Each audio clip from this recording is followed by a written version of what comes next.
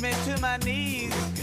Welcome in. It's 6 minutes past the hour, and you've got the Rick and Bubba Show's kickoff hour on the air, and we thank you so much for tuning in for another edition of the Rick and Bubba Show, and we're off and running. The text line is already active, 866-932-3244. You can also call that. That's 866-WE-BE-BIG. The return of Dan Moultrie. It's been a minute since he has been with us, and he'll be with us today. We'll talk the great outdoors, Moultrie Mobile, all that it's real. Wherever you live, and if you're into hunting season for whitetail deer, it is quickly approaching, and we're going to get you prepared for that and talk Moultrie Mobile. Catch up with Dan. It'll be great to see him. Over to my left is Mr. Greg Burgess. Let's bring him in real quick so he can get with us. What's up? Speaking of Dan and hunting, the deer were moving this morning. Really? Yes. They were. I got them coming up my drive, and then all the way here, and I always got these sections I really had to pay attention. Right here on 119, you better be looking. Yeah. On the end, it's real wooded. Mm-hmm. But I'm serious. They were moving everywhere. Wow. For some reason.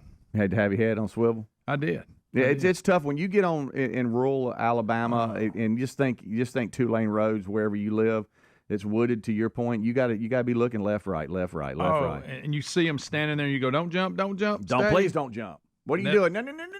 And they're waiting on you. Yeah. Golly, I did. I had to pay attention to that. You know, they the were old moving at about 3:00 in the morning. You know the old deer in the headlights thing. It's real because they freeze up it's just like they either in the middle of the road or something, or for some reason they feel like they need to dart in front of you because they freak out. And when one goes, you better stop because there's usually more behind. That's right. Them. Yep. I'll miss that one and then hammer the next. You know, it's funny you said that because if I ever see probably Mama come first, I quickly look to the right, and sure enough, there they'll be. They're trailing about 15 feet, 20 feet behind her. I know. Yeah, I'm coming. I'm right beside your vehicle. Back to that, yesterday I brought up that Deep Blue show. It was the Ocean Explorers or whatever. They were talking about, different whales, but they went to the deep part of the ocean in the Atlantic. And they were talking about the dinosaur shark and all this kind of stuff that stays down there. Anyway, they were talking about some of the predators down there, and one of them is has headlights. The I guess the tentacles or whatever, it lights up like two headlights.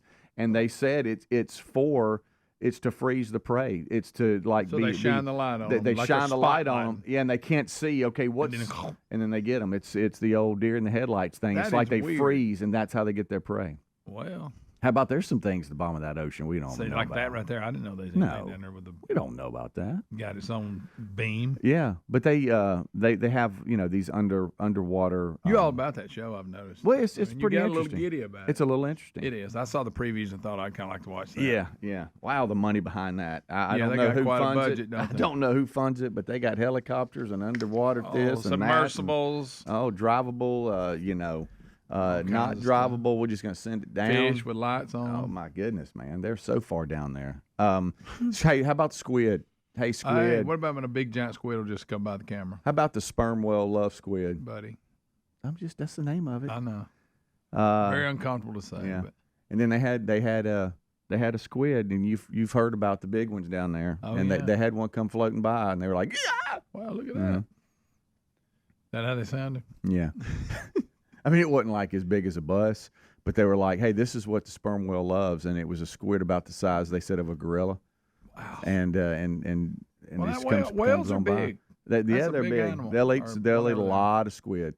They kept calling them animals. They kept saying that. I don't want to be corrected. Right. I don't use the right term or something. Y'all know what I mean. Yeah. But they had brought up this, and I forget I don't know what it was. It might have been I don't know what it was, but they talked about the headlights deal and how it lights up and it freezes the prey to where they can't see around the light. They don't know what it is, so they freeze and it allows them to get them. And then in some cases, it's the old deer in the headlights type deal. Locked it down. Is the blind shark, is that the one that lives under the ice? And it seems like I saw it. The blind shark? It's blind.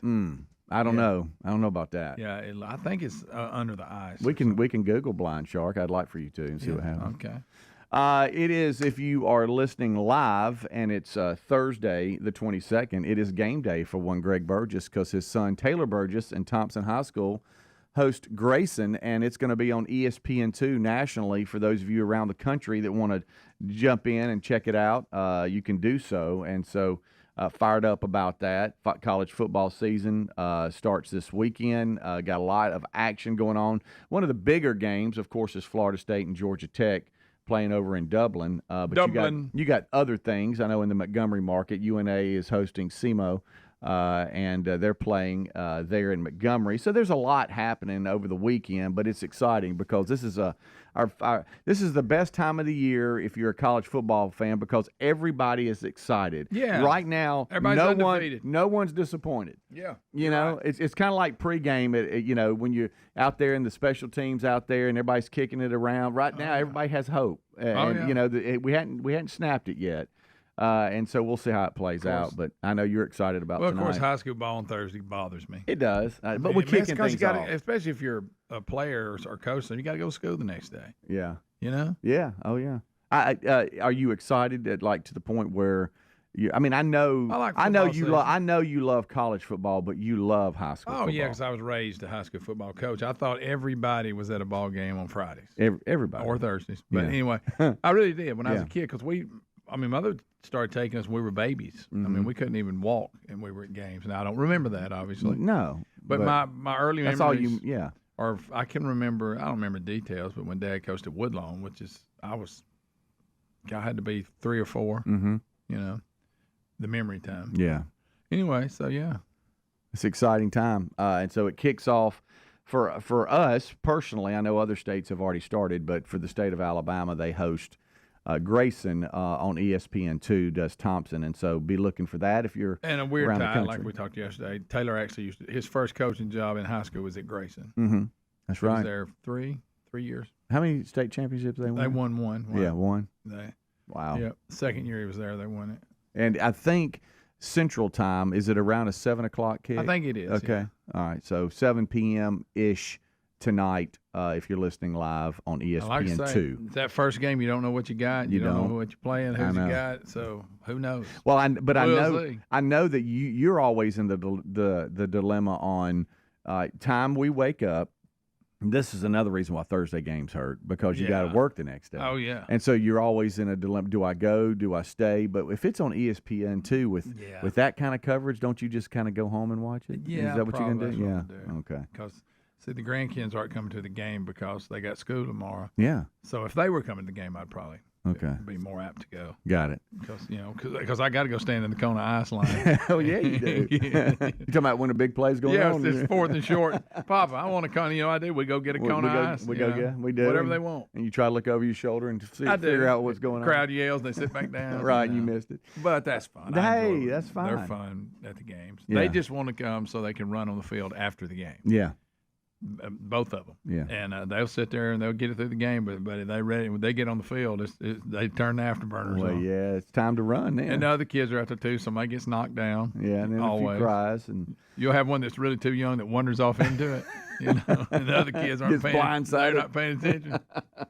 Well, they've been watching everybody hit each other for hours. That's true.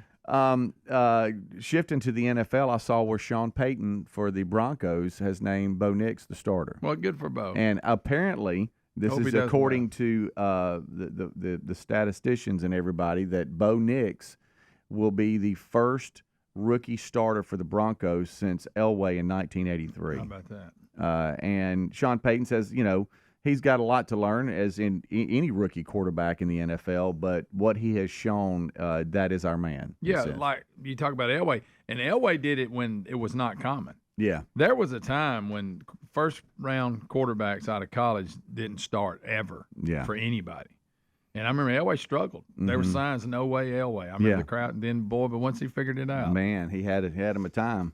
Well, good for Bo Nix. Yeah. I mean, so there awesome. You go. A lot of rookie quarterbacks seem to be doing well. Yeah, they're going to be thrown into the fire for sure. We'll take a break. We'll be right back. Well, thank you so much for tuning in to the Rick and Bubba Show. Don't forget, next hour scheduled to appear, Dan Moultrie. We look forward to seeing him talking some great outdoors and hunting season and Moultrie Mobile. We got all that coming, so don't go anywhere. You're listening to the Rick and Bubba Show. Rick Rick and Bubba, Rick and Bubba.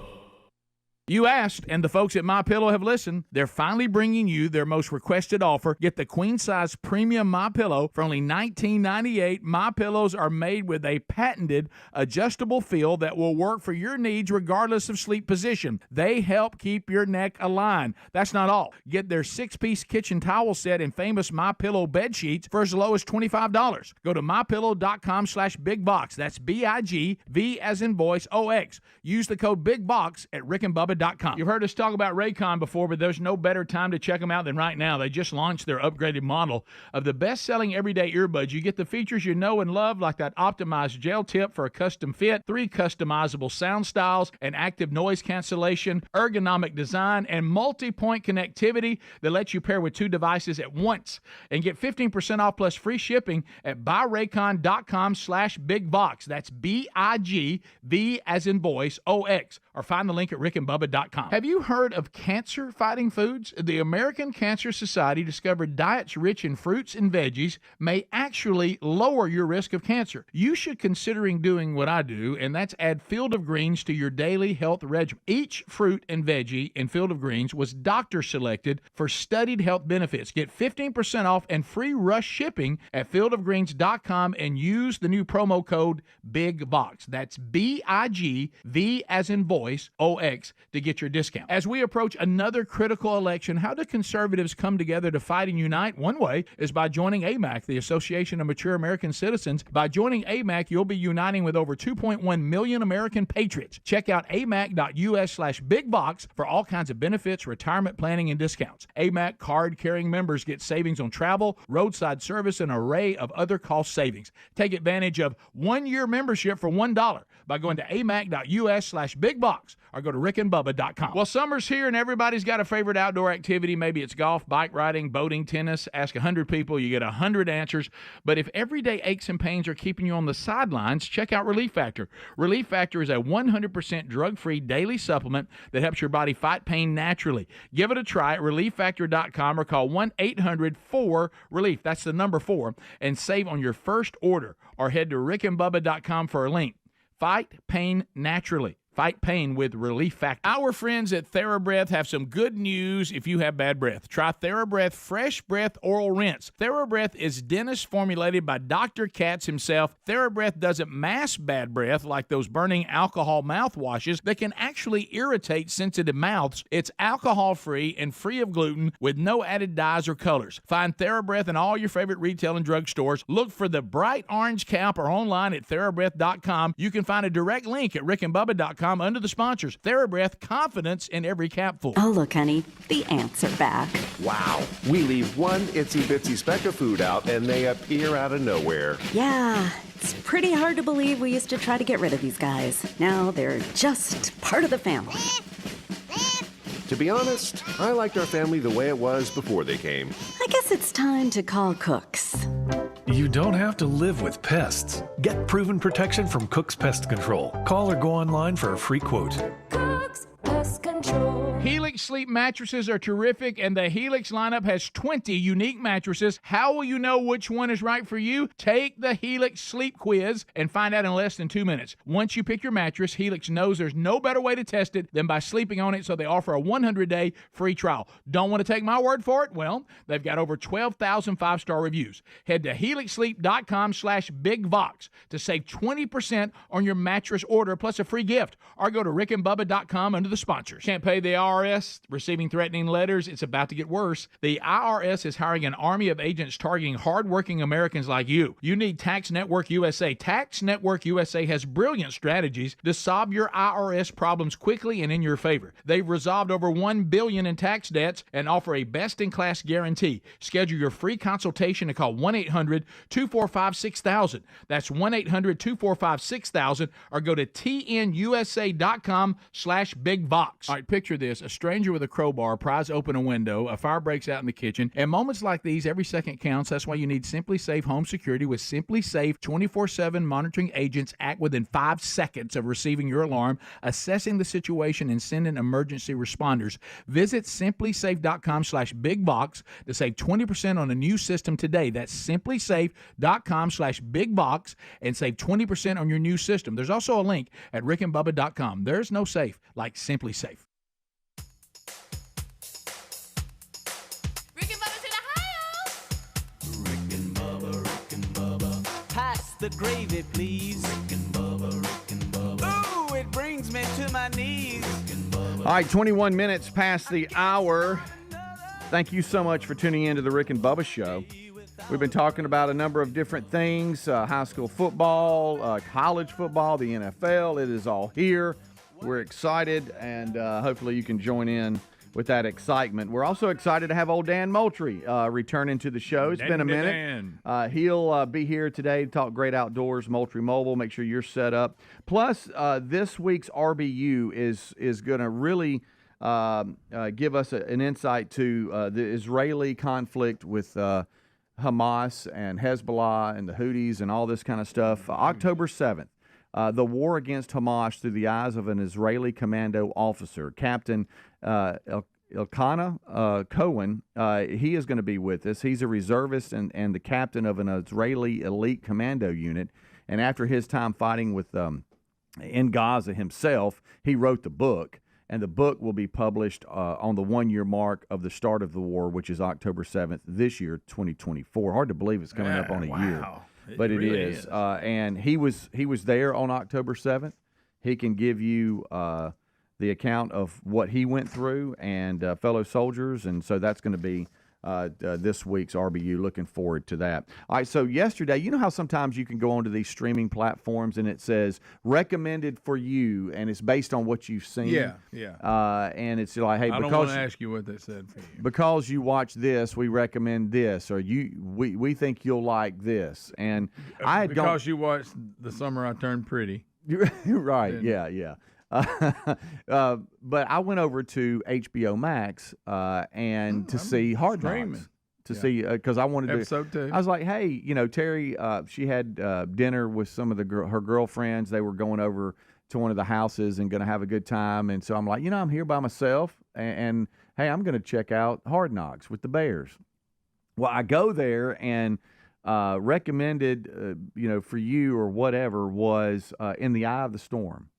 And I'm like, well, what's this? And I told you I love everything weather. I just don't know why. You like a supercell. Yeah. I mean, if there's one out there. I mean, that scares me a little bit. But remember back when we were at the Vestavia City Center at the other at the plaza there, we would love to go out and just watch it rain and watch weather. We had a perfect perch. You kind of fall in line with me on that. I do. We could stay out of the storm and watch it. We had that little balcony there. And look, you and I saw a lot of storms because a lot of times you and I would be there by ourselves. And how about the snowstorm that came we were through? standing there looking, going, do we leave? Do we try to what get do we home? do? Yeah, I mean, everything's white. I mean, picture parking lots, everything is parking white. lot.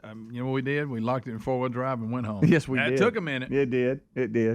But In the Eye of the Storm is a documentary with live footage, real footage of storm chasers and all this kind of stuff. You consider being a storm chaser?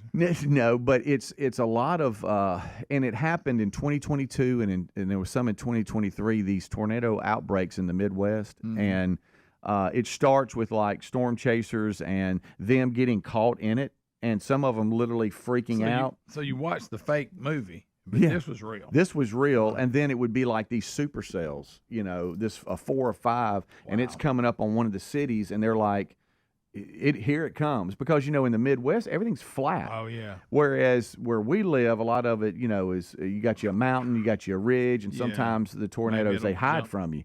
Yeah. But here, when it would get dusk and it was kind of getting dark, and all of a sudden it would light, like the sky would light up with lightning or something. All of a sudden, there you see that huge wall coming right at you, and it would be like, hey, this city is in the bullseye, and then get somewhere. But then it would go to that city of a homeowner or a business owner, and it shows their perspective.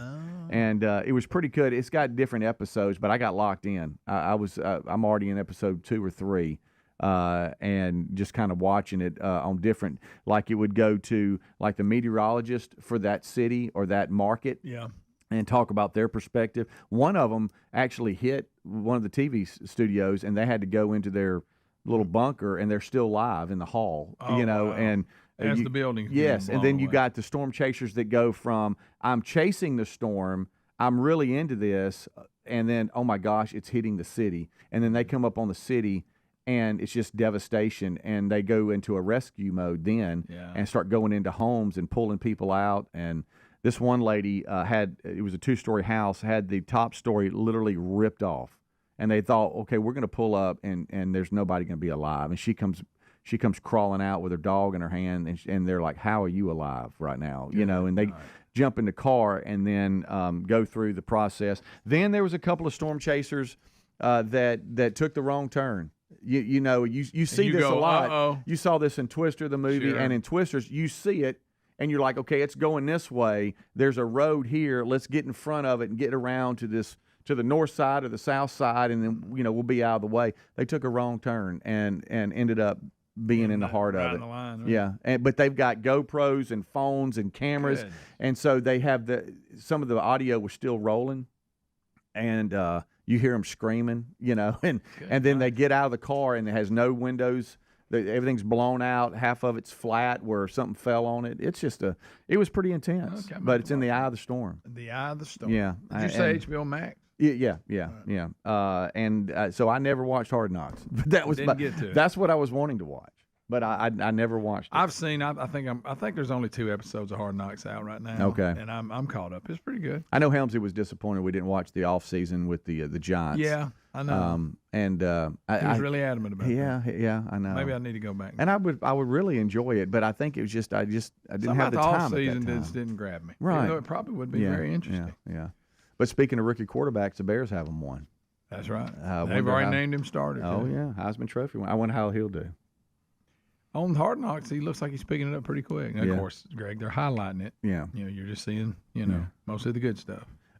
We were talking off air about how many new things are hitting football in the NFL level, which we we talked about rookie quarterbacks, but on the college level, the landscape is totally different with conferences, the playoffs, but then new coaches. And I was just talking to my dad about Mississippi State, and let's not forget they have a brand new coach. That's right.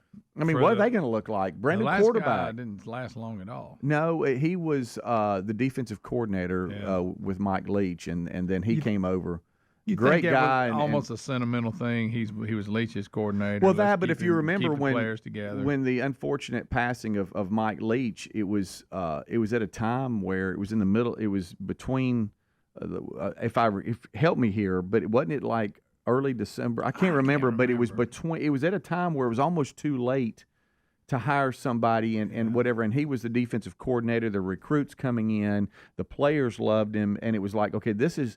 To keep everything together, let's just get us an offensive coordinator, but let's keep him in charge. Because he has a relationship with the players. Right. And blah, blah, blah. Heck of a defensive coordinator. It just didn't work out being head coach, and we So we'll have a new head coach, offensive coordinator from Oklahoma is the new head coach for Mississippi State.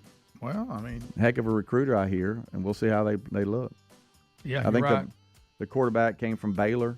He was hurt, I think. Think about the portal. You can get some players, and you can get them quick. Yeah. So, I mean, they may be extremely well. A lot to learn. A lot to learn in a short time to do it. And we'll be right back.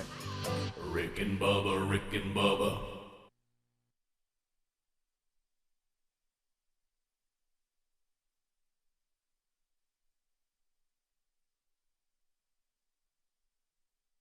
As we approach another critical election, how do conservatives come together to fight and unite? One way is by joining AMAC, the Association of Mature American Citizens. By joining AMAC, you'll be uniting with over 2.1 million American patriots. Check out amac.us/bigbox for all kinds of benefits, retirement planning, and discounts. AMAC card-carrying members get savings on travel, roadside service, and an array of other cost savings. Take advantage of 1-year membership for $1 by going to amac.us/bigbox or go to rickandbubba.com. Our Our friends at TheraBreath have some good news if you have bad breath. Try TheraBreath Fresh Breath Oral Rinse. TheraBreath is dentist formulated by Dr. Katz himself. TheraBreath doesn't mask bad breath like those burning alcohol mouthwashes that can actually irritate sensitive mouths. It's alcohol-free and free of gluten with no added dyes or colors. Find TheraBreath in all your favorite retail and drug stores. Look for the bright orange cap or online at TheraBreath.com. You can find a direct link at rickandbubba.com under the sponsors. TheraBreath, confidence in every capful. Oh, look, honey, the ants are back. Wow. We leave one itsy bitsy speck of food out and they appear out of nowhere. Yeah, it's pretty hard to believe we used to try to get rid of these guys. Now they're just part of the family. To be honest, I liked our family the way it was before they came. I guess it's time to call Cooks. You don't have to live with pests. Get proven protection from Cook's Pest Control. Call or go online for a free quote.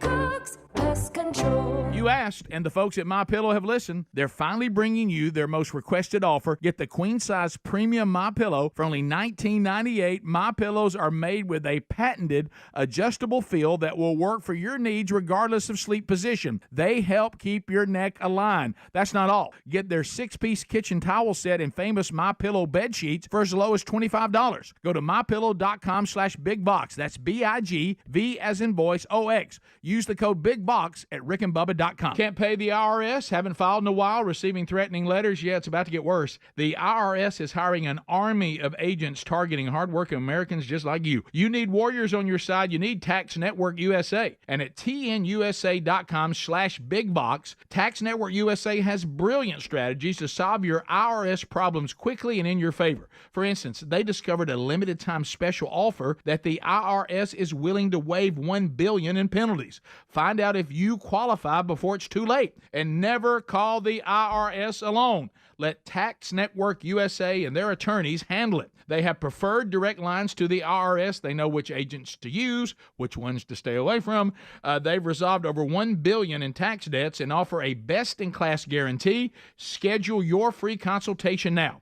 1-800-245-6000 or go to tnusa.com/bigbox. B-I-G-V as in voice, O-X. Now, you may have heard me talk about Raycon's everyday earbuds before and thought, wait, the same sound auto quality I expect from the big guys, but at half the price? Sounds pretty good, but if you haven't pulled the trigger on a pair of Raycons, now's the time to check them out because they just launched their upgraded model of the best-selling everyday earbuds, which means you get the features that you know and you love, like the optimized gel tips for that cozy custom fit, 3 customizable sound styles, but now you also get active noise cancellation, ergonomic design, and multi-point connectivity that lets you pair with 2 devices at once. Raycon's new everyday earbuds are available in a variety of vibrant new colors to complement any and all skin tones. Seriously, if you've been wanting to check out Raycon's, there has never been a better time than right now with a 30-day happiness guarantee. What are you waiting on?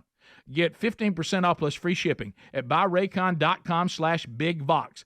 That's buyraycon.com/bigbox. B-I-G-V-O-X. Have you heard of cancer-fighting foods? The American Cancer Society discovered diets rich in fruits and veggies may actually lower, you heard me right, lower your risk of cancer. Hopefully you hear this and run to the store for 5 servings of fruits and veggies every day. Probably not.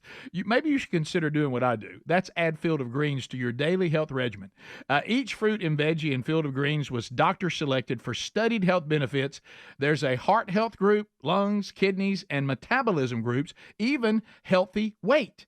What your body needs is in each scoop of that delicious Field of Greens. And will Field of Greens prevent, treat, or cure cancer? Well, of course not. But it's so powerful, it promises at your next checkup, your doctor will notice your improved health or you get your money back. My doctor loves me doing this. So if you'd like to get 15% off and free rush shipping, go to fieldofgreens.com, use the new promo code BIGVOX. That's B-I-G and then V as in voice, O-X to get your discount. Or go to rickandbubba.com.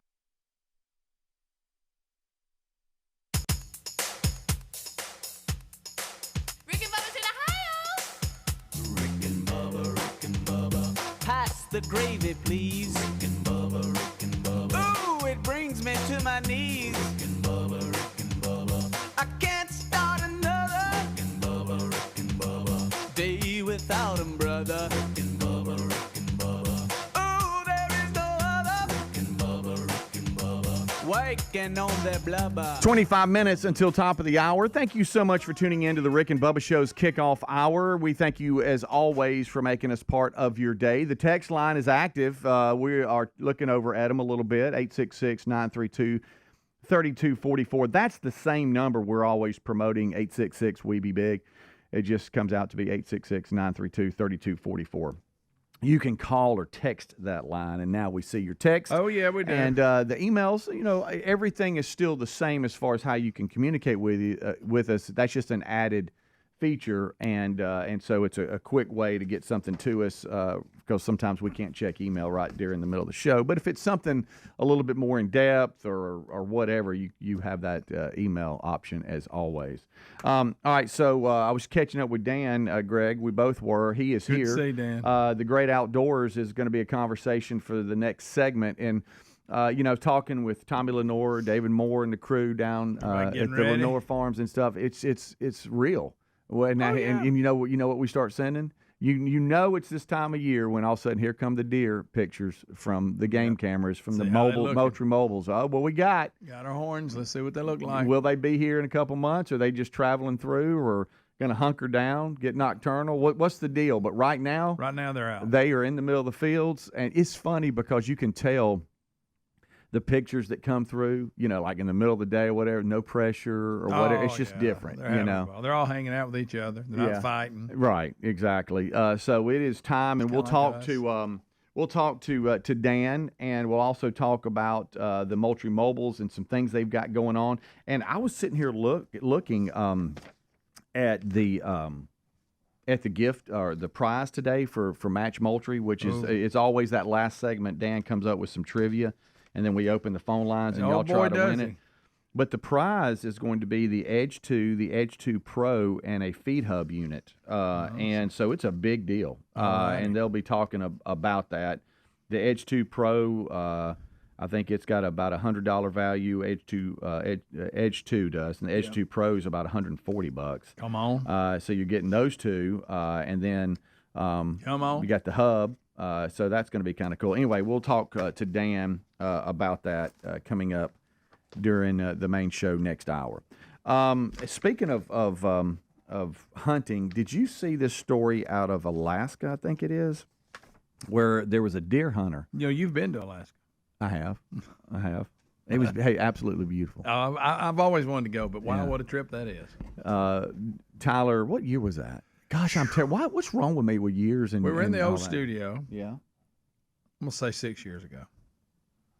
Okay. That may be a little high. I mean, it may be 4. Yeah. No, we've been here going on 3. Yeah. So well, I'm sticking to 6. Let's see here. 2019, maybe? Maybe. 2019, 2018, something like that. Anyway, it's when Tyler played baseball at Jack State. It was before the pandemic. Let's see, 20. No, I'm going to say it was 2017. Yeah, because Tyler graduated high school in 15, then he signed with Jack State, and during the fall when they were inter squad and stuff, he ended up hurting his elbow, got Tommy John. That's right. And then spent a year rehabbing, and then came back in the spring of 2017, and then finished out the season, and then thought he was gonna just chill and just continue to work on arm strength. But Coach Case called him and said, hey, how you feel about going to Alaska? I coached there for years, and for like summertime, Alaska. And you're going to love it. Go, how about Fairbanks, Alaska? Of course, I said yes, and Terry, being mama, said no. Oh, and I'm like, no, man, this is something that you'll never. I mean, when's the next time? I mean, you might be an adult and go to Alaska, but probably not. Who knows? And the guy said, "Hey, Speedy, you need to go visit." Yes, and away you went. And away I went. Got to go up there for a week, and it was really kind of cool. And I'd never experienced anything like it's 11 o'clock at night, but it looks about. It feels like an hour before dark, and everything's just kind of. I don't know how they live there. It's just weird, and you're pulling up to like a fast food place at 11 o'clock at night, and they're serving food. It's insane. But some of the pictures we took, we were standing there, and they looked like postcards, and they're like, so I'm seeing this for real right now. It's gorgeous. But and all the little communities around Fairbanks where all the teams would be, they would just come out of the woodworks. They'd be like the Yankees are in town, and they support them, and it's just the locals do a great job. But Yes, I have been to Alaska, and I saw this story here. Anything Alaska, I love. You know, like well, you got plenty of shows Life to watch Below on TV. Zero Yeah. or whatever. Alaskan State Troopers. Yeah. Well, I see here a 32-year-old black bear hunter was severely injured Saturday when a brown bear, oh boy, that's not good, mauled him in a remote area of Alaska. Tyler Johnson is his name, and he sustained a self-inflicted gunshot wound to his leg when he was trying to fend off the attack, trying to shoot the bear. Ended up shooting himself. That'd be my luck. But apparently he was hunting, and the bear attacked him. He was born and raised there in Sterling, Alaska, so he's very familiar with everything around there. And he just recently relocated to Texas, he said, but he told In-Depth Alaska he was hunting black bears with his father, Chris Johnson, an Alaskan wildlife trooper and former USFWS officer, wild game fish, whatever. Anyway, the two hunters were hiking in it says Resurrection Pass Trail in the mountains there in Alaska when all of a sudden a brown bear sleeping in some tall grass jumped out. Oh, it woke him up. He said it was an area that Tyler had not hunted before, and anyway, before you know it, the bear is on him, and he had to try to save himself, but ended up shooting himself in the leg in the meantime. Gosh, mighty, he said all of a sudden, bear, Tyler said, if you've ever heard a grizzly, it's shocking to say the least. Can you imagine that? Horrible. Golly.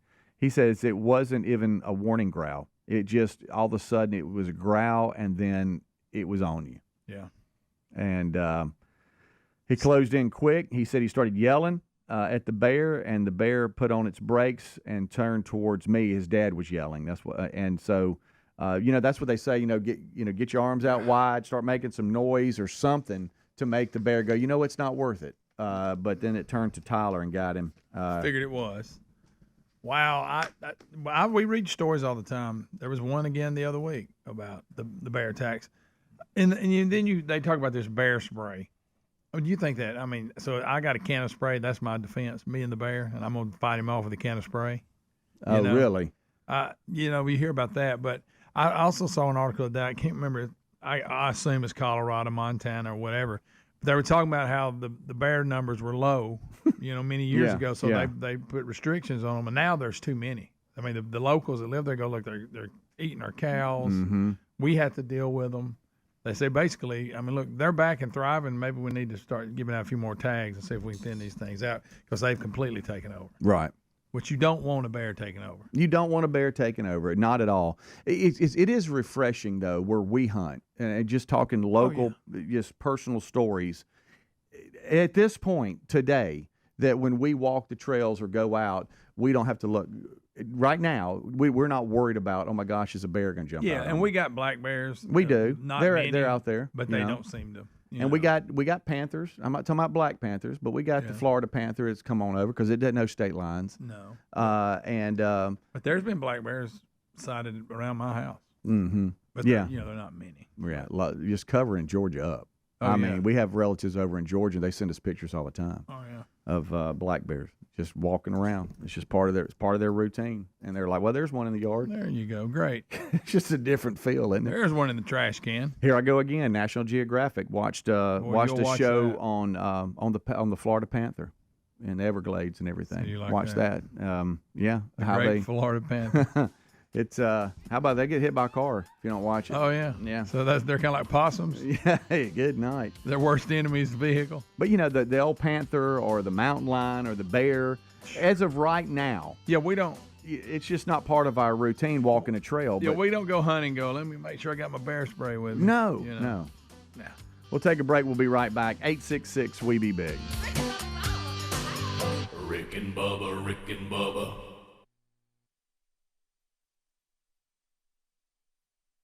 Get It's common knowledge that after age 30, our metabolism changes. We have less energy and gain weight easier. There's a way to feel better, not in years or months, but sometimes in just days. I'm Chuck Norris. I tried everything. Working with a team of health experts, we came up with Morning Kick. Morning Kick is a revolutionary new formula that combines all my favorite supplements into one daily drink. Morning Kick has probiotics to help you lose weight, prebiotics for digestion, superfoods for muscles and joints, and powerful anti-aging supplements. It'll help you feel youthful, energized, and helps manage stress. I look and feel better than I have in years. Go to roundhouseprovisions.com, use code EXTRA or text EXTRA to 511-511 and claim 40% off.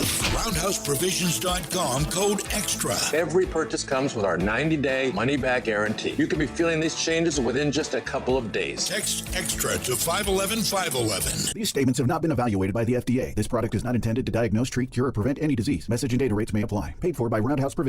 You're going to feel a puff of air. Jong's Optometry has set their sights on staffing up. Try the next line. Hey, Kim, can you tell our 2 o'clock we're running 15 behind? Sorry, we're a bit backed up today. He needs an optometric technician to keep an eye on it all.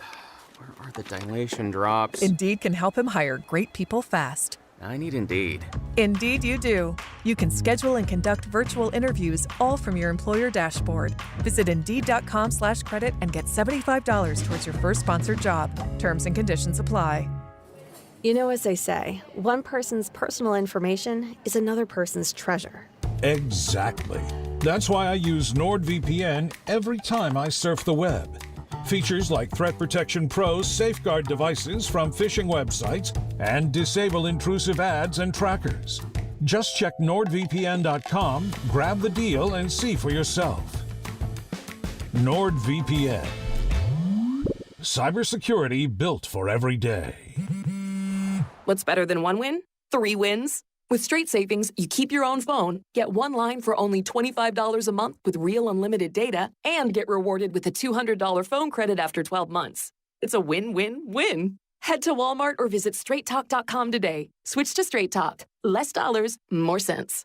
Straight Savings Plan enrollment requires compatible unlocked device and new line of service. Bonus device credit requires 12 months of active service. Offer ends if eligibility requirements are no longer met. Taxes and fees apply. For network management practices, see Straight Talk's terms and conditions. This year, Dell Technologies Back to School event is delivering impressive tech with an inspiring purpose. Learn how Dell is helping Computer Aid, whose work is helping solar community hubs with tech and AI literacy skills to empower remote, displaced, or disconnected communities around the world. Help Dell make a difference and shop AI-ready PCs powered by Snapdragon X Series processors at Dell.com/deals. That's Dell.com/deals. Well, summer's here, and everybody's got a favorite outdoor activity. It might be golf, bike riding, boating, bird watching, tennis. Ask 100 people, you get 100 answers. If everyday aches and pains are keeping you on the sidelines, I have one answer: Relief Factor. Relief Factor is a 100% drug-free daily supplement that helps your body fight pain naturally. Developed by doctors, Relief Factor uses a unique formula of natural ingredients. It doesn't just mask pain. It helps reduce or even eliminate it. Wherever you are, and if you're hurting in your back or your neck or your joints or your muscles, in 3 weeks or less, you'll start to feel the difference all day, every day. So whatever you do, whether it's swimming, pickleball, hanging out in the garden, Relief Factor can help you feel good again and let you enjoy all your favorite outdoor activities all summer long. Give it a try by going to ReliefFactor.com, or you can call 1-800-4RELIEF. That's the number 4, and save on your first order, or head to rickandbubba.com for a link. Fight pain naturally with Relief Factor. Do it today. Now, you may have heard me talk about Raycon's everyday earbuds before and thought, wait, the same sound auto quality I expect from the big guys, but at half the price? Sounds pretty good, but if you haven't pulled the trigger on a pair of Raycons, now's the time to check them out, because they just launched their upgraded model of the best-selling everyday earbuds, which means you get the features that you know and you love, like the optimized gel tips for that cozy custom fit, 3 customizable sound styles, but now you also get active noise cancellation, ergonomic design, and multi-point connectivity that lets you pair with 2 devices at once. Raycon's new everyday earbuds are available in a variety of vibrant new colors to complement any and all skin tones. Seriously, if you've been wanting to check out Raycon's, there has never been a better time than right now with a 30-day happiness guarantee. What are you waiting on? Get 15% off plus free shipping at buyraycon.com/bigvox. That's buyraycon.com/bigvox. BIGVOX.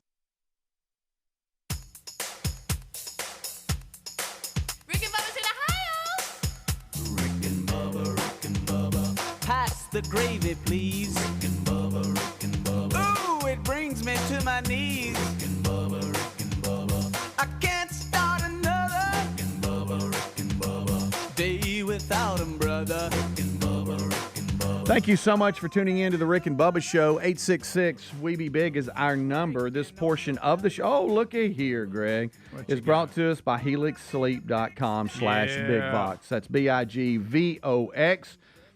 We have talked about, how about this? We'll push some products when you sleep and and all that. We got pillows, we got mattresses, but Helix Sleep mattresses is top notch. Y'all have one, and it's a really cool mattress. They have a hybrid design, combined individually wrapped steel coils in the base with premium foam layers on the top. It is the perfect combination for comfort, and you need to check it out right now. They've got a lot happening as far as, mattresses that are available, top quality, luxury mattresses that are affordable as well. They own their own manufacturing facility, so each mattress is made in the USA by a team of skilled manufacturers and then shipped directly from their manufacturing, their facility, I should say, to your door. And they're not cheap, so don't think that. They are not cheap. They're very high quality mattresses, and they have a cool lineup. 14 unique mattresses, including a collection of luxury models, a mattress for big and tall sleepers, if that's you. Big and tall. Even a mattress made for kids. It's been awarded the best mattress by Parents Magazine. So Parents Magazine said it's a good one. Yep, and so to get started, what they do is they give a sleep quiz, right? And they go, "Wait, let's find out about you." How do you like to sleep? On your back, on your side, on your stomach? Firm mattress, soft mattress. They take all that info and they match you up with a mattress that is perfect for you. It meets all your needs. Yep. They personalize it right to you. It's shipped straight to your door, free of charge. And they offer a 100-night risk-free trial as well. Nothing to lose. Go to helixsleep.com/bigvox, BIGVOX, and check out the models they have. Take the sleep quiz and see what's going on. You're going to save 20% when you do. They have an early Labor Day sale that's going on right now at helixsleep.com/bigvox. Or you can always go to rickandbubba.com under the sponsors button. That's right. Yep. All right, so we're off and running, and we thank all of you for hanging out with us here on another edition of the Rick and Bubba Show. It's the kickoff hour. Adler will be joining us shortly. Rick and Bubba are already here. Dan Moultrie is here shooting the bull with Rick. And so we're excited about another day. Don't forget, RBU this week is with a captain that's now a reservist, and he's a captain in the Israeli elite combo unit, and he spent his time fighting in Gaza himself, and then wrote a book called it's October 7, The War Against Hamas Through the Eyes of an Israeli Commando Officer. No, I'd like to read that. And it's Captain Elkanah Cohen, and we'll talk to him. He was there on October 7th. Ooh. He knows what happened, and he knows what's going on. And so I understand that there was some fighting. There's fighting every day, but there's some conflict that happened overnight over in Israel, and as they were heading Hezbollah, I believe. Yeah. So a lot happening there. All right, That'd be good. That'd be interesting. As we move on, did you ever see the Simone Biles documentary on Netflix? I didn't, and I like a good documentary and would probably like it. Yeah. On paper, you go, Greg, it's a gymnast documentary, but I bet it's pretty good. Well, apparently it did real well because Netflix has signed her on for a second part of her Netflix show. It's going to be released later this year.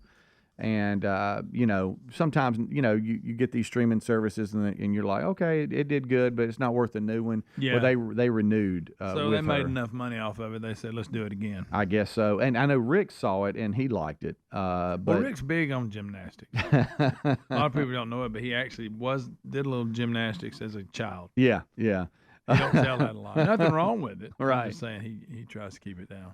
She apparently yesterday revealed that she's been renewed with Netflix, and she said that they've filmed at a number of locations, so it looks like you might get a little bit of Olympics behind the scenes too, or in this one. Maybe she'll get caught in some bad weather, a tornado or something. You'll watch it then. I will, because you know I love that. You know I love that. You're all about some storm chasing. Well, I mean, I don't know about storm chasing. It's just always all about it. It's always been something that I don't know. With weather, I'm just attracted to.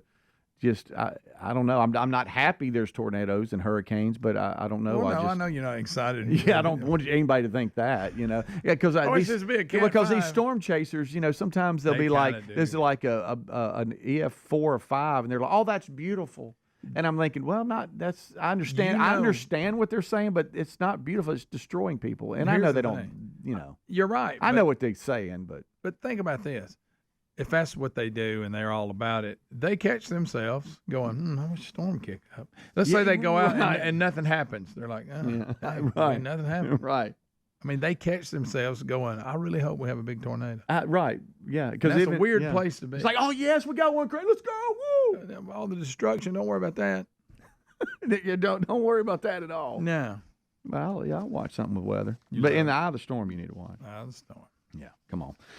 It looks like there's going to be a major shakeup with Fox Sports. I didn't know Skip Bayless is gone. Did you know that? I did not. I do remember we reported that, but I had forgotten it. Yeah, looks like he's kind of a be up to me anyway. It looks like after he's left, there's quite the shakeup in that schedule. And I know there's a lot of sports fans that listen to this show, and I hear from you. Y'all go back and forth, and sometimes you listen to the sports radio, and then some folks just dial in on all these, cable channels, with ESPN and Fox and CBS Sports and NBC Sports. And have you ever? I will sometimes mid-afternoon I will stumble across, some of the sports shows on CBS Sports TV and all this. They have shows and stuff. I'll go to ESPN and I'll scroll all the way down. Yeah, but it looks like Fox has got a shakeup in their lineup. So listen, but I didn't know Skip had left. A lot of people that were broadcasters that are getting canned. Yeah, I know. I mean, it's a cutthroat business really for sure. Making big cuts. But Bayless, how you feel about him? He's been one of those that I've never really, like, oh boy, he really bothers me. But did but he have some a of show his with Stephen A. Smith. That's kind of what really kicked both. I mean, I think that was the best version of both of them because they're both so adamant about their position, and boy, they got in some heated arguments. And then was it Shannon Sharp that got with him for a while? I think you're right. But again, I don't pay attention enough to really know the details of who his who his partner is and all that in the arguments, but he'll have a position and stick with it. I can tell you that. He's very adamant about how he feels. Yeah, like I say, he's a little bit of bip to me. I don't know why. Is he really? I don't know why. You can't dial it in. I can't. There's just something about him. I'm going. Okay, if I said a combo unit, I didn't mean to. It's a commando unit back to the RBU. Did you say? See, combo? I didn't even realize I said that. That's weird. I didn't even pick up on well, the text line really helps us because apparently you're not listening. I thought it might have been a combo unit. Yes, I didn't know. If I said that, I didn't mean that. It's a commando unit. What if it's a combo commando unit and something else? How about it's a bad A unit? That's it. You don't want to mess with them units. There you go. How about that? So you don't want that. Calm down. But that'll be RBU this weekend.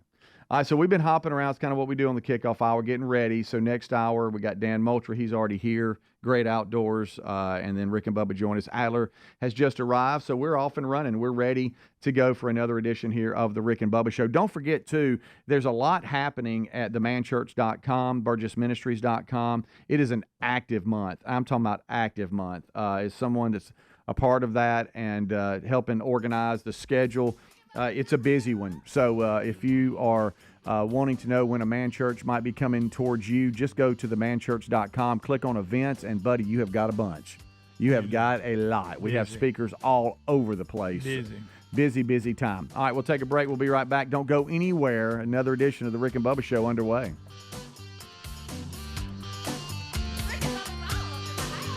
Rick and Bubba, Rick and Bubba.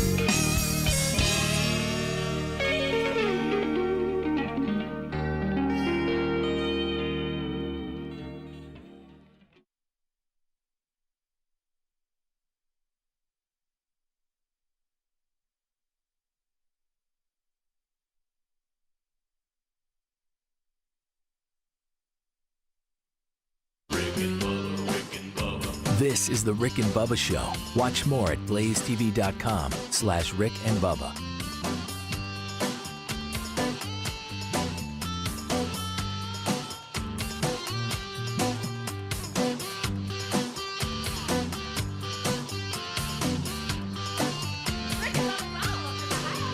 Rick and Bubba, Rick and Bubba.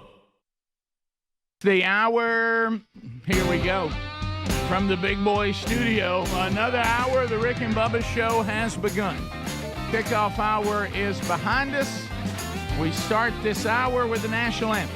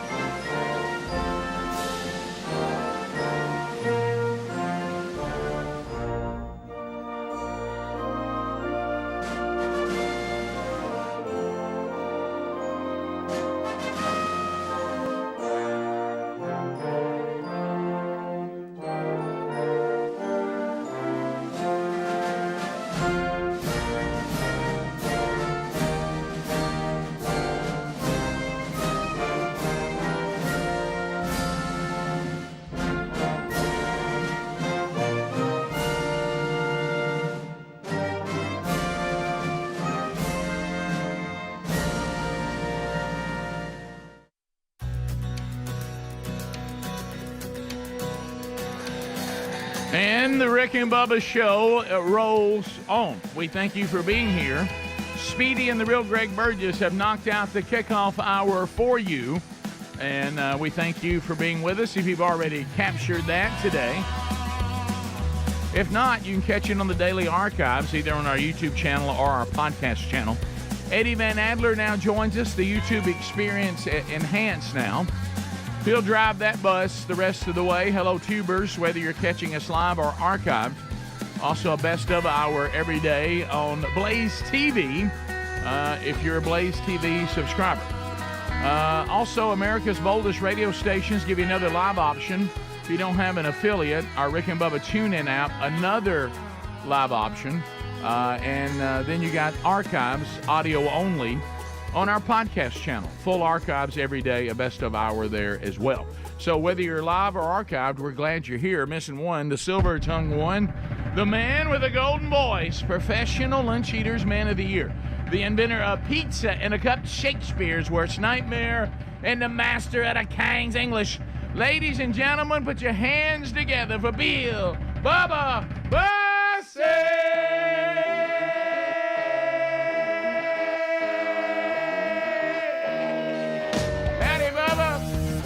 Rick Burgess, friends, neighbors, associates everywhere, welcome into another edition of Rick and Bubba.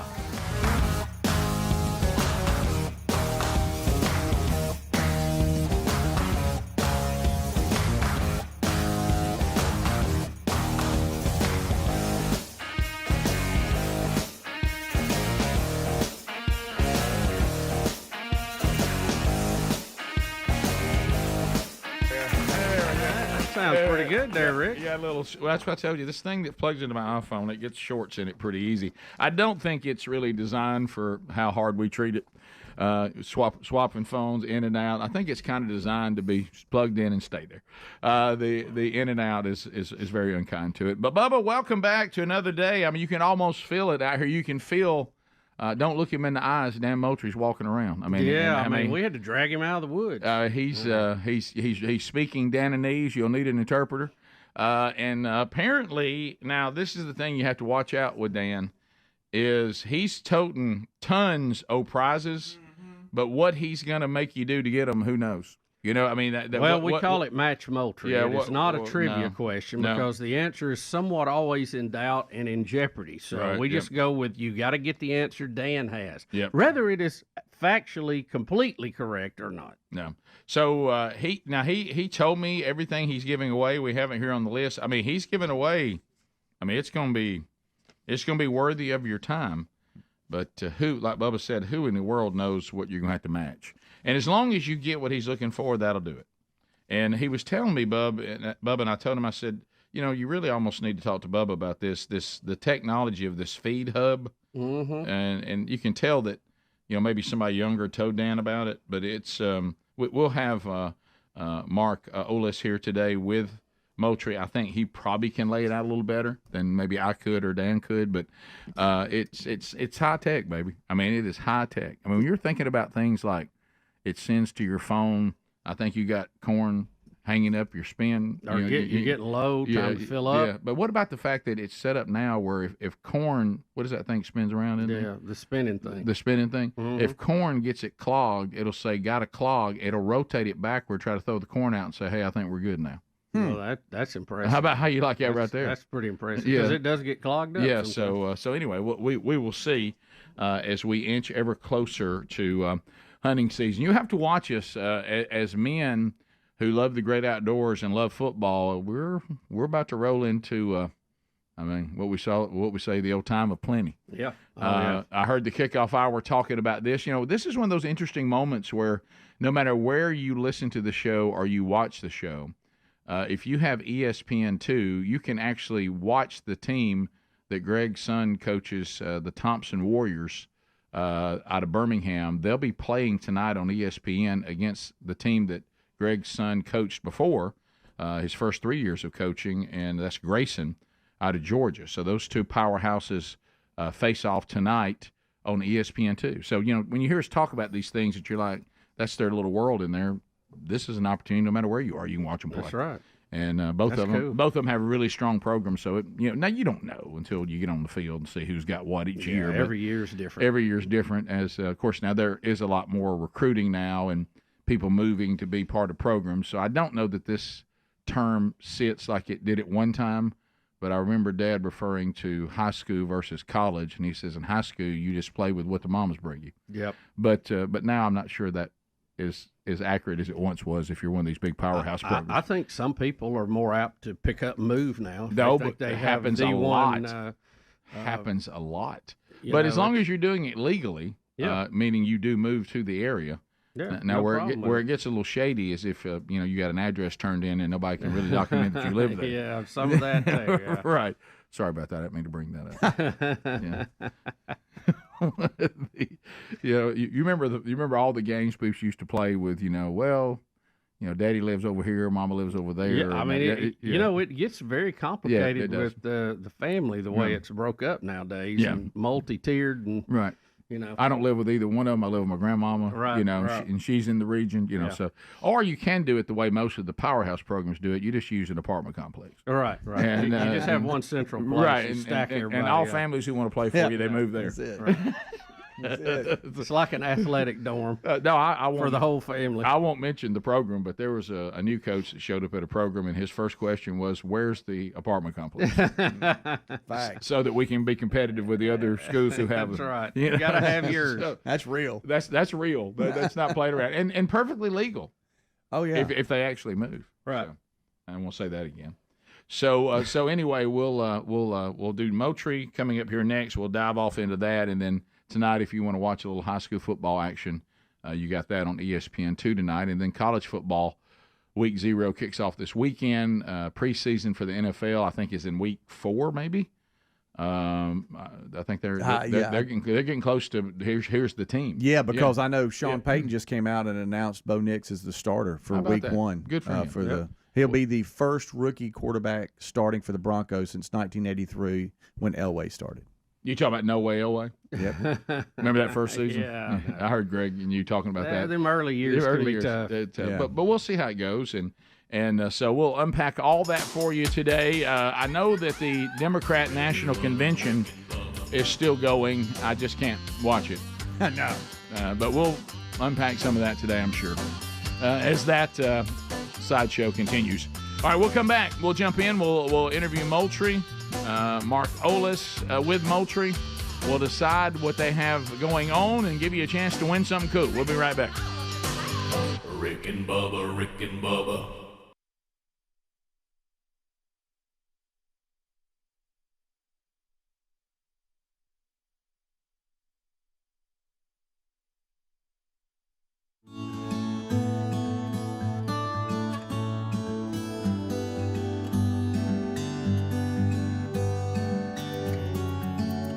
Congratulations. Thanks. All right, bye-bye. Bye. Let's go Plus to with a little kick in your step. Frank and Pelham. Frank, how you doing? I'm doing well this morning, guys. I got to get on Karen just a little bit. She caved too early. Okay. Okay? She caved in too early.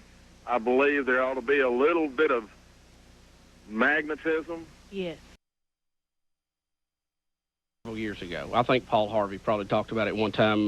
Men that kiss their wives on the lips before they leave to go to work live an average of 5 years longer and average making like 20% more income than people who did not. Hey, love makes the world go round. Sure it does. Well, Kathy, congratulations. Thanks. All right, bye-bye. Bye. Let's go Plus to with a little kick in your step. Frank and Pelham. Frank, how you doing? I'm doing well this morning, guys. I got to get on Karen just a little bit. She caved too early. Okay. Okay? She caved in too early.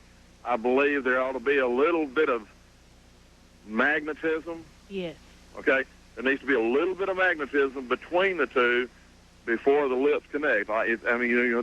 It's got to be the north-south pole things on the magnets for the first couple of times unless there's a romantic attraction right from the start. Sir, I don't know that is a good example in this, but go ahead. Well, I know what you're saying. To me, though, sometimes, you may not know whether you're attracted to somebody unless you give them a little sugar. I just think they've got to give me some kind of indication that they like me back. They're trying to kiss you.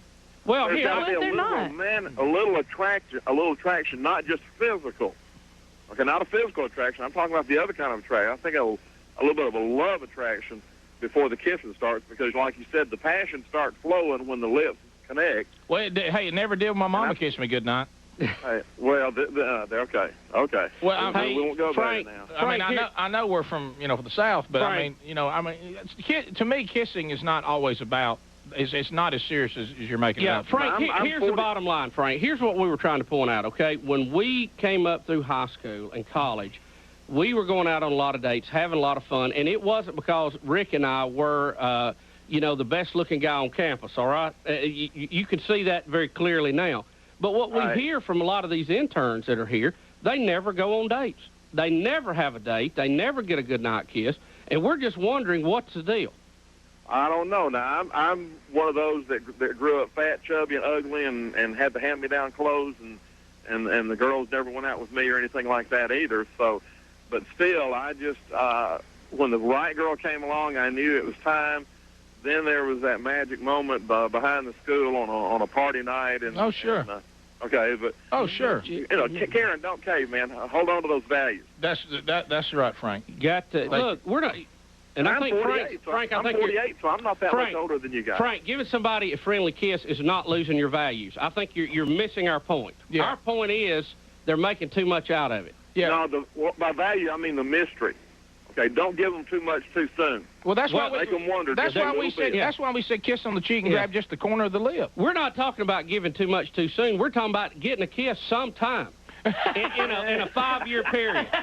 Okay. I don't think anybody's accusing them of rushing in here.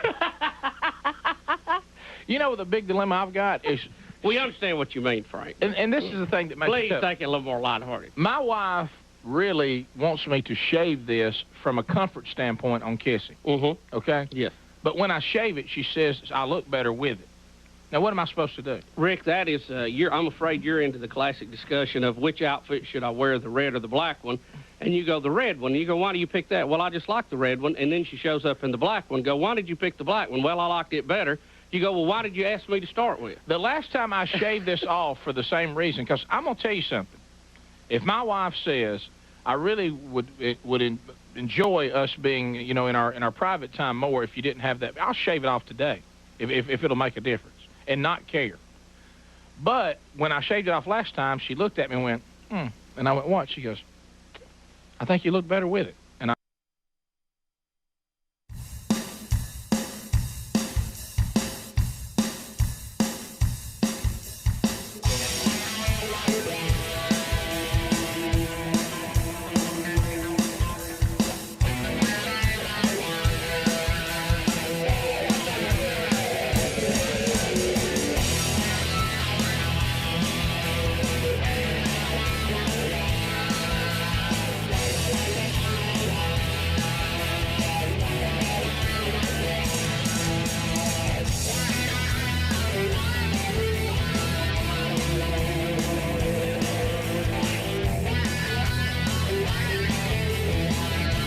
21 minutes past the hour. Thanks for being with us today. Coming up this weekend, a brand new Rick and Bubba University, the podcast. The book comes out in October. We'll interview the author today, The War Against Hamas, through the eyes of an Israeli commando officer. We'll be interviewing Elkanah Cohen, who is an Israeli commando officer and has this book coming out, trying to bring clarity through all the propaganda of what's actually going on. And we'll talk about the book, and he goes back to October the 7th and talks about that terrorist attack, how he engaged and has been involved with it ever since. So we'll have that coming up this weekend. We'll record that today, Lord willing. Bubba, we mentioned, look here. Look here.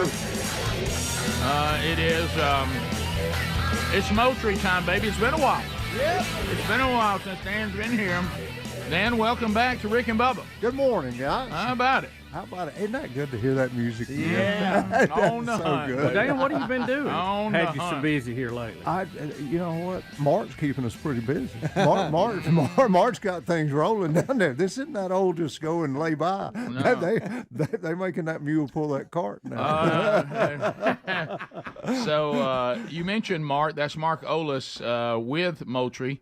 Who kind of cracks the whip and gets Dan out there gripping and grinning, and Dan sacrificially hunts at some of the most incredible places. And Dan, we appreciate you giving of your time. Bubba, the word servant comes to mind when you think of Dan. Yes. Mark, they don't know all of it. Do they?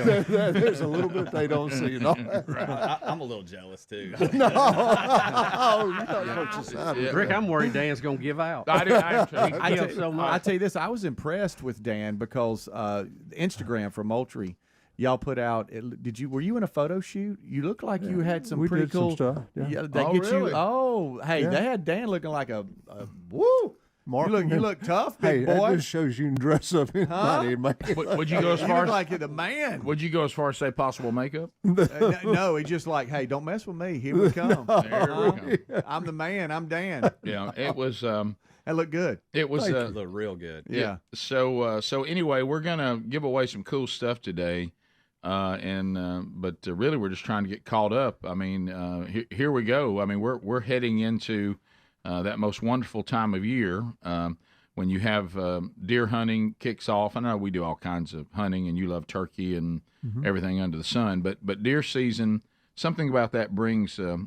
Just kind of a little excitement, and we all get to piddling around with food plots and cameras, and we got to get our edge technology up to date, and we're starting to get feedback. And as a matter of fact, just this past Monday, I took all my Moultrie mobiles and all my edge cameras and be sure everybody was fully charged and put everybody in the on position. Got all the green fields and stuff, bush hogs, so you can see now. Because when all the weeds are sticking up, you can put it on some trails. But now you can get out there in that open area and start pointing at them feeders and seeing what we got. Are you still liking the batteries? The battery, the update with the chargeable batteries to me has been Mark, that's been one of the greatest deals y'all ever did. That's fantastic. Absolutely agree. Yeah. The other day I had to put 16 batteries in a camera, and I was like, man, I'm glad I don't have to do this anymore. I know. It was dealing with Dan a little bit. He's got a little bit of speed in him. He can. That's a compliment. I learned it from Dan. Yeah, they talk about that they're frugal, but I would say cheap. And so it's a fine line. Yeah. So I get all excited, about the rechargeable batteries, and I'm jacked, and I'm down there at the farm, and I'm like, yeah, baby, I'm gonna get these out. We get them all charged up, and I think he didn't even give me any plugs. All I had was just the kind you had to get the plugs for the wall socket. Dan didn't even include them. I had to start rounding those up. So Dan, come on, you gotta throw a couple of plugs in. We knew everybody had lots of those laying around. We're trying to save folks money. Everybody's got a box. That's right. Yeah. Hey, just to be clear though, a plug does come in each box. Not the one Dan gave me. Dan didn't give me one. I was like, Dan, where's my plug?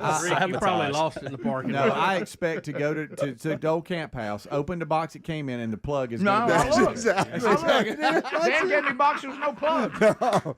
So, but anyway. Here's the plug right here. You know what I thought? You know who took my plugs out, don't You you? don't- Hey, Yeah. you know who went to the box to grab some extra plugs? You Probably Speedy. You don't think when Speedy went down and saw Ashley that she said, "Pull those. That's going to Rick." Go ahead, pull Oompa Loompa. Hey, give Rick those. Can I have him 2 plugs? Or He don't need them. Or the Lenores have a house full of them. That's it. But I love the rechargeable. I mean, I'm like you because I still, I don't have enough for every single edge because I've got a bunch of them. I won't get every one of them one. Yep. But you're right. If you don't, if you want to fall in love with it, think about what Mark just said. Because what I had Monday was the ones that had the rechargeables, and then I had a few I still had to put the batteries in, and I mean that's better than nothing because you want it working. But you're right. 16 batteries versus. It's a and they just changer. last so long too, and it's an easy change out. Just plop. You don't even take it off the tree. And like you said, Bubba, go ahead and get them where you got one charging and one in the camera.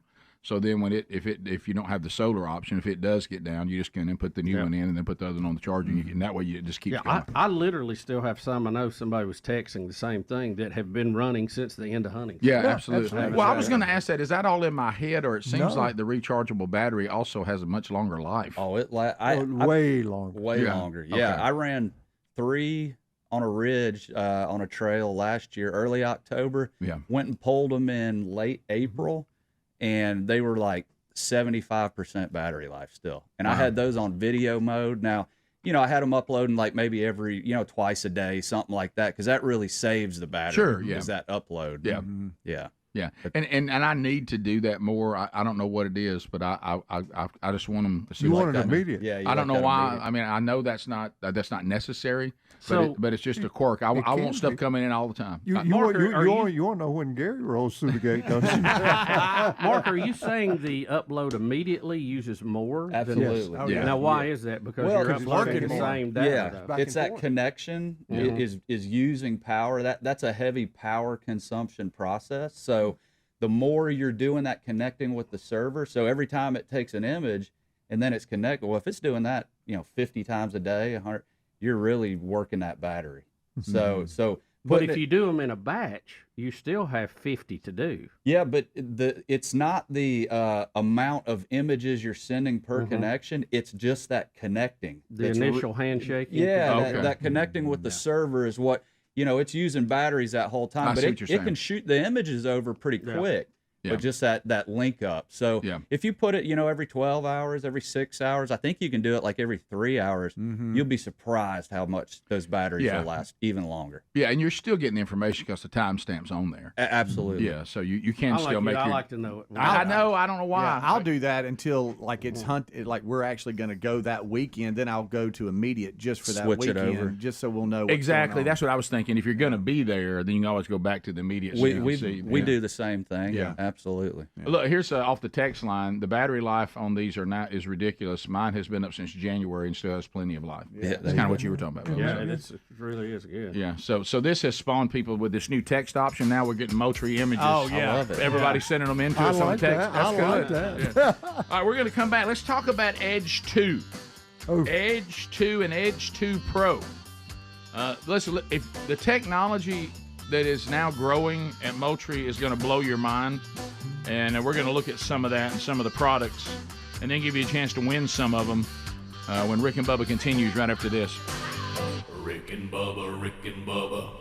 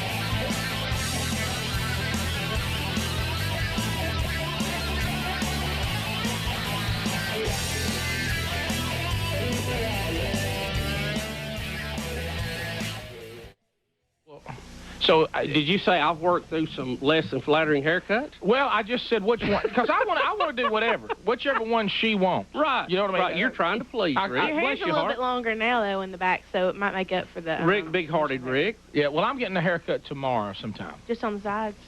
No. I'm going to work the whole... You got to get your Christmas cut. Yeah. I know why. You're not going to your mom's with your hair long. No. You don't want to hear that. Right. And I'm glad Ryan Greenwood's staying strong with it, though. Yeah, it's, if he'll just give us... I feel like Ryan's in for a major cold this year because he's just... I feel like he's out in an area that he can't handle. Well, the way he acted at the Christmas party, he can wear his hair however he wants to. It's not going to matter. Yeah.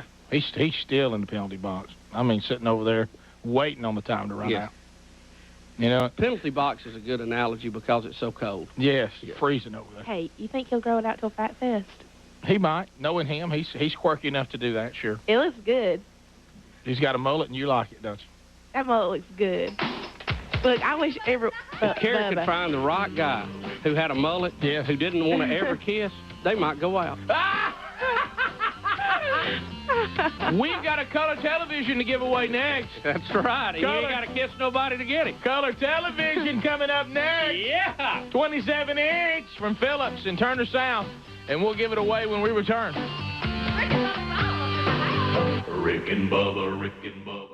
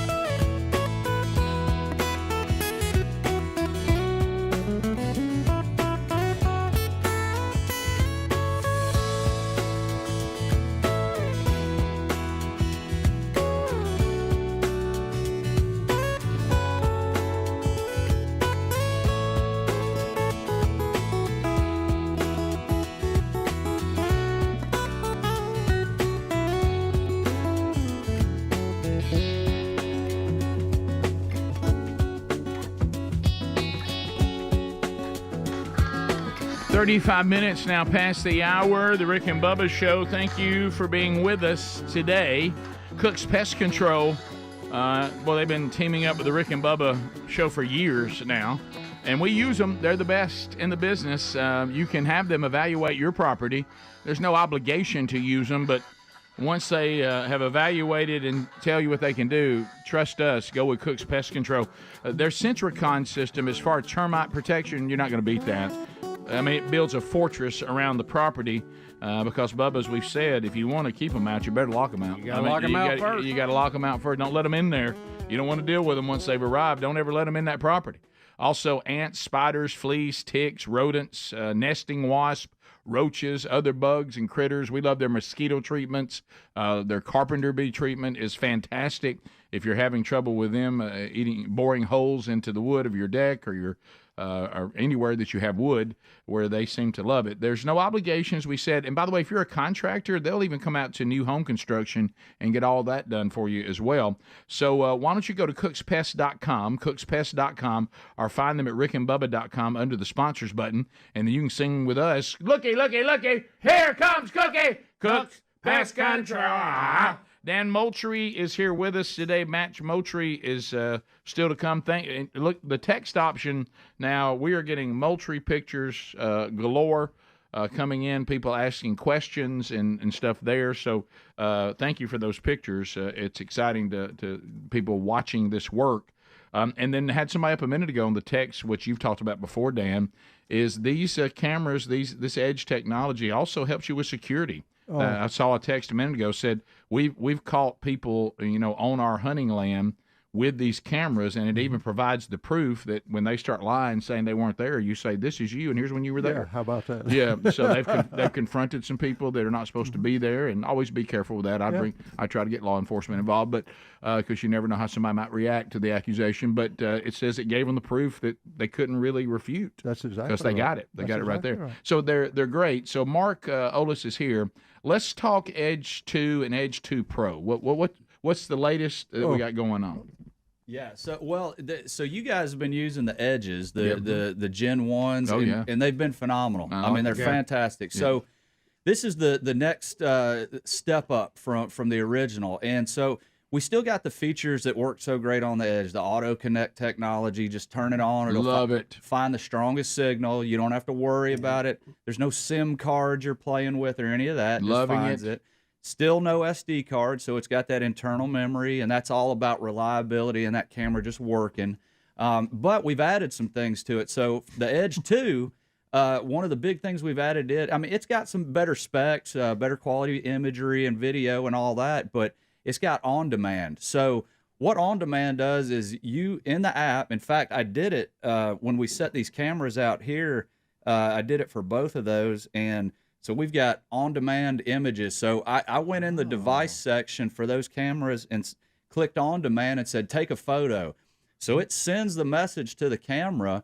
It'll take a photo or a video, you choose, and it'll immediately send it to you. So now you can check what's in your field whenever you want. Maybe you're walking in and you're like, I wonder if deer are already out there. Come on with that. I don't want to bust them out. Ooh. You could check. So, but the other cool thing, and it was really kind of a byproduct we realized, is when you request videos and high-res images, it takes a little time. Yeah. Now you can send that on demand to send you a photo, and because it's checking in, it's going to send you those requested items too, so you can speed that. But with the new app updates, the videos are coming in. That everyone's like, man, what'd y'all do? Because now my videos are coming through like super fast. So, all that's been updated. But, the Edge 2, again, that new on-demand feature, the great thing about Edge 2, it's priced at $99.99, just like the original Edge was. So it's got upgraded features, but it's still at that price. The Edge 2 Pro, auto connect, no SD card, and it's got the on-demand feature. And some of the new things we added to it, it's got onboard GPS. Ooh. So now, Bubba. Automatically is going to pin it on that map section in your app. So you've got that now. It's not a manual process. It's also got no glow. So the new Edge 2 Pro, invisible flash, so you're not going to see that. And then it's still got all the great features that make the Edge Pro itself. So it's got that onboard Moultrie AI, which is going to allow you to say, hey, I just want to get deer images from this camera, or I want turkey. And when it takes 100 pictures of raccoons at your feeder that night, it won't send those to you. So and again, that's going to save on battery life because it's less stuff coming through. So that Edge 2 Pro, and the video on that, we've updated the video. The video is amazing. I mean, it's absolutely incredible. I've been getting some nice deer on that. Dan, you've been running them. What's your thoughts on? Unbelievable. What's neat is Mark gets us all this beta testing stuff that's not on the market, and everybody's like, "What's new?" And I said, "We can't tell you, but it's unbelievable, and it's coming." In case you're wondering, it's unbelievable. It is unbelievable. Yeah, it's unbelievable. And so I heard it was unbelievable. I made the mistake of asking Dan today, "How's the business?" And of course, he replied, unbelievable. I hadn't used that modifier very often lately, so I want to go ahead and get that out. But it's just phenomenal. That camera trains itself to what's wasting your time and your money, and if it sees light setting it off, anything, it can teach itself just the same way they train it on the animals that it's not going to send you false pictures that you don't want. It's almost like you guys, as the technology has gone on, you know how we talk about, Bubba, the ability to cull yourself. Yep. It's like the camera now is not requiring as much effort from us to figure out, how do I eliminate images I don't want? How do I get a better? It's adjusting itself, and you're just programming what you want, and it's saying, he didn't want this. You're responsible for that. That's the Rick Burgess model. That's what I'm saying. Because all kidding, I know we joke about that, and it's all 100% true. But there's a lot of folks. I mean, Dan, look at you. Yeah. I mean, you're in your 60s, and Yeah. Bubba and I are turning 60 this year. And sometimes when we hear about, I mean, I don't want to become a cantankerous old man, but you hear this new stuff, and you're like, I don't know if I want to fool with that. I'm just telling you the simplicity.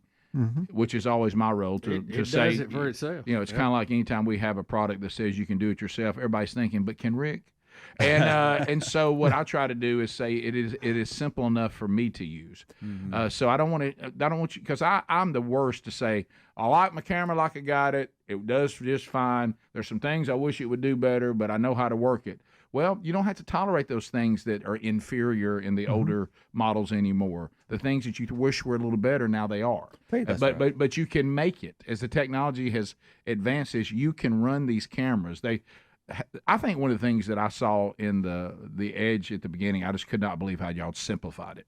That's right. I mean, well, and that's how it was built. It was built from the ground up. You know, what pain points can we remove from the end user, and that's how that camera was designed. And you know, the Edge 2 Pro, some of the other features you know that it's got in it is it's got smart zones, and that's like your security system where you can turn those zones off and it won't motion. You know, this time of year when you have that intense sunlight, you get a lot of those daylight images where there's not the wind blowing.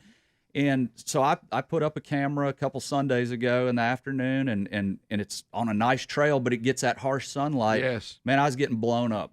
So I went into the smart zones, and I highlighted the areas that were really blown out. Well, it was on a hill, so there was a road. So I zoned out all the areas, and where the trail is, I just left a strip of those where it's motion. Now I'm just getting deer images, and I'm not getting all the... So you have the ability to do things remotely with the Edge 2 Pro that you can't do with the Edge or other cameros out there. Cool. No, how many times have we all done it? You've gone out there and you feel like you know the food plot pretty well, or the trail, or whatever, or even and you think, okay, wait a minute, what is this going to mess me up when the sun comes up?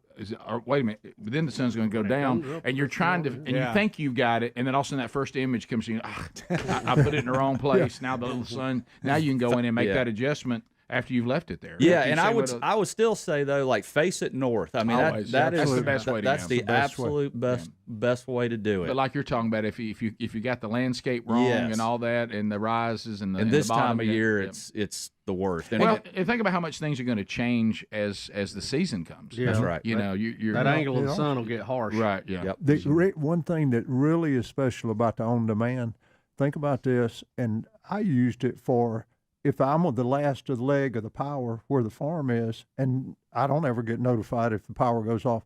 So I put it on it's a digital meter. I hit on demand. I have a picture if a storm's going, I can tell where the power's on or off. Oh, wow. Bo Jackson got some from us and was building that house in Auburn while he was in Chicago.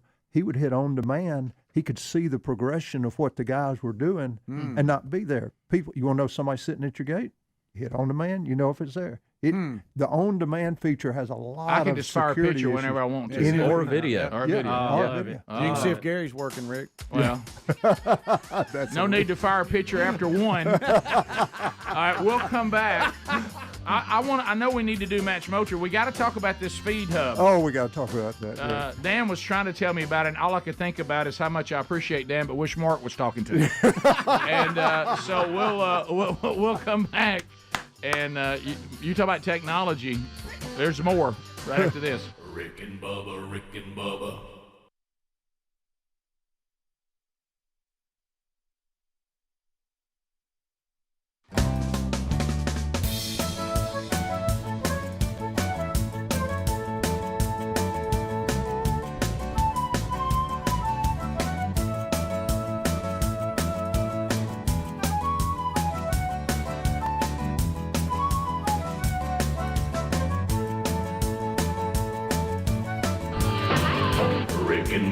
Rick and Bubba. And it's 16 minutes after the hour. We've got 3 contestants standing by for a chance to win a 27-inch color television. Now, when I was a young boy. Yes! The game that tests your knowledge of various topics. We welcome to Rick and Bubba's giant game of knowledge, from Williston, South Carolina. Put your hands together for Sue. Sue, welcome to the Giant Game of Knowledge. Glad that, well, I'm glad that you called for the first time, and you'll be battling, it looks like, from Mobile, Alabama. Welcome, Wendy, to Rick and Bubba's Giant Game of Knowledge. Wendy, welcome. How are you this morning? Good, monkey grass. All right, well, a lot of Wendy, monkey grass welcome. today in the Giant Game of Knowledge. And our third and final contestant, Bubba, comes from Albertville, we're gonna play Alabama. with 3 again? Oh, sure. You like the 3 version of it? Oh, I do. The home, of course, of Brooke from The Bachelor. Welcome, Janice. To Rick and Bubba's Giant Game of Knowledge. So it's all ladies to the Giant Game of Knowledge. Cat round. Yes, a cat fight has broke out. Now, do all 3 of you know how to play the Giant Game of Knowledge?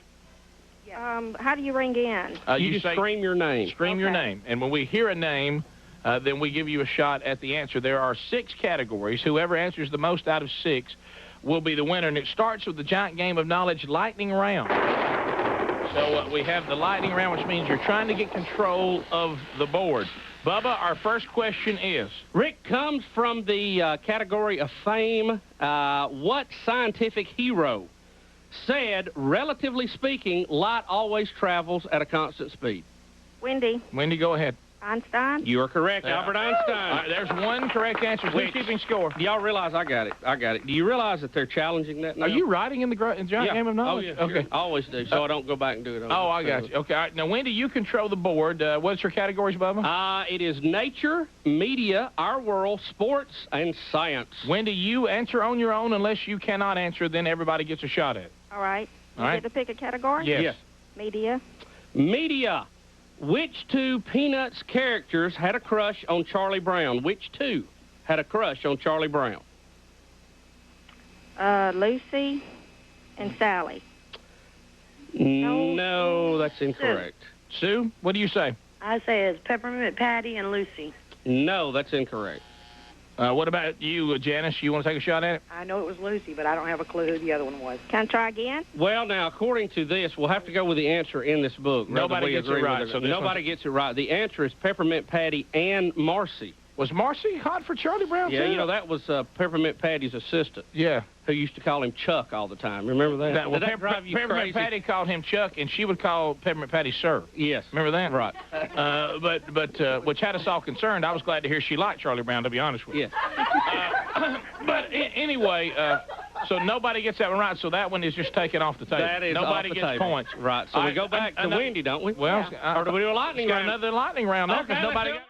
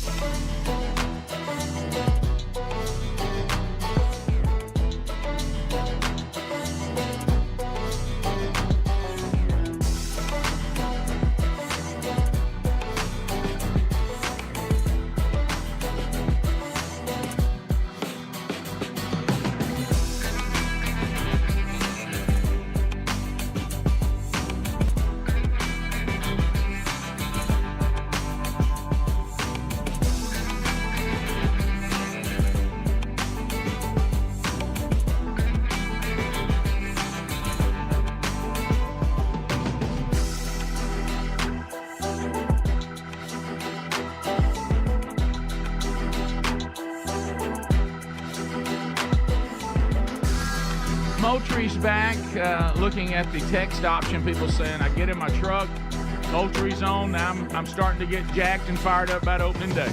Yep. It's that most wonderful time. You know when you hear Moultrie. If you're in your truck right now, you can tell that it ain't like it was a month ago. Thank goodness. Yeah. Now, we may still have some smoking days. Oh, but, sure. You can tell that a little something beginning to change on the edges a little bit. No, you're right. You're absolutely on the humidity alone. You know, and that's really what really makes the difference. Like my glasses don't fog up as much. Right. When you walk outside, right. You have to stop and wipe everything off. All right, so let's finish the updates. We talked about the Edge 2 is now available, still at the same price point. The Edge 2 Pro is a little more expensive, but has some incredible features there. People are asking also about the monthly charges. It varies. It's, you can go with the year option, of course, is what Bubba and I do. Of course, you can go with the monthly that Speedy does.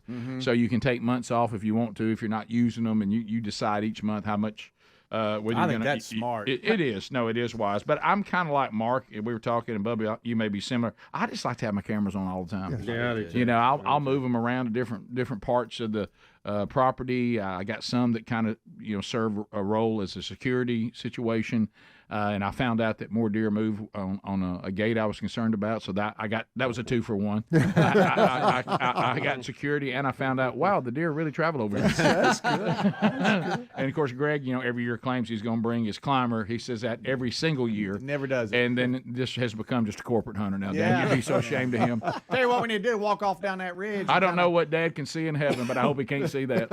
Mark, do you have stats on like what is the average number of cameras people get? Because I'm just going to assume people get more than one. A lot of it. Yeah. So on average, probably 2 to 3, something like that. But yeah, and then it goes on. I mean, there are power some people users with off the chart. Yeah. Oh yeah. There are dozens and dozens of cameras. And then we've got special programs for outfitters and stuff too. That it's their business and they're running them. So if there's outfitters out there, hey, reach out to us. We've got programs to help those guys out because they're running a lot of cameras. Yeah. Can I ask what Speedy's thinking about? Who do these belong to? This is props. Here. Are they? Okay. Yeah, he live. We'll get you guys. I'm just checking. I don't was seeing if there was a battery. Right, that's right. So, and by the way, if you don't work with Speedy, you actually do have plugs that come with the rechargeable batteries. Right. So we want to talk about that, and then people also. I want to get to the feed hub, but one question that was asked, and Bubba, you've mentioned it many. There is solar options, the solar power options. Absolutely. Yeah, and people are asking about the advantage of that, and it's pretty standard. In solar, we've got a couple options there, and the thing, the way to think about solar is if you don't want to go to that camera ever and change batteries, if you want to run it on immediate mode, video mode, you can run it however you want if that's in direct sunlight and you've got solar. The ones I have solar on at my camp, I don't know. I put those out a year and a half ago. I just get my pictures. I hadn't even been out to them. Now, the grass needs to be cut out in front of them, but the cameras are working great. Yeah. All right, so let's go to the feed hub. Oh boy, Dan, it's great. The key is everybody don't be like me. Everybody pay attention, because I don't want you to think feed hub. What Dan was trying to make me understand it, and this is something right up Bubba's alley. Tell me about the technology of the latest on the feed hub. Yeah, so feed hub is cool. So we've had the cellular cameras, and this is our first product that we branched out of the cameras that we've introduced the cellular connectivity. And so by putting the cellular connection in the feeder, and this is for spin cast feeders, so that gives you now insight into what your feeder's doing. So what are you looking at? You're looking at your feed levels. So the feed hub comes with a feed level detector that mounts in the bottom of the lid, and it looks down, and that has a laser measurer. So you would calibrate it to an empty feeder. So when your feeder's empty and you put that in there, you'd calibrate it. And then when you fill it up, it's going to actually show you in the Moultrie mobile app your feed level. It's also going to give you your battery readout, so you know if your battery's getting low or not. It'll tell you if your feeder clogs or jams. You'll get an alert, so it'll clear it. Don't Dan? Did Dan add that? Because that sounds like something Dan threw in there. Wow. It's one thing on knees, or is that real? It's one thing for me to know it's clogged. Does it buy the corn for you? Dan was in there telling me it'll do a reverse spin and throw it out. Is that true?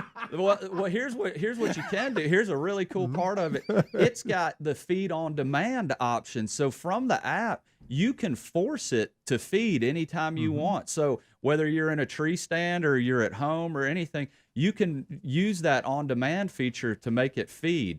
And then the other things it's got is all your settings are now done through the app itself. So there's a couple different SKUs we make of that. One, it's already integrated into a Moultrie Pro Hunter 2 feeder kit. So you literally would just twist that on your existing hopper, activate it like you would your camera, and go. There's another one that's a universal kit, And that will actually work on non-moultrie feeders as well. So all the major spin cast feeders out there on the market, we've designed it where you can actually install it into a competitor feeder as well. So if you have something else, you don't have to go buy a new feeder. You can buy that feed hub and turn your existing feeder into that cellular feeder. And Rick, you and I talked about it in there in the office. Imagine if Speedy was out and he wanted to make that long drive down to the Lenores, and he was going to hunt that feeder. Come on. And he gets down there, and it hadn't gone off. It hadn't been feeding for a month. Happened. This tells you every day when it feeds, how much it feeds, and how much you got left. Wow. I can't wait for y'all to give me one. That's great. I love this line. The biggest thing to happen to a feeder since corn. Isn't that a great byline? That's good. Yeah, I mean, and that and look, we all know what it's. If you're in a state where you can run feeders, what do? If you're like me, you go hunt Saturday morning.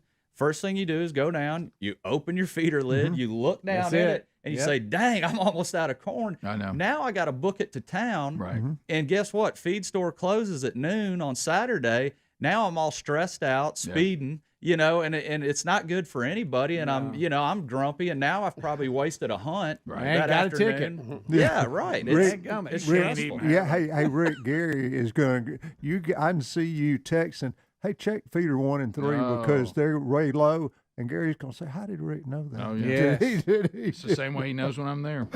I think he's got a camera on you. You don't know That's it. I think he's put a tracker on He has your on truck. demand on Camp House. But I said to Dan, and we both felt a little bit high-tech when I said it, but it feels like what y'all have done, because I know these people now that they just run their homes from their phone, what temperature I want the home to be, lock this, unlock that. This is now taking that technology, and now you can do the same thing with That your was feeder. a great comparison. Don't you think? Yeah. You just sit there and go, all right, I want to do this. All right, let me check that.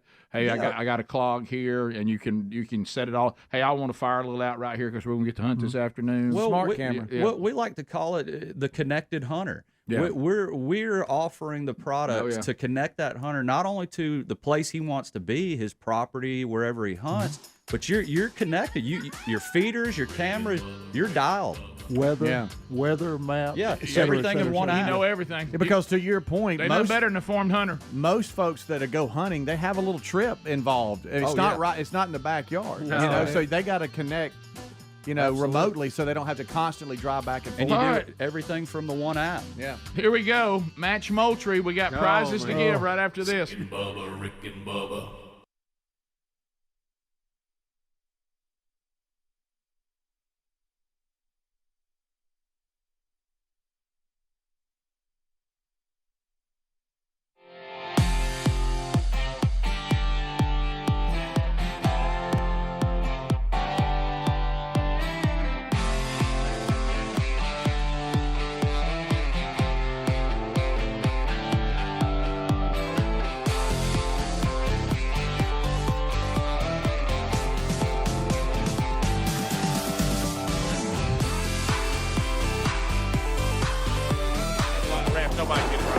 So it looks like a lightning round again. So, Bubba, you pick the category.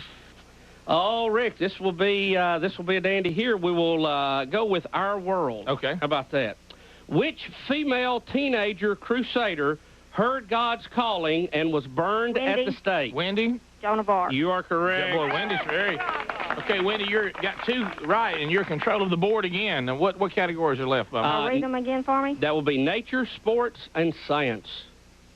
Nature. Nature, what African nation is also the 4th largest island in the world? African nation, 4th largest in the world. It's not easy. Ugh. Got to have an answer. Cape Cod. I don't know. Cape Cod, look, let me just clarify for the kids watching today at school, is not an African nation. No. It's just... Any of our other contestants, either one of y'all? Hello, it's Janice. Janice, what do you say? Madagascar. You are correct. Wow, Madagascar! All right. Janice controls the board. She could tie with how many categories even left? We got 2 left. All right, 2 questions left. So it's really we need Janice can tie, or really Sue needs to. This game takes on a world of it keeps changing. Have y'all ever noticed? So much. What category, Janice? Sports or science? Sports or science? Sports or science? Science. Okay. Let's give that one a whirl. Science, which is the key element providing the fissionable material for nuclear bombs? Uranium. Uranium is not correct according to this book. Sue, what do you say? Plutonium. You are correct. Sue, look, that could be anybody's now. All right, so this is the final. If Sue gets this right, she will tie. They'll all be tied, won't they? Sue and Wendy could. If Wendy gets it, she wins. That's right, because Janice only got one right. And if Sue or Janice gets it right, then we have to have a playoff here. How did we decide we're going to do that? I forgot. If Sue gets it right, she will tie Wendy too with 2 correct answers. Yes, because she just Janice got or Sue, either one. Yes, they both have one. Yes, so they need right? one more to tie. Did I miss one here? Is that right? No, because one of them was taken off because nobody got it right. And wow. It's from sports. All right, it's from sports. All right. Sue, if you get this right, you are in a tie, and we'll have a playoff. Okay. You ready, Sue? Yeah. Craig McTavish was the last hockey player to play the game without what? Craig McTavish. Oh, I know this one. The last hockey player. A hat? Can you clarify that, please? A helmet? You are correct. Oh, we have got a tie in the giant game of knowledge. Janice, unfortunately, the tie is between Wendy and Sue. Okay, thanks a lot. Janice, thank you for playing. Well, Bubba, this means we go. And what do we do? The giant game of knowledge, sudden death. So what do we do? We've never had that, have we? We've never had it, and what we will do is we will just move through categories, all in lightning round format. And if one gets right and one gets it right first, they win. And what do we do now? Say that again. Just give me a category. It'll be lightning round format, okay, which means they've got to shout out their name. And if neither one gets it right, then we'll move to another category and try it again until we get somebody get one right. Okay. All right, so it's lightning round format, Sue and Wendy. Okay. Bubba?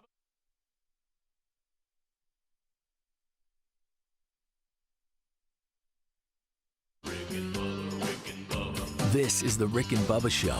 Watch more at blazetv.com/Rick and Bubba.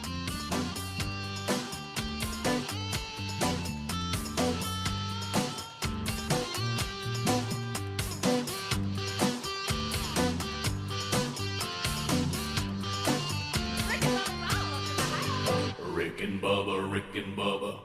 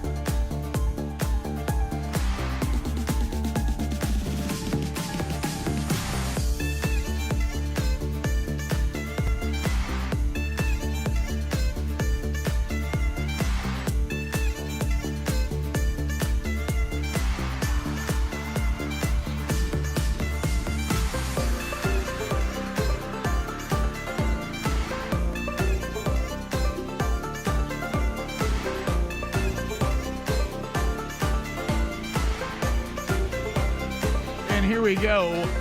Match Moultrie will start the hour. Greg's on the phones. If you want to see if you can answer Dan's question, what he wants, we're going to give as the prize. We just talked about it.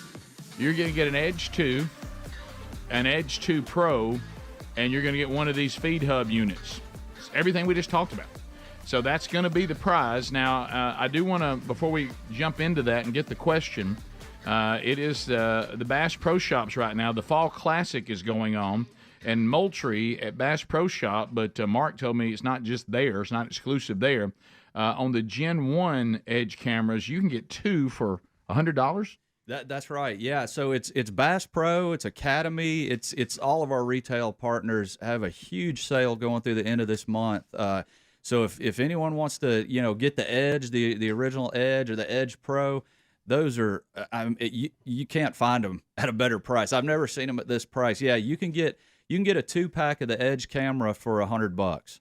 So hit the retailers. It is at Bass Pro Shop, but it also includes all the retailers. So that's a great deal on the Gen 1. All right, so Moultrie was talking about Bubba. Moultrie's a free market guy. And Moultrie was never a big fan of getting patents. He said people were telling patent this, patent that. And he said, you know what, I'd just rather do a better job. I'd rather just outmarket the competition. But when it came to the camera technology, Dan was kind of he saw the future. So Dan's first patent that he ever did involved cameras, and you said that's the first patent you did on anything ever. And he was looking ahead on something the cameras would probably need. Can you tell us what that product is? It was a patent on what that patent is for on that product. What is it? What it protected. Yeah. What it did. Do they have to That's get? a good hint. Do they have to get what you call it? No. Or just know what it does? What's the function of it? Functionality. Okay. They didn't have to work with you. We'll to know start this, off easy this year and work our way up. All right. Well, so for an Edge 2, an Edge 2 Pro, and a feed hub unit. Do you know that answer, Mark? Do you know it, Mark? No. You don't know it? No. Bubba and listening. and all of us know because he was over here talking about it. But, Right. But I wouldn't have known. Did you know? I didn't know that. We talked about it on the show before. No, we have not. Yeah, we have already. All right, so let's go to Josh. Josh, he hopes they don't get it. Speedy straighten him out. Josh, what do you think it was? What was the really the only patent, the first one that he ever had on any product? What was it supposed to do? I'm going to say it's going to be the tripping system, like the motion sensor of the camera. That's a great answer. Good answer. That's a good answer, but no. Wade, what do you think? Muscle Shoals. I think I'm going to go solar. Solar. Good question. Again, These are good. Another good. Those are all important proud, functions. doesn't Yeah. Jeremy, what do you think out of looks like Huntsville? Go ahead. Is it weatherproof or the flash? Well, these are all good. Weatherproof for the flash. Hey. That's getting there. That's reeling it in. That's really close, Dan. Y'all's call. That's really close. Because I mean that is the function. Yeah. Don't y'all think we have to? I mean, Dan, are you okay, Dan? The flash. 2 edges and a feed hub, Rick. You can call it. I think that Jeremy is in the right track, and he's close enough to get full credit. Don't you think? I don't know. I only caught part of the discussion on exactly what it was. But because so Jeremy, say it again. It has to do with the weatherproofing and the flash. That first phrase, I think he's got it. I think we got to give it to him. There you go, Jeremy. Here we go. All right, Jeremy. It was actually the weatherproofing on the lens, right? Right. Yeah. Right. But that's part of the whole system. When he said weatherproofing the camera, keeping it out of the weather with what you call what? Yeah, a ball cap design was what we submitted on the drawings because nobody had one out. Mm-hmm. And that ball cap design would shield the weather off of it. Now, when you say ball cap, what do you mean exactly? It looked like exactly the bill of a hat? on when you accessed the camera, you took the lid off. Mm-hmm. The lid was just like a baseball cap, and the design of the bill protected water from getting on the lenses because nobody had. They were not sealed up at all. Those very first ones, not sealed up at all. Yeah. So I thought, you know what? If we can protect it, that may be the key. Well, everybody got better and better technology, and it turned out to not be as important as you think it was. But at the time, it was. So, Jeremy, weatherproofing the camera's lens is correct. The ball cap effect. So, hey, brother, you've got an Edge 2, an Edge 2 Pro, and that feed hub unit all in one big prize. Wow, there you go. Oh. So, well done, Jeremy. Awesome. Thanks for listening to Rick and Thank Bubba. you very much. Yeah, Good enjoy job. the products. We'll put you on hold. We need to get some information. I don't want you to panic because you're going to talk to Greg, but Moultrie will actually ship this stuff to you, not us. Yeah. So that's got to be comforting. Upgrade. Thank you, Jeremy. There you go. So that was the patent at the time, as you said, Bubba, was ahead of its time, but then everybody found other ways. That's right. To keep the lens out of the weather. Yeah. But that was good. Isn't that good? You didn't know about that, thinking? Mark? Did you? You had no idea. I didn't know. Mark was looking around like, what is it? Right. Yeah, and it just kind of came out like the bill of the hat. Just I keep know it. exactly what you're saying. You know what? The only thing I remember about it, Rick, was about a $6,000 bill to pay for the patent, and then I thought, you know what? We could have used that in marketing and done a lot better. There he goes again.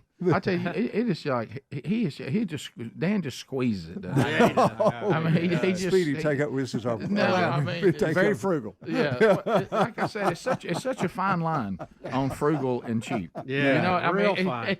It is funny though with Dan and how it all started, and he just had the mindset of outworking everybody, and just get into stores, make develop relationships. That was absolutely key. Yeah. Well, we had people can't believe how quick somebody matched. I know he's Moultrie upset. today. Look at it. And they did good. I told you we're gonna start easy this year.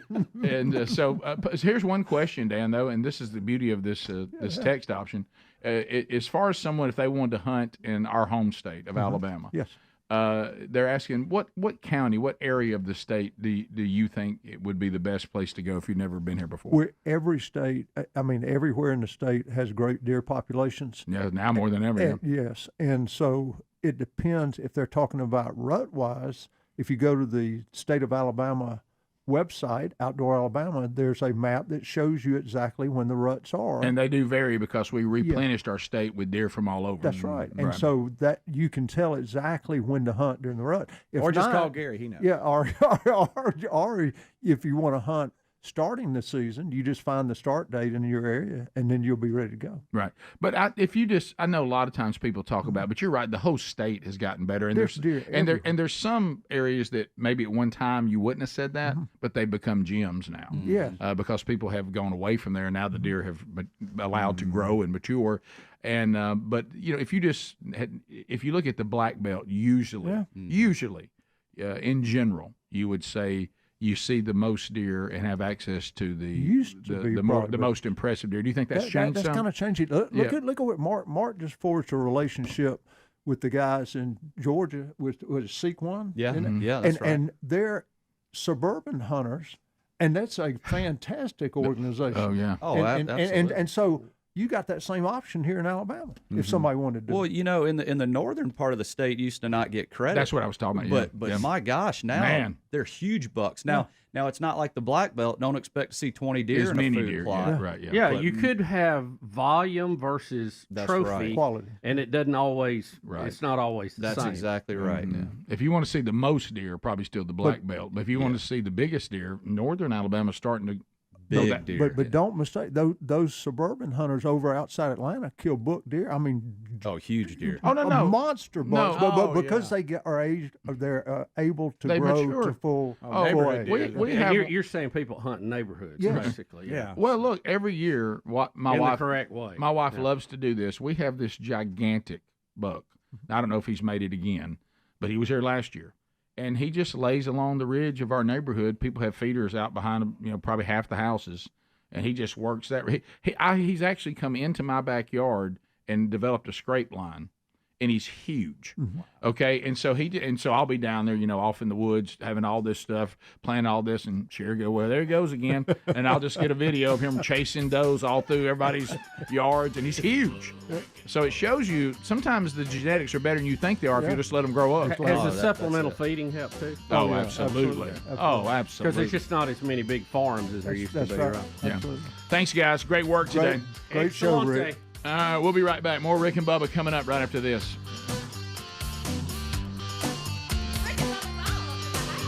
Rick and Bubba, Rick and Bubba.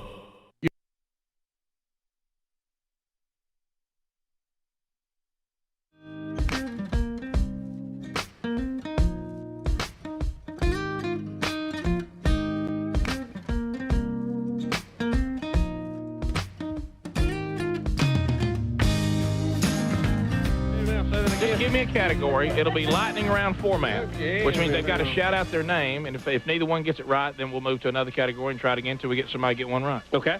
All right, so it's lightning round format, Sue and Wendy. Okay. Bubba, what is our topic, our subject matter? Rick, we will go back to the category of sports again. Sports. All right, everybody listen. Here we go. Shout your name if you think you know it. What ancient city held the first modern Olympics in 1896? Wendy, what did you say? Greece. City, please. Athens. You're correct. I mean, I'm going to tell you what. The excitement there was too much. Playoff. You're kidding. I've been trying all week to get Well, married. Sue, look, you hung in there. You fought back when it looked like you were out of the contest. That's something to be proud of. Now, granted, it won't get you a TV, but it's still something to be proud of. Sue, God bless you. Thanks for listening and watching the show. Playing the giant game of knowledge. And playing Rick and Bubba's Giant Game of Knowledge. There it is. Don Juan holds up the final score. Wendy, 3 correct answers. Janice got 1, and Sue with 2 in our sudden death round. Wendy, congratulations. Thank you. I love the disclaimer up there. On TV. What does it say? Well, Rick, I can't even read it. Who could know? It's so small. But it's got all that legal stuff that we have to have in there. Can anybody even read that?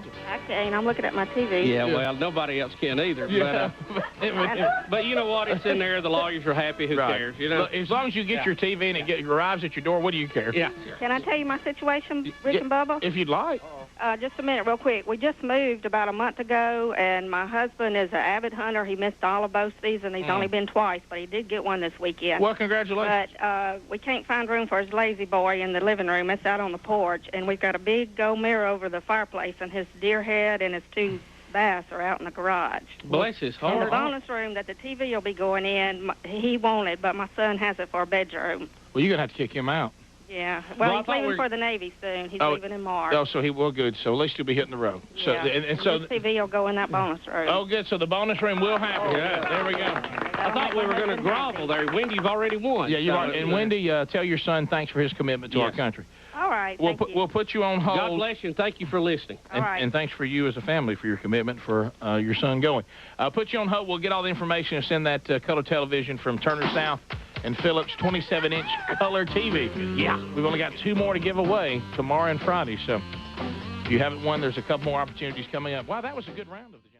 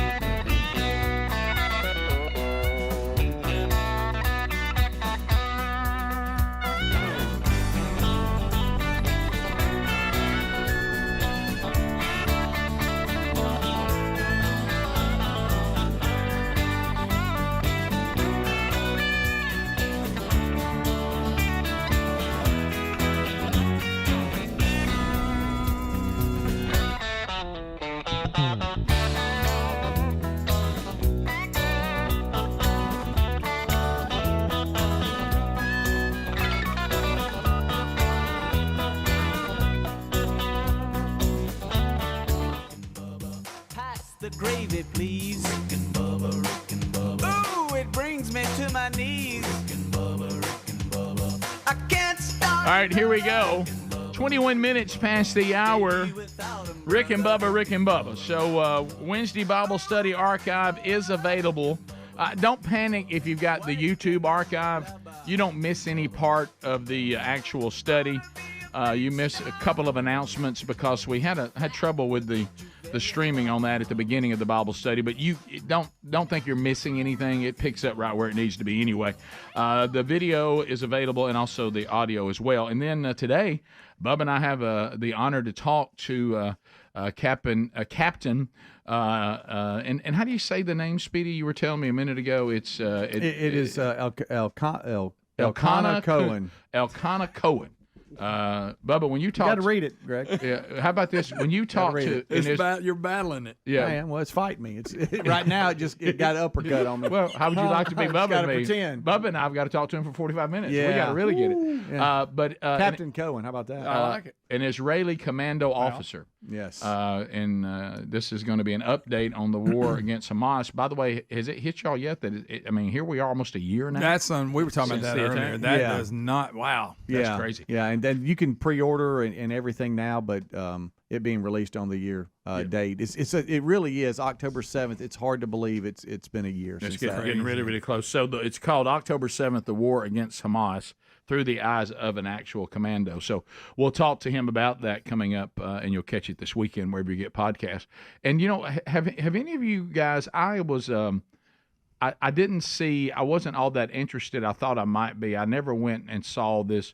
They had a Hard Knocks this time that wasn't a Hard Knocks with the Giants, and it was just about the front office. Off season. Mm-hmm. And I never really saw that. But last night I actually watched the Hard Knocks, the Chicago Bears. Yeah. Okay. I'm caught up. And that's. What is it on? It's on HBO Max. Is that right? Yeah. Mm-hmm. Yeah, that's just an app that I have. But I went to look at it, and then I landed on Eye of the Storm. But go ahead. Okay, interesting. But this is the Bears right now. The Bears. Interesting storyline. Some of the things that are going on, and normally when you do these Hard Knocks thing, and maybe I've just we do so many times. Maybe I've just become numb to it. But sometimes the Hard Knocks thing, you go, well, you try to watch it, and sometimes the language is horrible and all that. It seems like the players that they have here and the coaches, it's not as. It's not. I know where you're going. Yeah, it's not. You don't hear a bunch of his locker room. No, yeah. It seems like you said. In the past they had two versions. Yeah, you go. One was edited with blank, but I thought the same thing because normally. It's pretty well, normally that's the hardest part about it. But I thought to myself, have they edited this? I was pleasantly surprised. But you were talking about these rookies that are starting. You talk about a team that's not even. They never even proposed anybody other than Caleb Williams. Day one. He came in as the starter day one, and we'll see how he does. Preseason.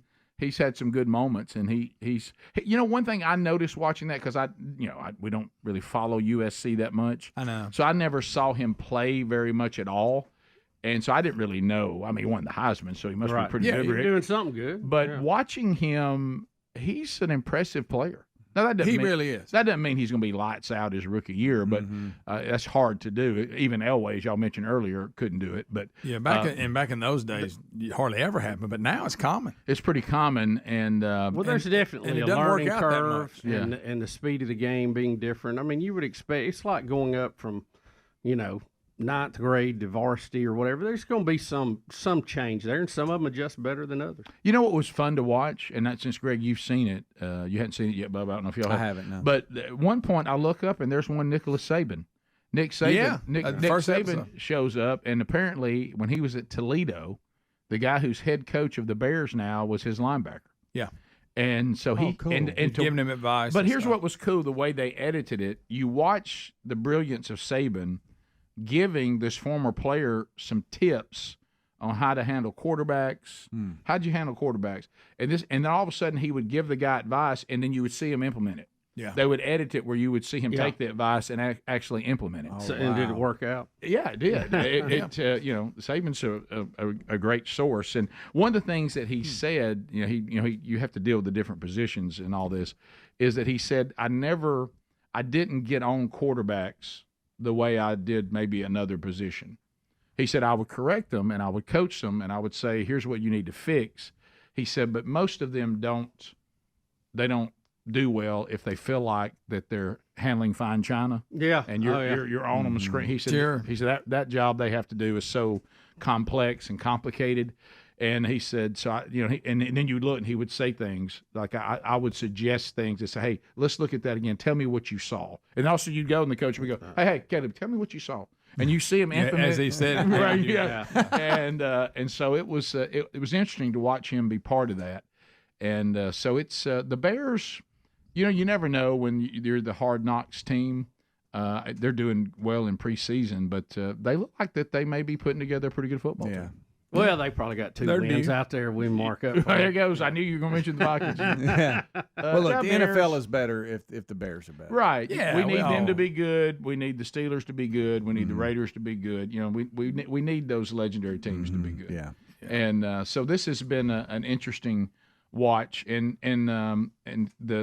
some funny stuff with it too, as always.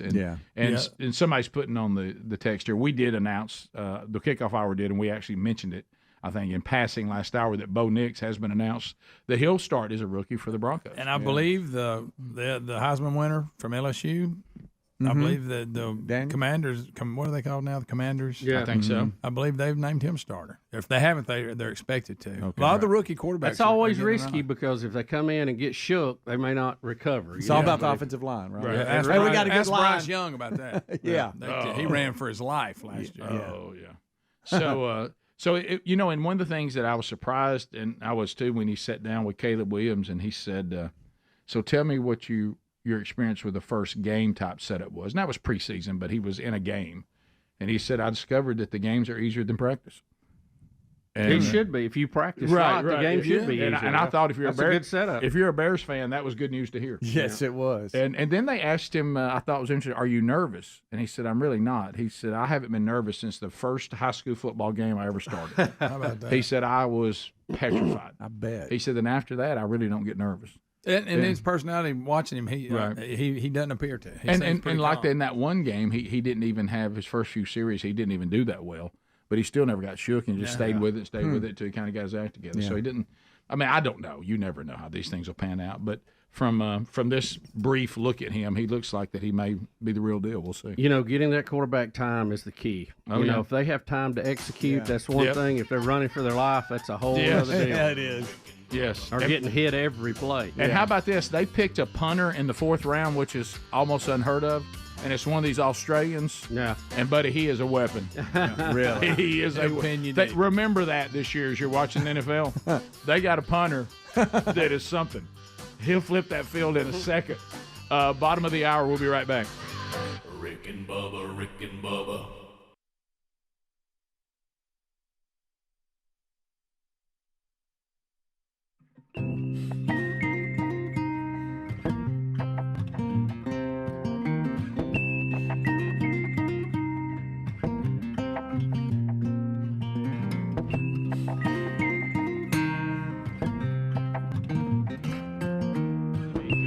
We've only got 2 more to give away tomorrow and Friday, so if you haven't won, there's a couple more opportunities coming up. Wow, that was a good round of the Giant Game of Knowledge. Very informative. I like the 3 contestants because it's just mayhem. Yeah, it is. Don't you? Yes, it is very confusing. 26 minutes past. We'll be back. Our toll-free number, 877-WE-BE-BIG.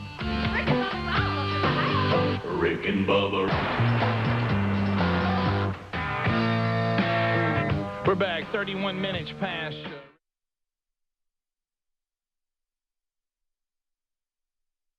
There will be a Merry Christmas after all for Sherry Finley.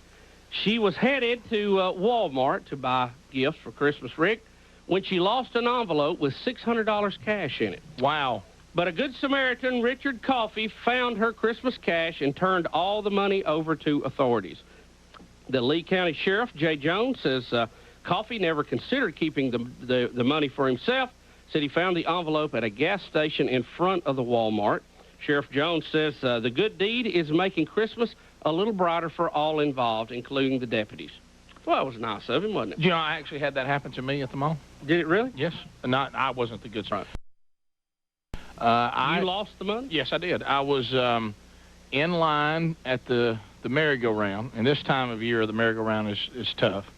And I had Boomer with me, and then all the boys were with me. Brandy was the only one that wasn't there. This year? This year. Oh, really? It happened a couple weeks ago, and I meant to give props to the person, even though I didn't get their name.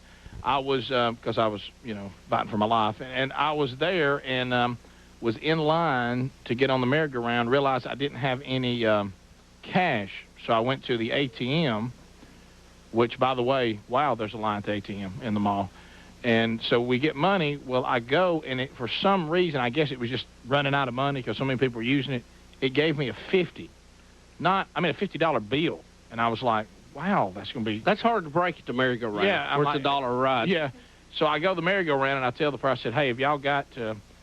break, can y'all bust this 50? And they just laughed as they looked at the line of people in line. They said, well, sure we can. A lot of people like the merry-go-round.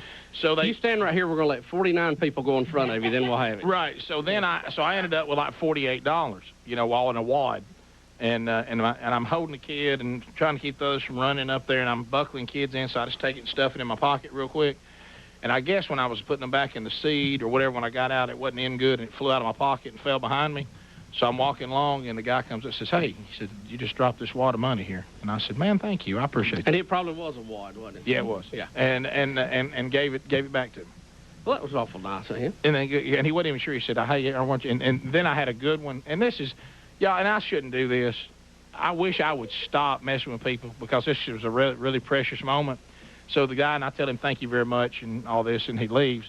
Well, a woman comes up and she goes, well, you just don't see that every day. Like that, and talking to her friend, and she wanted me to hear her. You know what I mean? Like maybe she didn't think I gave him enough or whatever. This man right here just dropped money, and that man just picked it up and gave it to him. I said, what's really funny? I said, it ain't even my money. Look, and that woman went, oh, and I said, I'm just kidding. You like that? Rick, that's awful. I said, real funny thing, it wasn't even mine. I just said that. And I mean, to watch that money. I said, I'm just playing. It really was mine. It's funny. See, that's wrong with me. I shouldn't do that. Well, you were just having... You know what I should have done is hugged him and kissed him. Which, by the way, if somebody gives you money that you drop to you, and you really do want to just embrace them and just... Oh, sure. Sure. Did you give him a little reward out of it? No, I didn't have time. And you couldn't say it. Here's a... I'd love to give somebody that, but I can't say it. Right. So I have to be able to pronounce it correctly. Yeah, but just put it on a card. We were all in a hurry, and I was just trying to survive. It was one of those things. I mean, people, kids hanging all over me, and thanks to you wanting to ride the elevator up to the top, but of course it was after business hours, so we couldn't. So I love riding. That's what I had just survived. We call it shoot the roof. There are times when I just want to come to your house, open the door, and scream, "Let's go see Christmas lights!" Yeah, sure. Because of that stupid elevator thing. Now I can't even go to the mall without my kids screaming, "Let's ride to the top of the elevator." That's what they ought to charge $1 for. That's a lot more fun than that merry-go-round. It is. It is. And it's like the elevator goes. It goes up 3 or 4 stories, and then it goes through the roof, and it's a business, and I mean it goes up 12, 13 stories. Yeah, the mall where we live. But it's more fun than most rides you've been on.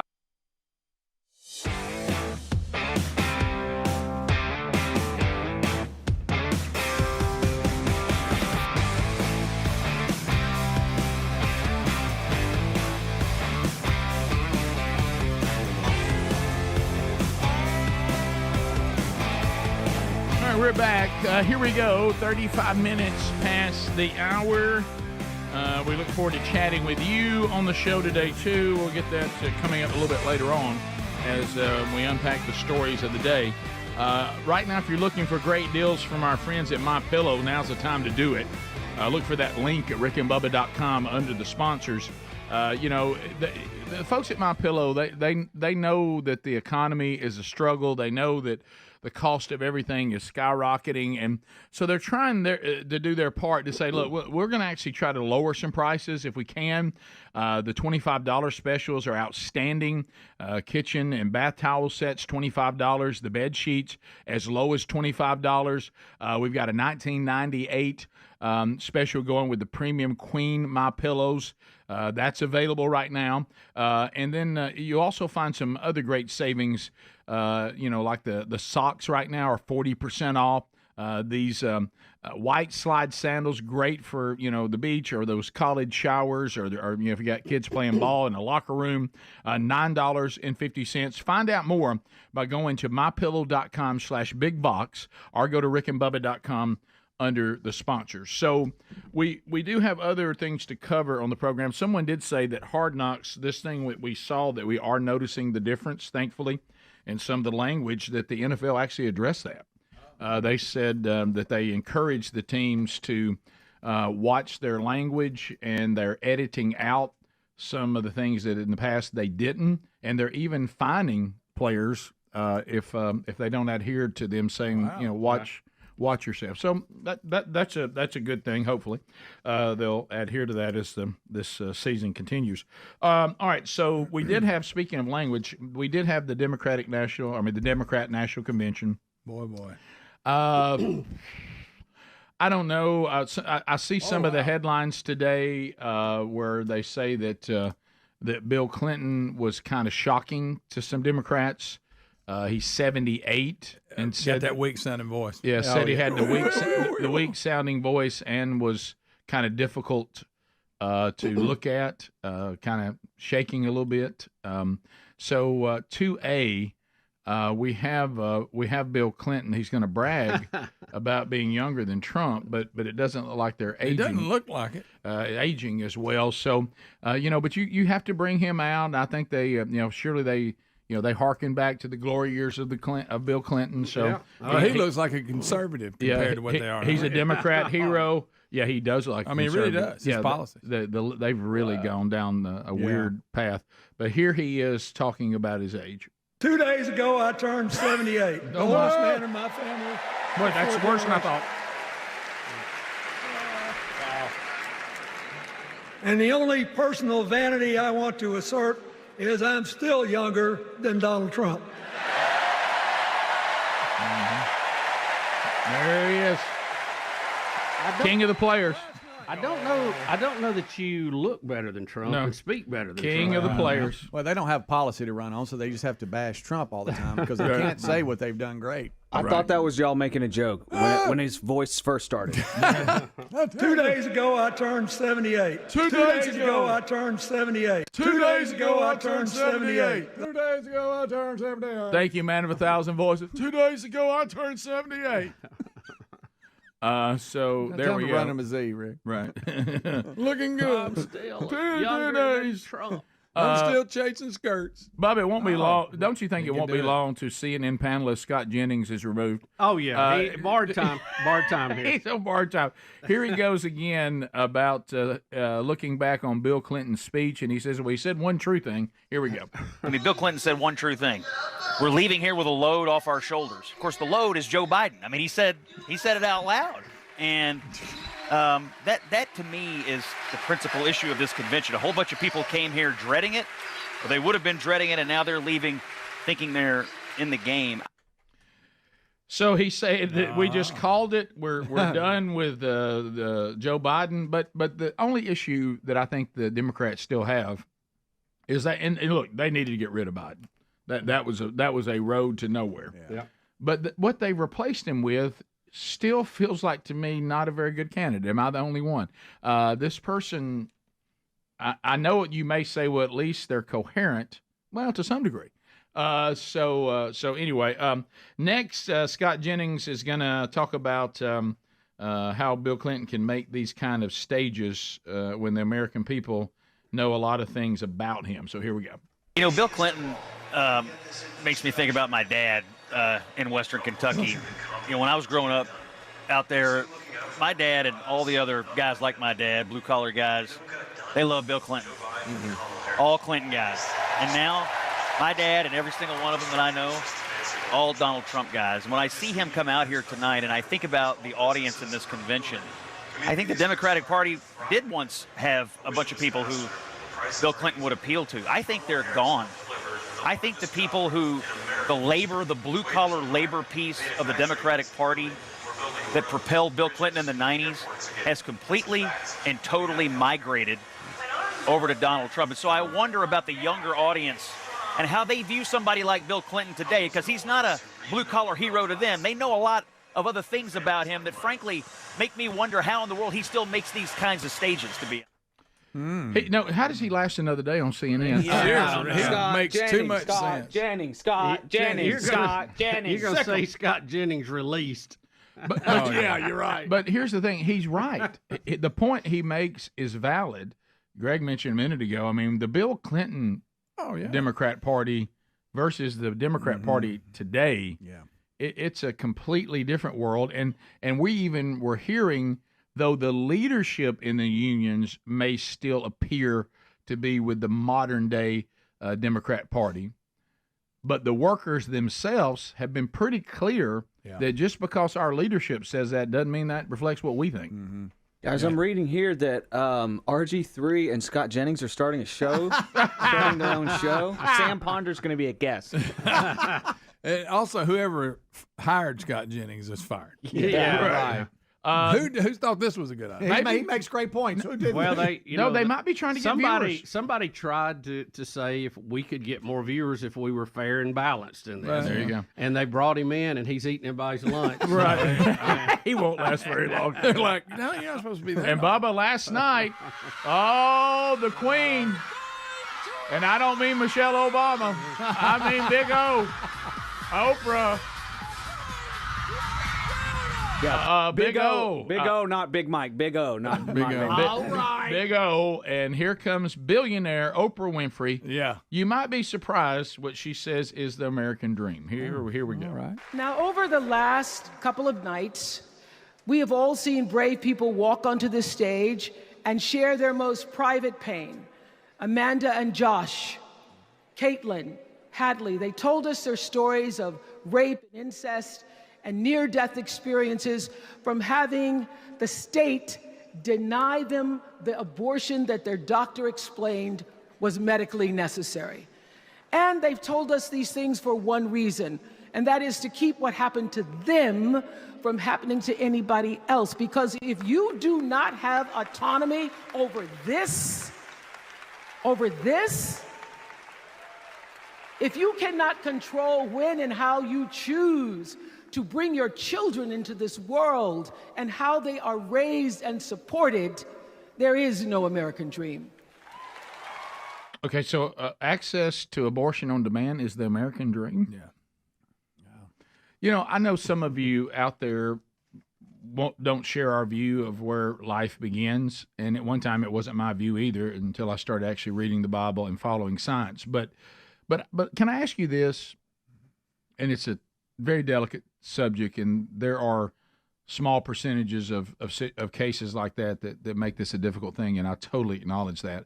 But even if you are someone who says, I want to remain in the pro-choice camp, okay, I don't want to have the discussion about whether it's murder or not. I think women should be able to do this and make their own decision no matter what, okay? You don't believe that's where life begins.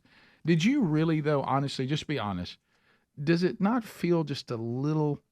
Do you not have just a little bit of angst when you see one of the speakers this week come on the stage and say, I just took the next day pill or whatever. Yeah. I just took it before I spoke. And having a mobile unit outside the convention, like you'd have, a blood drive. Yeah. Where women can go in there and have abortions in a van outside the convention. You weren't really wanting that, were you? Yeah. Does that not feel just a little, I mean, how this has swung so far almost into the evil. It's no longer a decision that you wish people didn't have to make. It's no longer something that you're sad about it. It's difficult now. It's almost become defiant and almost paganism. I heard someone say the other day, and I can't remember. It might have been Scott Dawson. I can't remember who said it, but it was a good point. You keep hearing people say that our society's become post-Christian. And he said, I don't really agree with that. I think we're actually going backward. He said, I think we're going back to paganism. I think we're going back, because the post-Christian would be we've evolved beyond Christianity. Right. That's antiquated. That's outdated. And he said, if you look at how we're behaving, I think we're going back to paganism. And just not even caring about morality of any kind. Yeah. And not even tough decisions, treating them with the proper appropriate respect. So I certainly don't think it's the American dream. Trivial. I mean, yeah. I mean, we got to drive through. We're taking something very serious and making it quite trivial, as you said. All right, we'll be back. More Rick and Bubba coming up right after this. Rick and Bubba, Rick and Bubba.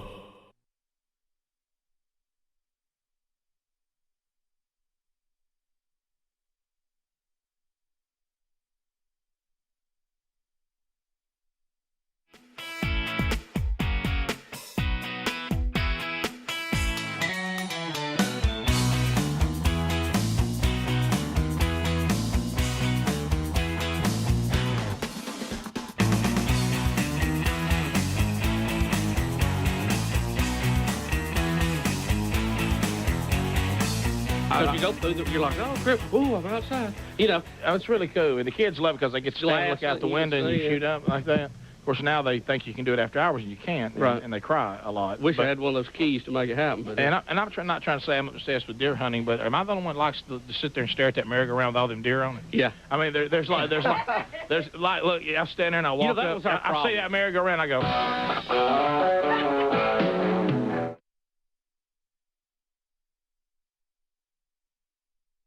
Are you going to get to go anywhere while we're on vacation? Yeah, I hope so. Hope to have some quick getaway. You know, that's our problem. We should have scheduled a hunt Thursday, maybe Friday afternoon. That would have kept us focused because you get that vacation feeling going and everything. And you know. I'm trying to do my PR. The worst thing that's ever happened to me at home on deer hunt was shooting that big buck. I wish I'd have never done it. It's ruined it for you. Because now my wife says, well, why do you need to go? You've already got one. I said, yeah, but you don't just have one. That's not it. Really, your argument would be better if you said you've been 5 times and hadn't seen jack. Why do you keep going? That's a better argument. Right. If you go and you've seen some things and you've killed a big one, that just gets everything. It's like we was talking about kissing. That just gets everything kind of fired up. Well, I don't know. I don't know what it's like to shoot a buck, but anyway. One day it'll happen. Sure. One day it will. I mean, like one day I'll actually shoot my gun. So I mean. Well, you last year. That was last year. It was a borrowed gun. Now I have my own this year, and I haven't saw anything. So. Well, man, you just gonna have to go. That's why they call it hunting. That's right. Speedy got one while he was on vacation, by the way. Yeah. Had to stalk it on foot for 3 days, but finally got it. Got him a 7-point. Yeah. You're at that real easy place where he's been on foot, running up and down the hills for 3 days. I wish I ain't hunting. Sounds like hunting to me. Speedy worked pretty hard. I've never really done the stalking thing. It's fun. If you get tired and you're not seeing anything, I guess it's better than nothing. Yeah, with the stalking thing, even though it's very difficult and you have to be in the right place to do it, I've done it. Matter of fact, that one we have in our office, I got it stalking. I like it because it's not so boring. It's not boring. Keep it moving. Yeah, you keep moving, and then if there's something you don't see a place, you just move on to the next one instead of sitting there. Because to me, the worst thing about still hunting, not that we talk about hunting on the show much, but is if you ever get that feeling that creeps in, because you really take the wheel of tree stands and spin it, and just hope you end up one where deer are moving. Yeah. Because it may not happen. And that, that old feeling that creeps in, okay, I'm in a bad one. They're not moving where I'm at. And you go back and you hear all the talk of people that were on different types of, different kinds of foliage and stuff, and they had them all over them, and you went, well, I was in the wrong area. Yeah. Because it is it is a spin of the wheel. Because we don't get to go scout and all that. We go to places where people scout, and based on their opinions, they try to set us up where they think we may get a good chance. But it's just hunting. You never know. You're talking about hunting and Christmas and everything. I guess Roxanne's probably going to get a new gun this year. Rox? You know what you usually get for Christmas? He's teasing me about that. He starts working on me months ahead of Christmas saying, honey, now what kind of new gun do you want? And I said, you think you're funny, but I am getting into shooting. So that wouldn't really be all that bad a thing. So, I'm kind of, fooling him a little bit. Do you think? We met a young lady years ago that works, matter of fact, at one of the TV stations here. Saw her yesterday. It's funny. And she was a big hunter. Remember her telling us about her? And we thought, wow, I can't imagine, your girlfriend being such a big hunter. And like she shot a bunch of trophy bucks. And really, if you're dating you don't like just that, shoot one. Yeah, your first date's like, I know we're just getting to know each other, and I really enjoyed the night together, but do you think it'll be too forward of me if I asked to see your guns? Oh, I know. Well, and plus, the thing of her... Oh, you've got a gun safe? Did you ever think you'd have like a woman, you're on a date, and she ends the date early because she's going hunting the next day and needs to get to bed? Yeah, I know. That's just... Now, I didn't say anything about going deer hunting. I'm not into blood and guts, though, so that would be a little rough. No, that's not that bad. You know? If you do it right. Well, when you fillet a bass and I almost pass out. I mean, I love to fish, but somebody else needs to do all the cleaning and all that kind of stuff. I understand. Well, look, we feel the same way about that. Yeah, really. But you're right, and that's what I want. See, Sherry has Unless you can do it all with one shot. You realize, Sherry doesn't understand the concept of you don't live for one trophy. I mean, you got to have, and not, they're far and few between. I mean.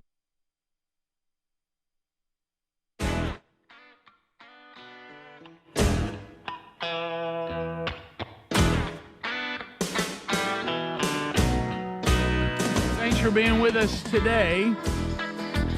Much to do. Looking forward to Springfield, Missouri coming up Friday night. Stay in the Battle men's conference at Crossway Baptist in beautiful Springfield, Missouri. Thanks for all the emails suggesting places to eat, things to do while in Springfield.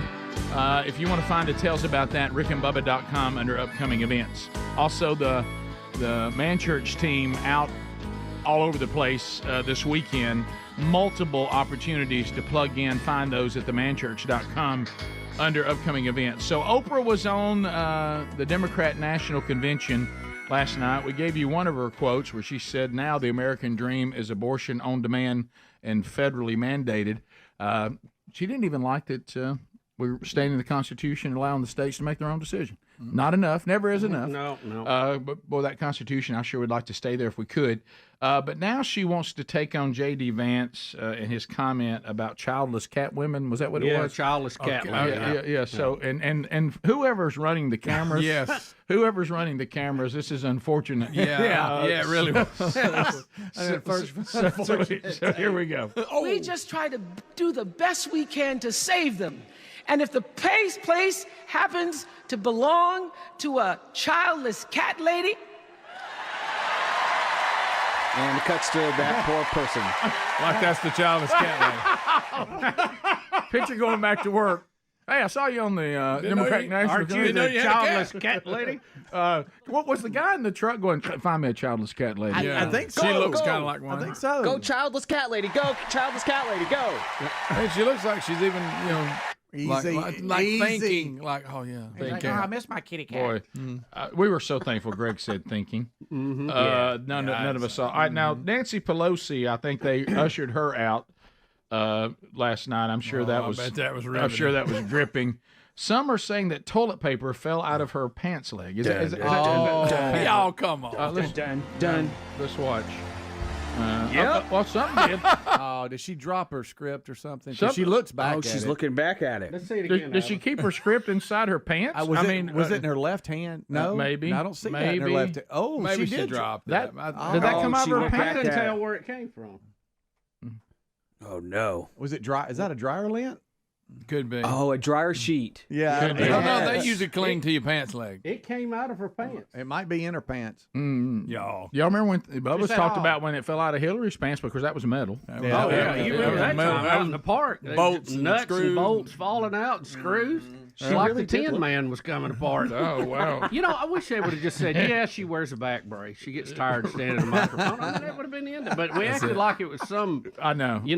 guarded secret. Yeah. All right, next, some other unfortunate moments. Democrat Colorado Governor Jared Polis, or is that right? Polis, would like for us to know something, Bubba, that about the Democrats. Here we go. Democrats welcome weird, but we're not weirdos. Yeah, I think we'll be this weird campaign. Yeah, that's been the catchword is weird. Yeah, I just think the Democrats. I don't think they know the definition of that. No, the Democrats, whoever, if you're sitting at the table and somebody says, "Let's really play up on weird," we say, "Nah, I don't think that's our best hand. Let's stay out of the weird. Yeah, let's just not bring it up." So now we have who is this person? Adler in 5B. It's the same guy. Same guy. Yeah, who we just heard from. He's a governor. He's the governor of Colorado. Oh, my goodness. He said, we accept weird or whatever he said, but we're not weirdos. Okay. And then here he is actually describing himself. This is true. Look, as a Redditor, gamer, entrepreneur, and Swiftie from the free state of Colorado, I'm excited by Kamala Harris's vision for. Yeah, I bet you are. What's when you list that? What all is he listing there? Well, is he a gamer? He's a Redditor. A what? From the webpage Reddit. Reddit. What does that even mean? I have no idea. That means you type things on Reddit, which that's got some dark corners of it as well. I bet it does. I bet it does. And grown balding man saying he's a Swiftie. So that's that's tough. But if they're not weird. No, not weird. Now we will hear from a abortion activist, Olivia Giuliani. I think so. Giuliana. Greg. Okay, so Greg, you're not ready for this. So let's see where she is here. But we will only be heard if we vote. As the saying goes, if you're not at the table, you're on the menu. So Gen Z, let's take our seat in our democracy and cast our ballots this November for Kamala Harris and Tim Walz. And cue Greg. And I want to thank Peggy for showing up. Here we go.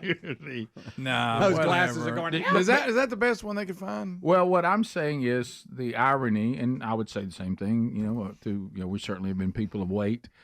If you want to assign an analogy about being at the table in menus, you probably want to assign it to somebody else. Yeah, give it to the skinny girl. Right. Maybe you go with another line. Right. Is that what you hear? One more time. Sir. Okay. If you're not at the table, you're on the menu. That's like me being like, and I demand that everybody stand tall. I'm standing tall, y'all stand tall. I demand standing tall. At home, I can't. Right. Yeah. So. I'm not sure. Something, isn't it? I tell you, that's a group. It really Yak is. gang hanging out. That is it. So They got a clue. Right. And Kamala speaks tonight. Right? Big last night. Yes. Adler, how quick can you be give me 10A before we go to break? Can you give me 10A? Well, that'll be interesting. If you're not at the table, no, not that one. Okay, yeah. The Tim Walz comment that he says with a straight face. The thing that gets me about propaganda is just people can just lie now and say things that we all know. We know this isn't true, and they just say it anyway. And like we've said, I think I'm starting to be more bothered by people thinking we're just this stupid. Listen to this comment. He says this with a straight face. Leaders don't spend all day insulting people and blaming others. Leaders do the work. So I don't know about you. I'm ready to turn the page on these guys. So go ahead. Say it with me. We're not going back. Did he just say that they don't say things about people? And they don't blame people? They've been blaming Trump for the last if you've seen the mention list of how many times they've mentioned Trump versus other issues, it is unbelievable, the Trump numbers. I mean, it's way out in front. Can anybody document one moment in this convention? I'm not watching it, so maybe it's there, that they tell you how they're going to solve your problems? Well, they're not doing the convention like they're in control right now, I'll tell you that. No, they're not. If you listen to it, you would think Trump. Well, they don't blame other people, and they don't insult people. Right. Top of the hour. Rick and Bubba.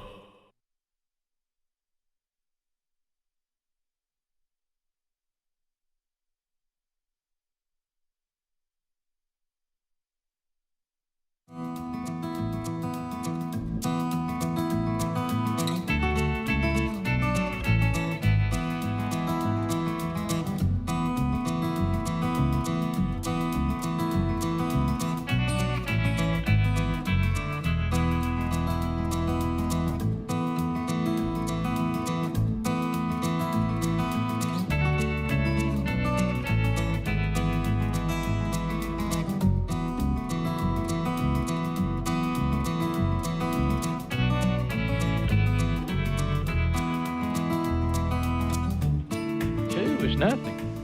Where do we go tomorrow afternoon? I can't. Really? No, I can never go hunt again. Well, Don's whole argument is if you go every weekend when you can in season, it's only like 10 weekends. Yeah, what's 10 weekends out of the whole year? That's a great his argument. Well, That's a good argument. My point to Sherry now is I'm on vacation for 10 days. What's 2 days out of 10? It's nothing. Sure. To make her husband happy. But 2 days out of 10, it's nothing. Because I bet you're so sweet when you come back and you say, honey, take the whole day, the next day to yourself to go out with the girls, go see a movie, go see Made in Manhattan, which, by the way, is the cutest movie. Want to make your wives happy? Go see it. What movie is that? That's J-Lo's new deal. And it's precious. Hey, Dave, is it hot in here? Can you cut that It heat is. down? Let me say this, and I have said this. I've said this to my wife many times. The only way my wife stays at home or doesn't go and do things is by her own choice. Anytime if she wants to plan something to go, all I have to do is know about it, and I keep the kids all the time. I don't have a problem with that. What a good man. I'm not the only person everybody has to get out of that house sometimes in order to be a better mother and a better wife and a better husband and a better dad. Got to take a break. You got to get out there and breathe a little bit. And so that, it's not just all, and husbands and wives should go on dates. You got to date. You can't just sit there and the whole world be that. And it makes you better at all the other. So it's a give and a take. But you can go too far in either way. There's some people that don't stay home enough, and there's some people stay at home too much. And I kind of feel like it's getting my time to hunt again. Yeah. Well, I've hunted 2.5 times through the whole season, and I'd like at the end of the season maybe hunted 5.5 times. That's not a lot. And I say a half because one was just an afternoon hunt that I was only like 30 minutes from the house. I don't count that as a whole. Do you? I was at the house. I was at the house half the day. I think you'll have to look at the giant book of blame, how it classifies. Bubba, if you're at the house half the day, that's not a whole hunt. I see what you're talking about. But you went hunting. But I'm not the one with the with the book. So I've been 3 times. Yeah. Okay. Rick and Bubba, Rick and Bubba.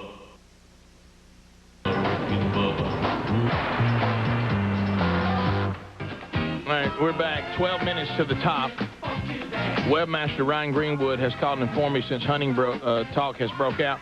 As the year goes on, there may be some other deer that some of you may or may not want to see. He has moved those over to photos on the website, and it's under the title Bucky's. And as the year goes on, anything that goes along with hunting, he will have under the photos where it says Bucky's. So right now there's only the one picture there of the deer, but he said Speedy got one, so we may end up with that or whatever, but that's where they will be. So he wanted me to inform you that. So if you can't find a picture, if one's been up there, maybe been up there on the front page long enough, it gets moved into the photos section, and it is there now.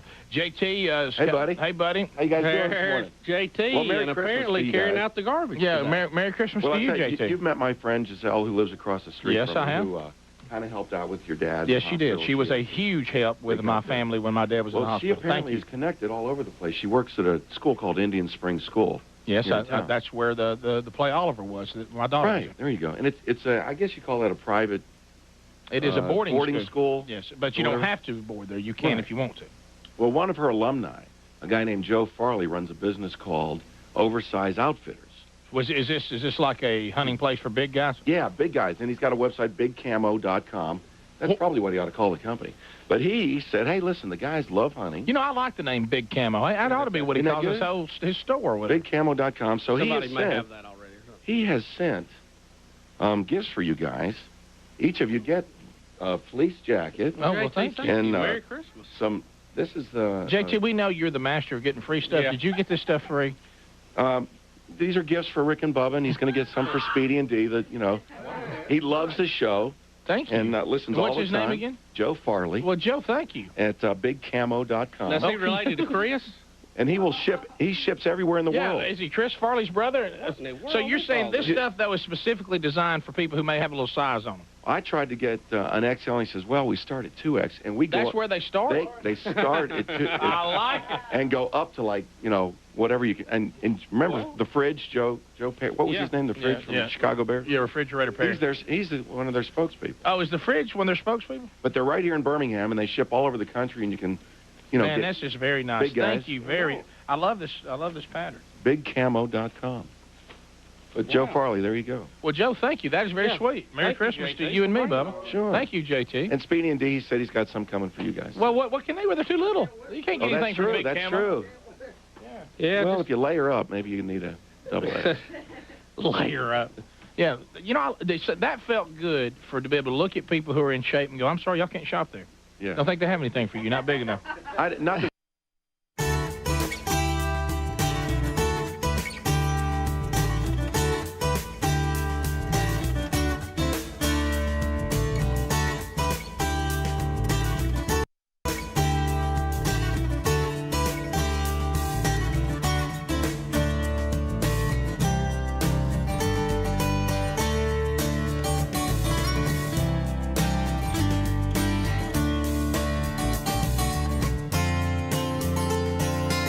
Thank you for being with us today. A brand new hour rolling from the Big Boy Studio, coming to you from Sweet Home, Alabama, to the world on various platforms, live and archived. Speedy, the real Greg Burgess, and Adler, all here today. Welcome back, Bill Bubba Bush. Rick, glad to be here, and thank all of you for listening, viewing, whatever the case may be. Maybe you're on the podcast. We appreciate you being here. However you're here, we'll take you. That's right. A couple of things to talk about. Interesting headlines today. The much talked about here on the program, Pat McAfee. McAfee. You know, this McAfee thing. The Mac attack. Oh, tank top. I did. Yeah, my relationship with Pat McAfee. I don't know what it is. I don't know where it is. I'm the same way. Sometimes he doesn't get on my nerves, and then sometimes he does. I think I should like him. I just can't make myself. I don't know why. Yeah. Speedy says maybe it's the tank top. I'm not sure. It doesn't come natural. Because it's. I think it's more the presentation. I think it's one of those. The things. haircut don't help. I don't know what somebody. You know, there's even certain foods out there that you kind of enjoy in small portions. You just don't want to eat a bowl of it. Do you think he's too cocky for a punter? Yes. Do you think if he was an outside linebacker, you'd like him better? Probably so. I think have you ever seen his highlight you may have tape? discovered something that might have been I hadn't thought about. Yeah. You ever seen his highlight tape? It's kind of funny, but he has a highlight tape of him making tackles. Yeah, that is funny. No, that's what I mean. It's all of a sudden I look and I go, I think I like this guy. Then I go, it's a haircut. I kind of wish he'd stop talking. Greg. Haircut and face combo, not a good match. Now, I don't know why this is happening. Headline, we just look at a headline, then we jump into the story. But when you read the headline, and I know it's all clickbait and all that, Pat McAfee claims God told him to stop talking about Caitlin Clark. No, I think it was that word he used that made him stop. Well, that woke him up. Yeah, he called her. Yeah, he was trying to be. He was saying that her. He wasn't saying she feels it, but this is the way that everybody her thinks opposition. Yeah. So, but it didn't go off well. No, it didn't. So he was on some simulcast. Yeah, some kind of simulcast or something, and he said the universe told me not to talk about her. Talking about Caitlin Clark. God came in and was like, you know what, pal? Probably go ahead and stop it. And then when asked why the universe showed him a sign to stop mentioning Clark in his weekly debriefs on live TV, he said, because I'm an idiot mostly. Okay. Is that his way of saying I feel bad about what I did? Is that what he's trying to say? Well, he comes back and said later, he says he did apologize. I should not have used white B as a descriptor of Caitlin Clark. No matter the context, I shouldn't have used those words. Even if I was talking about race being a reason for some of the stuff, I have too much respect for her and women to put that into the universe. He's back to universe again. Mm-hmm. So, he's just saying I should have never used that phrase, no matter how I was trying to use it. As someone with rude Tourette's, I'm going to you, Greg. Do you ever feel bad about saying things, or does that ever hit you, or do you just are you proud of them? That's a good follow-up Define question. feel bad. Well, I mean, I know sometimes. Greg, is a word called regret? With rude, yeah, there's sometimes you go, I might should have held back on that. Really? Yeah, that has happened. Surely it has, Rick. Right. Is that why? I'm trying to find an example. Is that why sometimes you follow it up with being nice? Yeah, that's what it is. Yeah. Does it ever change you the next time? Yeah. Do you ever say I won't do that again? No, that never happened. No. Because I have seen you follow up with I'm gonna be nice and overdo the compliments because I feel bad about what I said. Yeah, that's true. Well, I didn't even know anything about this story. But it rhymes with white witch. You don't remember that? No, you don't remember that? Where have you been, Adler? I forgot. If I knew it, I forgot it. But was he saying it kind of tongue in cheek? Because I don't remember the comment. The headline. Is he referring to her like some of the other WNBA players? Think of her. Yeah. You remember when she first was getting? It was like they were saying, well, if she wasn't white, she wouldn't get all this attention. And he said if she wasn't white, y'all wouldn't be hating on her. And they see her as a white. Right. Word. It rhymes with itch. And got it, buddy. Got it, bud. Got it. You can sit down. And then he said that when he first started getting pushed back, he tried to defend himself ad nauseum, saying, I really meant this complimentary. And he said, but now I realize that no matter how I used it, it made everybody upset that I used it at all. So I 100% say that's on me, and for that I apologize. And God told him not to talk about it no more. Yeah, Is that what he said? Yeah, the God of the universe. God of the universe. Well, I guess it's just the universe and then God. So also down that line, Skip Bayless apparently suddenly has departed from Fox. Yeah, he out. And I can't I was really. never big on him. I can't really get what the deal was here. Do y'all know what the story is? I don't. I'm with you, Bubba. I knew that he ended up going to Fox. I had forgotten about it. But he left on his own, is what you're saying. Is that the story, or was he told he's leaving? He left Fox on his own or left ESPN? No, whatever just happened. It says he departed. It looks like it was kind of unannounced, and now they're trying to shuffle some programs. I think to cover God the time. told Pat McAfee, and he told Skip. Right. So you didn't like Bayless? He got on my nerves a little bit. I like when him and Stephen A. used to debate Well, things. Stephen I A's thought, right there. I thought that was one of the better. Well, no, they did sports argue moments. pretty good. You're right. It's kind of like Barkley and them on the NBA. Those are entertaining to me. Oh, Skip Bayless and Shannon Sharp had that Undisputed show. Yeah. And it just their fights seemed so forced to me, and everybody was like roid raging or something. Yeah, he and Stephen A. They seemed like their disagreements were sincere. Yeah, it was a good flow, and they flowed well. But you're right. The story, when you go past just the line that he's gone, all it does is tell you what they're going to do to cover. It doesn't say why he suddenly left. He said that he promised to announce on his self-titled podcast, Bayless, that he'll reveal his future plans in the coming weeks. Here we go. And we're all just on edge waiting on it. You know, I didn't find him. Said he's going to start. Greg, this may surprise you. Pat McAfee. He didn't bother me like Pat McAfee. You know, back to Pat, Rick. That, the only thing. Y'all really don't like Pat, do you? I know he's being cute, but imagine if he really did get to talk to God. And he's thinking, here I am, and doggone, all they talk about is the WNBA. Oh, what a missed opportunity. So many other things you'd rather cover. We're talking about women's basketball. Right. Spoke to the Lord about women's basketball. So you're saying if God is going to talk to Pat McAfee, can we have a better topic? Yeah. Seems like y'all cover something deeper. Yeah. I mean, right. It's not that popular sport anymore. Well, Greg, God called him pal. Hey, pal. Hey, pal. You'd straighten up. Right. So, and it sounds like back to Fox that they just made a decision to maybe just move on from Undisputed because Skip sometimes had rotating guests when Shannon left and all that. So I think maybe they decided to, do other things and change up all their shows. Maybe more than budget cuts. And now Shannon Sharp has this big podcast that's really popular. Right. You listen to Cat Williams got on there and went bizarro, and he got tons of press, which was good for him. Who did? Cat Williams. Who You is remember that? Comedian? Yes. I don't know who he went over there. And yes, you do. He'll tell you. I really don't. I really don't. You like Shannon Sharp? He's okay. No, don't His say mouth's kind of funny. There it is. There it is. Well, have you ever noticed that? Have you ever noticed that? I don't know. Ladies and gentlemen, he's got a funny mouth when he talks. I'm sorry. Rude Tourette's. It's so misunderstood. That's what he's going to say. Now follow up with a compliment. He tried to give a compliment. Well, he's a good ball player. There you go. Couldn't do it. Right. Heck of a ball player. Stay with it. Right.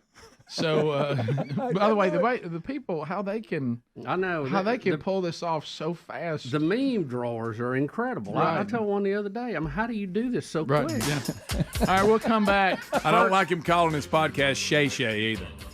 Yeah, Club Shay Club Shay. Shay Shay. That's annoying. Wait a minute, that's what it's called? Yes. I wish I'd have never like known that. That's Cat Williams right here. Rick, he's a conspiracy guy behind the entertainment and the Illuminati and all that. Never, he's a stand-up never heard comic. of him, never seen him. He's You bizarre. should hear his Michael Jackson routine. It's fantastic. We'll do phone calls next, 866-WE-BE-BIG, and you can join us. Rick and Bubba.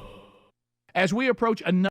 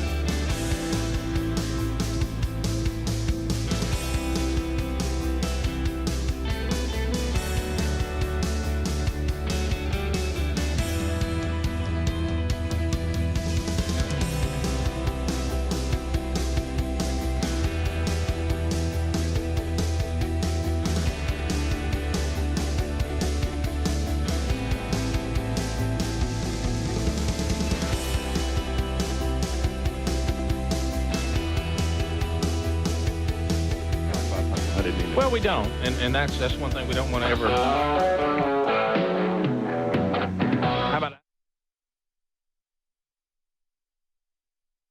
about I'm taking Michael up to Lynn Winfrey's camp this weekend. So First time ever. He's excited. So you and your son. So JT is branching out on his own, huh? Is your son interested in hunting? Very. See, the only one that's old enough to go is not interested yet. And I wasn't either at his age. I like to rabbit hunt, but I think the true test will come. The thought of still hunting when I was 11 years old was horrifying to me. You didn't want to be still, but now that you're older, you love being still. And your dad would give you a pellet gun and tell you had a chance to kill one? Yeah. Well, he thinks he's interested. When he gets up at 4:30 and has to sit in 30-degree weather for about 3 JT, I don't hours. know that you need to throw him in. Maybe just do afternoon. Well, he's just going to sit with you. Don't do him an all day, or No, we're just going to go morning. We'll go up Friday night, hunt Saturday morning, and then come back because we got the company party Saturday night. Can't stay all weekend. You going to the company party? Sure. Y'all coming? I may not be able. It's my daughter's birthday weekend. So yeah, I'm going to try to be there. I don't see any way I can do it. Our babysitters, we have just wore them out this year. I mean, careful. Where is the company party this year? Workplay. Oh, that's right. I would love to go, but I don't know.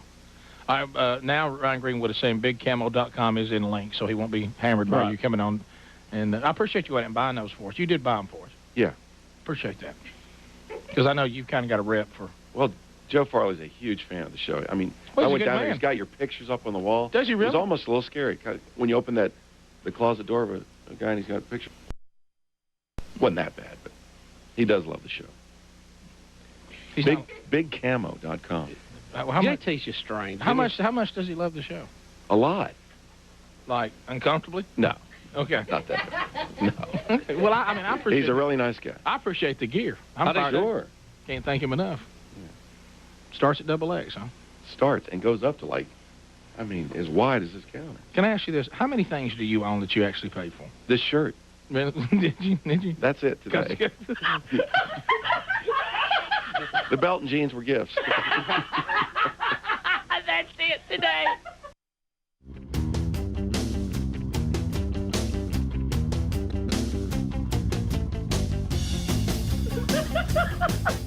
JT, you're so not right. Yeah. Well, it's the thought that counts. I'm not sure what this thought is. It sounds like to me you used a guy who's a fan of us to get you some stuff, and oh, by the way, here's some stuff for you. No, once again, I went through the neighborhood. One time like an 8X. Yeah, he said he. Yeah. Yes, he did. And Have you ever seen an 8X? Wow. Yes, I've got it at home. I put it on sometimes as a joke. It's a big one. Why? I mean, it's not just got You to should be. see the waders they've got for 8X. I mean. Yeah. So if you're a big one and you like to hunt or fish and you can't find gear that fits you, this could be the answer. Yeah. That's funny. So bigcamo.com. All right, we'll come back. Thanks to all of you who's been watching on Turner South, and we'll come back tomorrow. 2 more days to give away those color TVs. We'll have one tomorrow and then again another one on Friday. So be sure you're with us. Don't forget on Christmas Day to make plans. 6 hours of some of the best TV moments of Rick and Bubba on Turner South, followed by 6 hours worth of Elvis movies that we will host a king-size Christmas coming Christmas Day to Turner South. It's going to be strange. You don't miss it. Yeah, those of you who still have an hour of radio left, we'll talk to you and we'll come back.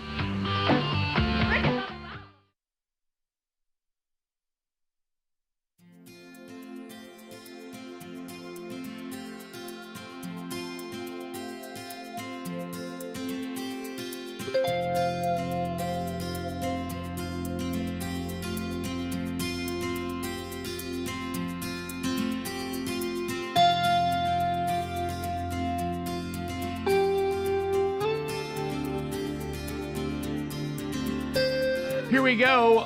First phone troll of the day, and all 10 lines are available, and you can join us. The real Greg Burgess is screening those babies right now. 866-WE-BE-BIG is our number, 30 seconds a pop. Because it is a phone troll, the old buzzer will be in play.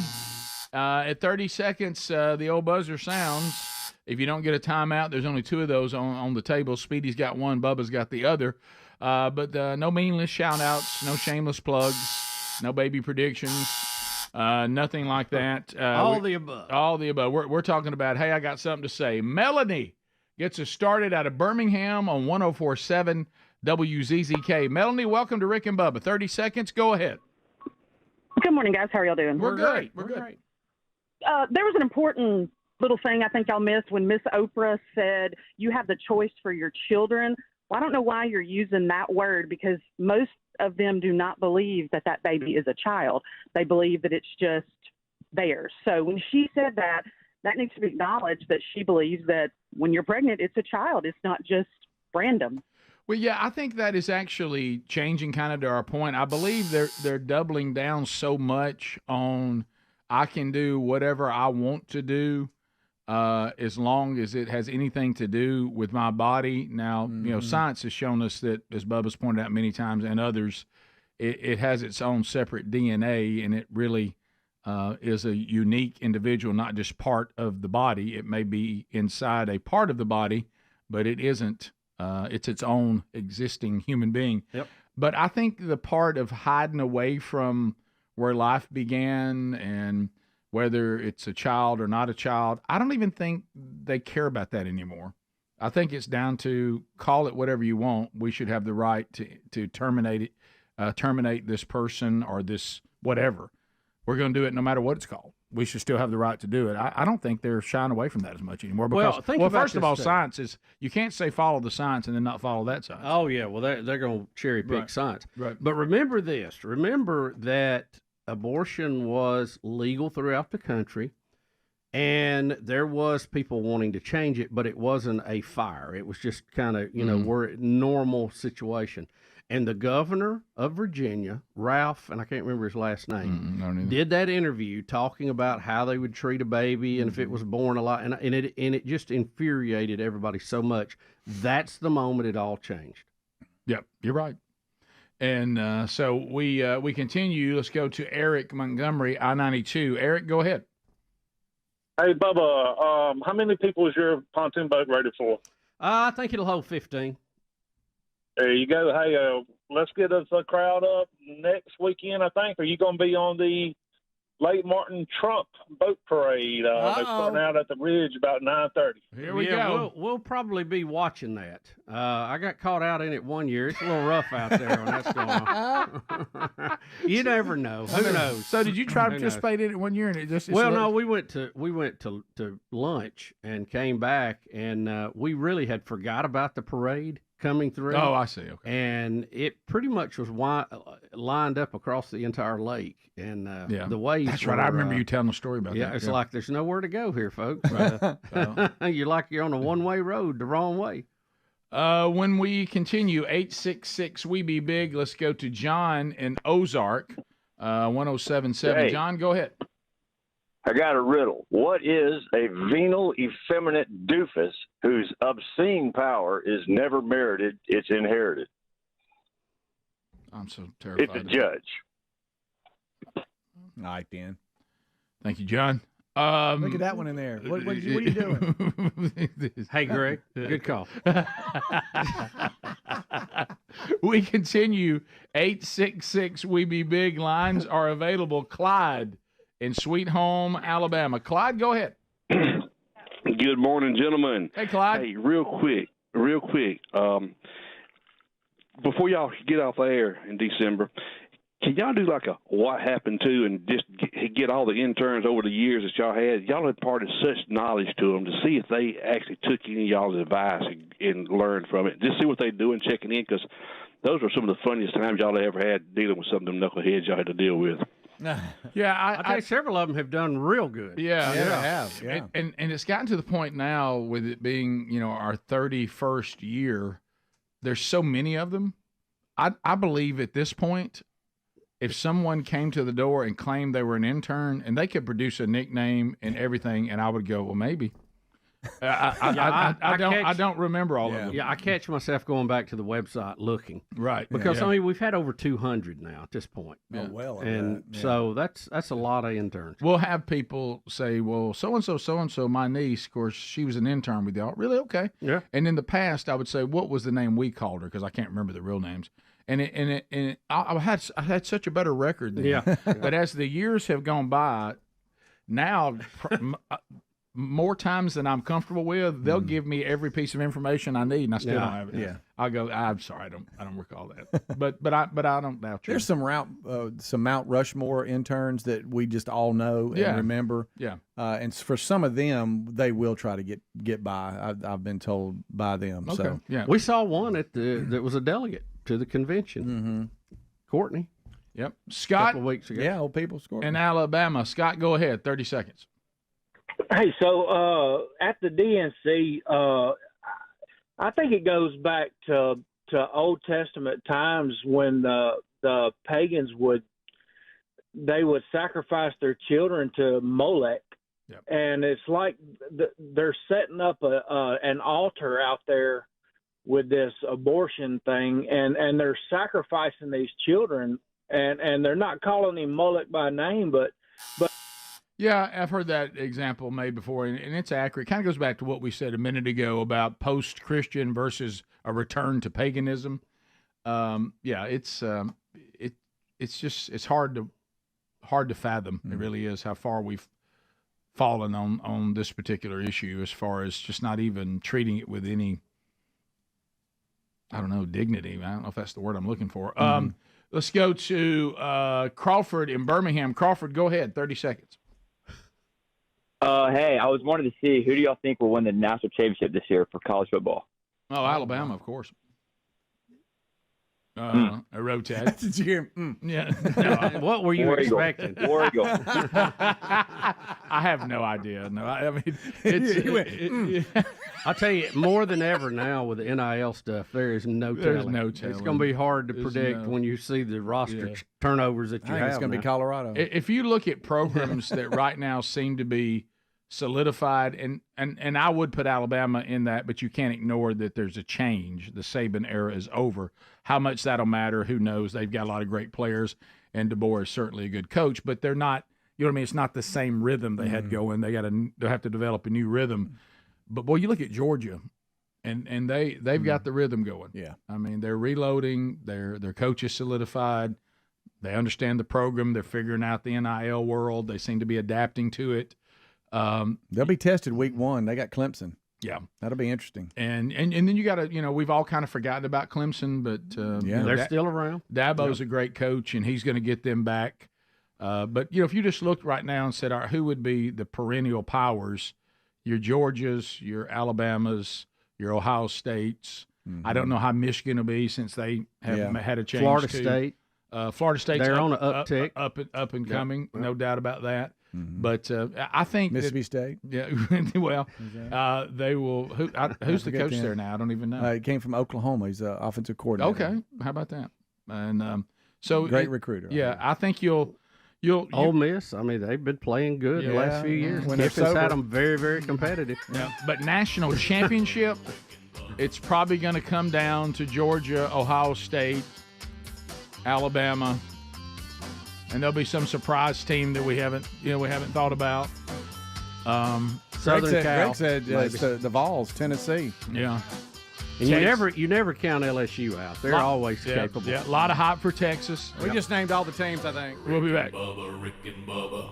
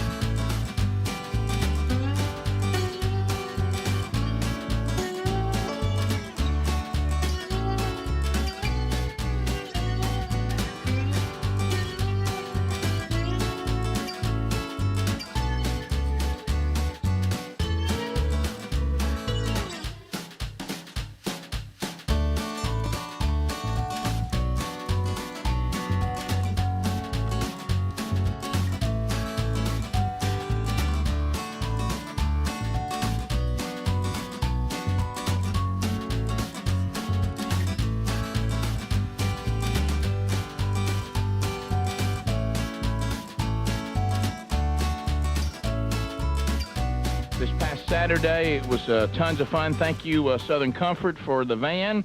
Thank you, Kirk Jarvis, for driving. Thank you, Don Juan DeMarco, for being a handler. And all of it going smooth. Thank you, Greg and Chrissy. Is it Chrissy? What his wife? Yeah, Chrissa. Chrissa Letson for their hospitality. Super nice people. They were like a liaison between Grace and our show. And our volunteer handlers. And they did an incredible job making sure that we had everything, and got to do a lot of TV and media while we were there, and had a great time. The next year to be April 2nd and 3rd. If you did not go this year, make plans to be there next year for what was an incredible event. Rick, it really was a lot of fun. Just met a lot of super nice people who very nice and all there because they were fired up about Grace and what it means to all of us.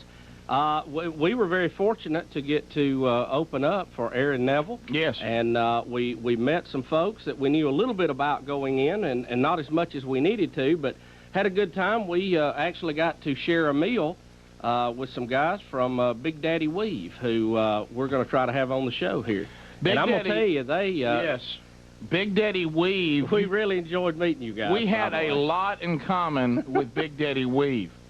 And so it was great to meet them, have lunch with them, and I know their performance was incredible. We didn't get to see it because we were on one stage while they were on another at the same time, but now that I've told everybody that we hung out with Big Daddy Weave, a lot of folks are going, wow, a lot of fans. They're doing real well on the charts right now, and they're on tour right now with Rebecca St. James, and are doing very well. So it was great to see them and watch. We saw the Apologetics. Right, saw them. They big fans of the show, and funny guys, and wow, good musicians too. Hey, the guitar player, but that's something that can go. Yeah, we got to tell Ryan about that. Hey, if you can play the whole lead solo of Freebird, and part of it you play with a drumstick on the strings. That was pretty doggone good. I enjoyed that very well. And so those guys were really funny, and met some Australians. Is it Paul Carmen Trio? Did I get that right? There I'm stepping out again. I know they're doing real well, and they own the Dove Awards, and I should know their name. I know. But anyway, those are nice guys, and he tried to assure us that Australia supports America. So, but don't try to bar his wireless mic. No, that's important. Don't touch it. You know, I guess one of the things that was funny, the first set that we did, my microphone quit working, and so we were having some fun with that, and then there was an uncomfortable. I saw Mickey Dean deal with us at Fat Fest one year, and I'll try not to do that to anyone who's like doing a stand-up routine. The band clanking and doing check behind you while you're trying to talk, somewhat distracting. And but the good news was, and it was probably my best line of the whole weekend, is I turned around and I said, you know, no matter how frustrating I'm getting with all of you, it's great that this is a Christian event because I have to forgive you. Sure. You know what I mean? So, and that got a But I certainly felt like turning over a table or two. Yeah. Right now I'm having to fight a Jesus urge to take the drums and start throwing them everywhere. But I did sit down behind them and do a solo, which their drummer didn't care for. But it all, again, we're brothers, so it all worked out. We were very forgiving. They were not sure about how we do things, and we weren't sure with them, and that, you know, that happens. But it all worked out. I felt like we all got along great after the noise had subsided and we finally got back to our set. You know, too, Rick, uncomfortable moment right as we were leaving. When we go out and do these events, a lot of times we wear our old softball jerseys. Yes. And you had yours on, and I had mine. They're very hard to get made. Yes. They're very expensive getting them made. So if you don't believe that, just ask anybody that's bought a Reuben jersey. Yes. Right. And we were just about to leave when I saw a young lady holding your jersey that you had on. Yes. And she asked me to sign it, and I did. I said, wow, how did you talk Rick out of this? And she said, well, I have someone who has is fighting for their life right now.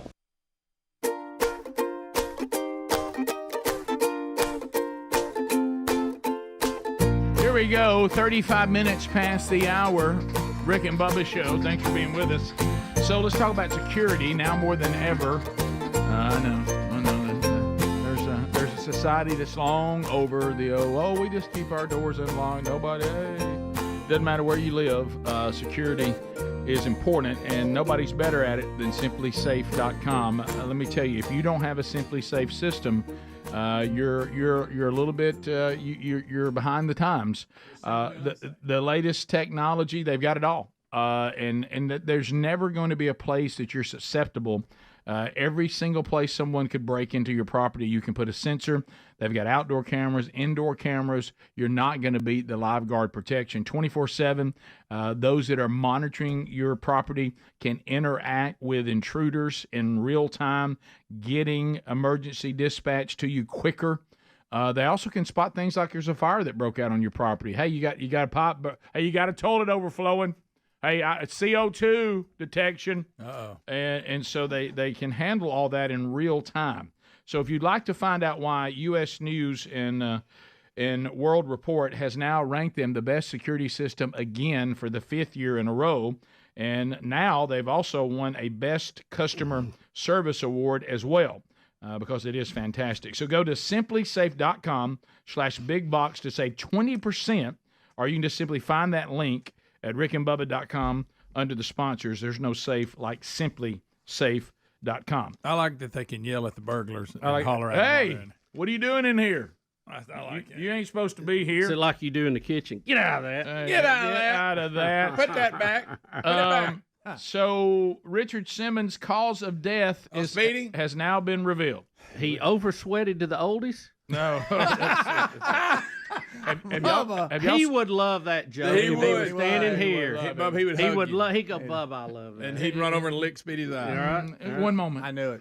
We couldn't go 30 seconds. I knew it. Well, but Live like you were dying. Hey, it's Richard Simmons, and I'm squeezing my country buns with Rick and Bubba. have you seen people Classic. showing Tim Walz come out and his crazy antics, and then they'll show Richard Simmons on a split screen? And they do. It's very similar. Very similar. It is very similar. He's supposed to be that old. I'm a former football coach, and I'm Look at him tearing that sugar up. All right, Greg. There it is. Wow, Speedy. Wow, it's a long time. Look right there on Richard's face, dude. That son was grinning. He's happy. He is grinning. He said, "I've been wanting to do that for years." Mm-hmm. And you know what the cause of death is? You're not going to believe this. They think that something entered through his eyeballs. Hey. No, Hey. it was a virus. No, This was a real person. It was a combination of two well-known things: person. a recent fall that he had, and Pink heart eye. disease. Yeah. And heart disease. They said No, the wait a minute. toxicology report was negative, other than medication he had been prescribed by his doctor. So none of that. Yeah. So none of that. fall in going the on. bathroom, I think, is what first came out. Wait, I got a That bad he heart. fell. I'll fall, and that The pushes- bathroom will kill you, people. Yeah, I mean, it will. Oh, It yeah. will. Yes, sir. If It's dangerous. you fall in there and hit your head, you could be a goner right quick. Hey, A lot of that's seriously, happened. public service announcement. If you have a fall and you hit your head, go get checked. Yeah. Yeah. I mean, it can. Yeah. I mean, these little things.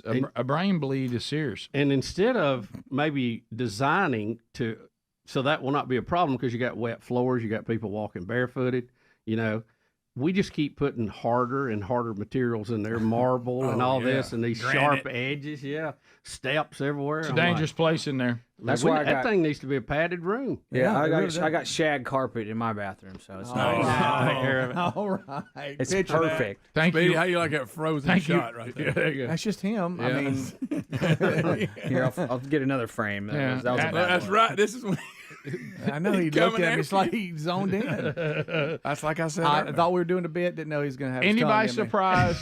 Anybody surprised by the phrase "heart disease" with Richard Simmons? Well, I am because he was healthy. Yeah. Well, he looked to be in shape. He sweated to the oldies. I mean, he dealed meals. He dealed the meal. Strong grip. Yeah, look at that. Well, look at this he point. was It's like, well. good night. He went back. He's holding Speedy down pretty good. there. He went back. So strong, so much stronger than you think. Yeah. See him right there. That son of a gun with If he grinning. saw Like a something he monkey. wanted, he'd go get it. He go get it. He's on you like a spider monkey. I'll tell you one Tell you thing. what. I've heard of deal a meal, but this is over the line. Yeah, it That is. afro You know was what a that little is? close. Deal a thrill. Oh my goodness! Deal a thrill. Just happened so quick.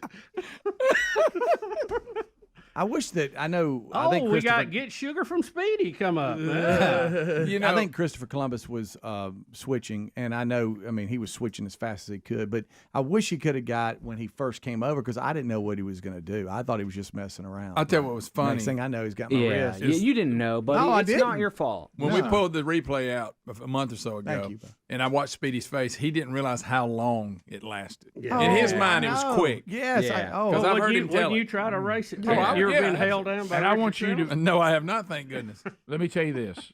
This is something you need to really deal with today, because I guess that we've been neglecting this a little bit. Listen, look at me. Look at me. You're not at fault here. No. Thank you. Okay. Thank all right. you were assaulted. Say it again. You're a victim. Yeah, we're a victim, and no means no. Me too. You know, no matter how flirtatious you might have been with him, I wasn't Speedy flirtatious. didn't yell no, Rick. Nothing justifies this. Rick, he didn't yell no. No, well, Speedy. Well, because I didn't know. You got a case I'd like for to think he harassment. was thinking no. I mean, Yeah, it just happened so quick. I mean, and I wasn't the only one he targeted. I saw his Now, you're his right. Don't introduction you blame to y'all yourself. too. Don't He you went blame around the yourself. room. He did. Yeah. He spread did. the love. He Don't you? sure did. When he passed, Got up did on your that eye- counter too, Rick. Did your eye twitch when he passed? Oh, it was so wet. Right. Speedy 2, instead of me 2, Speedy 2. Yeah. Oh, you're off. You had it. You I'm had just it. trying to help the victim we have here. Right. Well, Do you sense he may have blamed himself? Yes, they always do. Yeah. dang, I shouldn't look so Speedy? good that day. I know. I shouldn't have worn that Kango I hat. shouldn't have had my shirt tucked in my big belt. That buckle belt. If I could reach you right now, We were I during can't get to you. You know, the 20th anniversary tour, and One button too many. it would show the highlights out front, and me and Speedy were backstage, and y'all would go out, and the highlights behind you. It showed something he did. He goes, "Oh, so I was tucking then." He had like a baseball jersey tucked in blue jeans. Yeah, like who tucks a jersey? We were saying, he goes, "Ooh, I was tucking for some reason." It's not your fault. It's not. Thank y'all. Yeah, don't And blame yourself. I look back at my past, and I'm not happy about anything. My choices, hair, clothes, anything. Nothing. Right, I'm still but amazed that at wasn't how on strong me. he was. I didn't say come lick That me. was. I didn't say that. No. The way Amazingly he strong. held Speedy down. I mean, he doesn't look that or Well, he's done it or before. with somebody faking like they couldn't get up. Hold me back. Greg, we were making progress. No, but no, watch his hands. He No, clamps down on me. I couldn't, and then I slide Good down. night. Right there, you nearly went back of that. No, afro. you don't understand. He's well because I was trying. I almost pulled his hair. Is why. Just calm down. That's Well, I almost pulled his hair off. Are of you him. calling Greg a little bit of Brer Rabbit? Don't throw me in the brush. just Yeah. a little. Oh, Richard, don't attack me. No. Please. All right, see, I now- can't look. I can't get up. You're terrible. So now I'm about to come over the desk. Every amount of progress we made now all gone. Yeah, because you just said this is I'm Tourette's. sorry. He just Every said it time we wasn't my bring fault. this out, every time It wasn't your fault, it Speedy. just- Oh no, you're going. Oh, come get me. I know. Oh, I Richard, know. you're so strong. No. I can't get up. All right, so I almost. Have you ever grabbed Sweating like with I almost oldies. grabbed his hair here and pulled it off, pulled him off of me because it got. It had a got on me. caress look about it. Right. No, And don't I pull sli- his hair. And I slid down the seat so I couldn't get any traction. Please look at him right there. You know what he's thinking? What just happened to me? Speedy, I feel for you in that. That is I do. terrible. Thank you, Bubba. Yeah, all right, let's quit watching that. Right. Yeah, let's stop watching one more time only.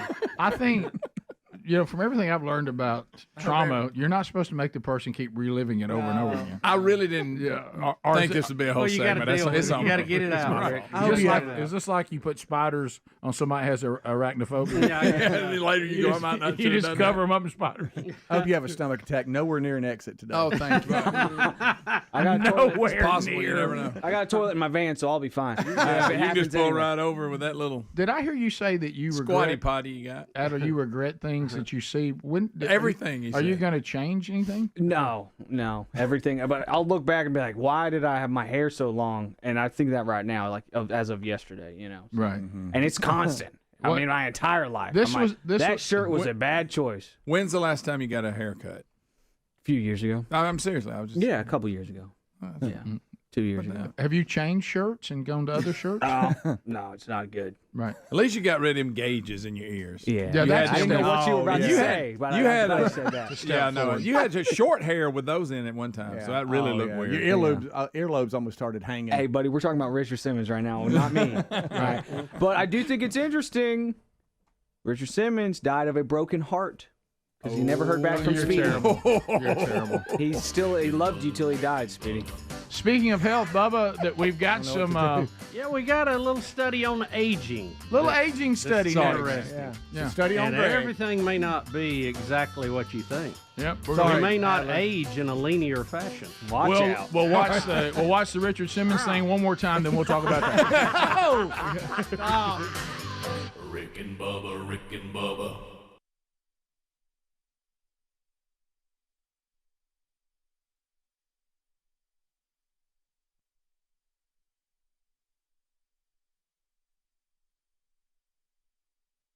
that some of you may not be aware of. We were on a cable channel called Turner South.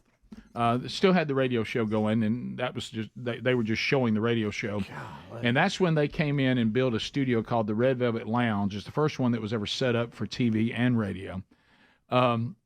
So Richard Simmons, in his many appearances on the show, someone has found that they used to tape us on Turner South, and they found one of Richard Simmons' visits to the show, and it is completely out of control. I'm giving Patrick Campbell possibly Richard listener of the Richard. week. Yeah, he may have more than that. He found some downloads, Rick, from that and from the old website. It features Vicky Quest. I hadn't gotten to those yet. What? Richard Simmons, which we're about to see. Dean and Company. Bathtub races in the parking lot. Bubba. John Snyder.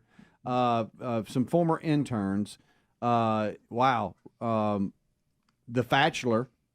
And a lot more. So, but this is Richard Simmons he's entering the Red Velvet Lounge. This little fella, it's mania. He goes bonkers Bubba, in the watch studio, and I didn't realize Bubba and I both have to encounter. Now he goes after Speedy in a big way, as usual. It was a return visit for Speedy. Yeah. So, and Don Juan, and also Christopher Columbus. Yeah, I wasn't the only one. Former TV producer. Well dressed as Chris was. I know he went out. Here we go. Your excitement. Ladies and gentlemen, put your hands together for Mr. Richard.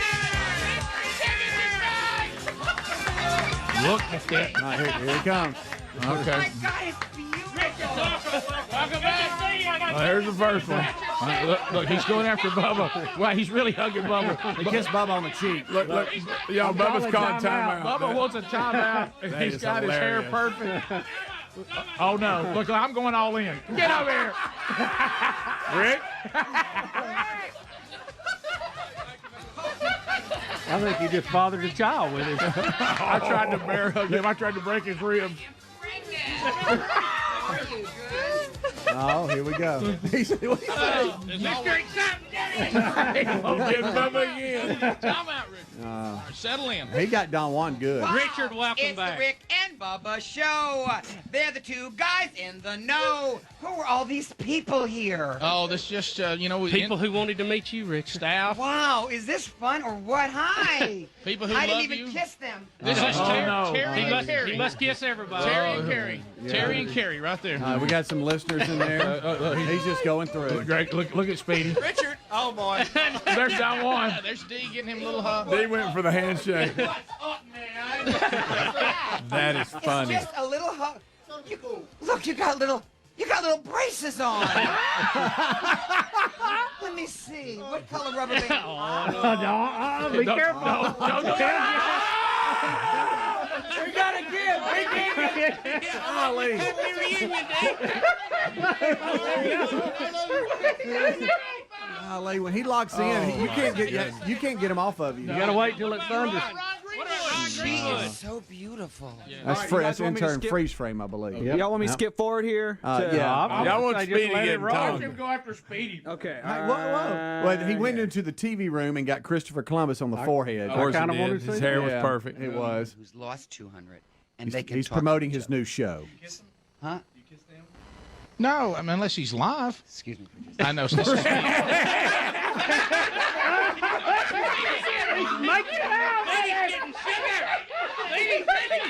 He had his hand. He's groping Speedy. He doesn't have a hand.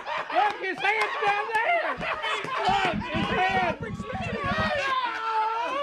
That was the eye. That was the eye incident. That was it. That was it. Speedy. Speedy, I'm sorry. You claimed he had his hand over, but I don't see that at all. His hand's holding Speedy's hand No, it down wasn't by the that. chair. Oh, that's what I'm saying. Once he holds Stop you down, everything. You Stop can't Stop get away. everything. That's the eyelid. Go back. This is the eye. This is the eye incident we've been talking about. It was my left eye. This is you the wiping second it. And he didn't lick it. He stuck it in. Like Okay. okay. That's what I thought I saw. Speedy, you got accosted. Yeah, see, y'all seriously in today's world. At the old Q studio, he got him the first time. did. That's the second time. Yeah, I didn't know the second time was the eye. I had forgotten about this I did particular too. time. All right, let me say this. When he starts to go, excuse me. If you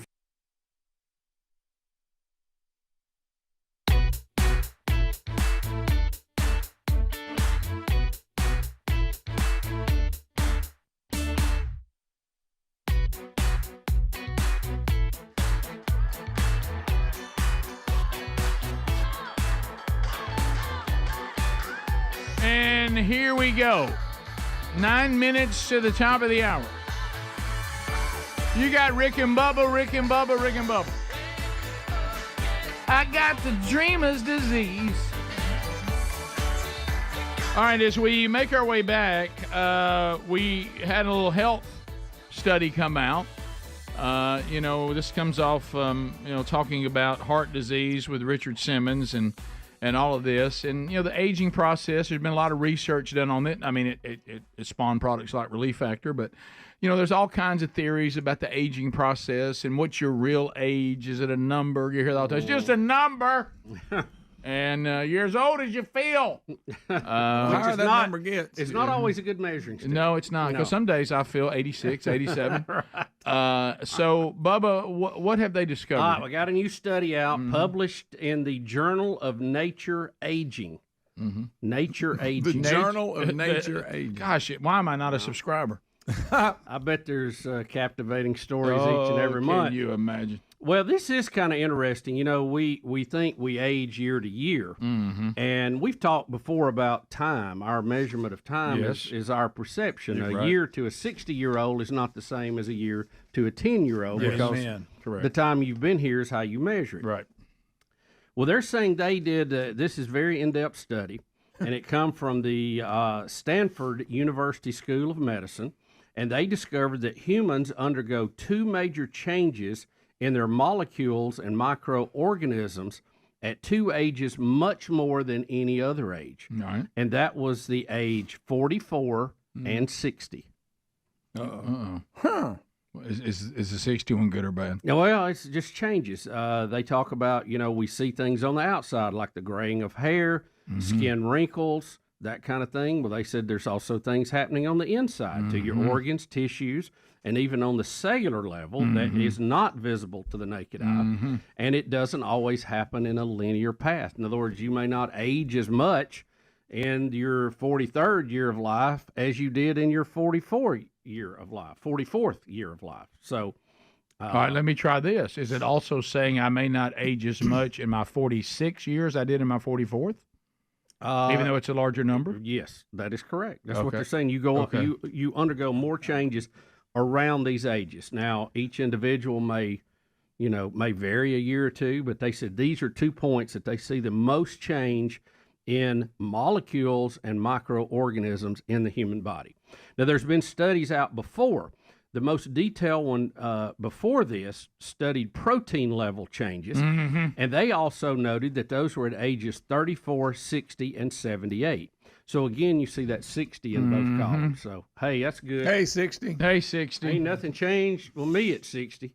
Yeah, I look like what are y'all talking about? Yeah, so 60 made both lists? Yeah, 60 made both.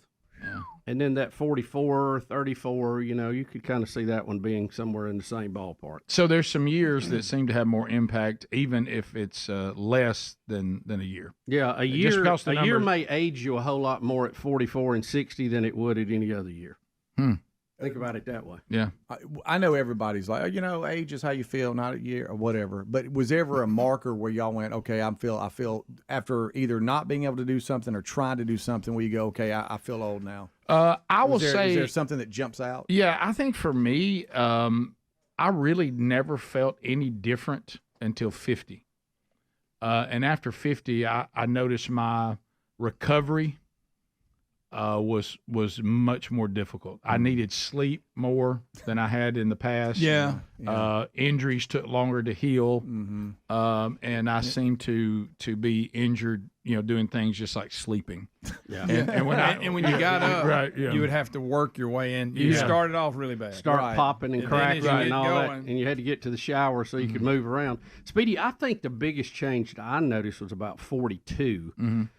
Which you could round to 40. Yeah. But when I had to start getting, picking up reading glasses.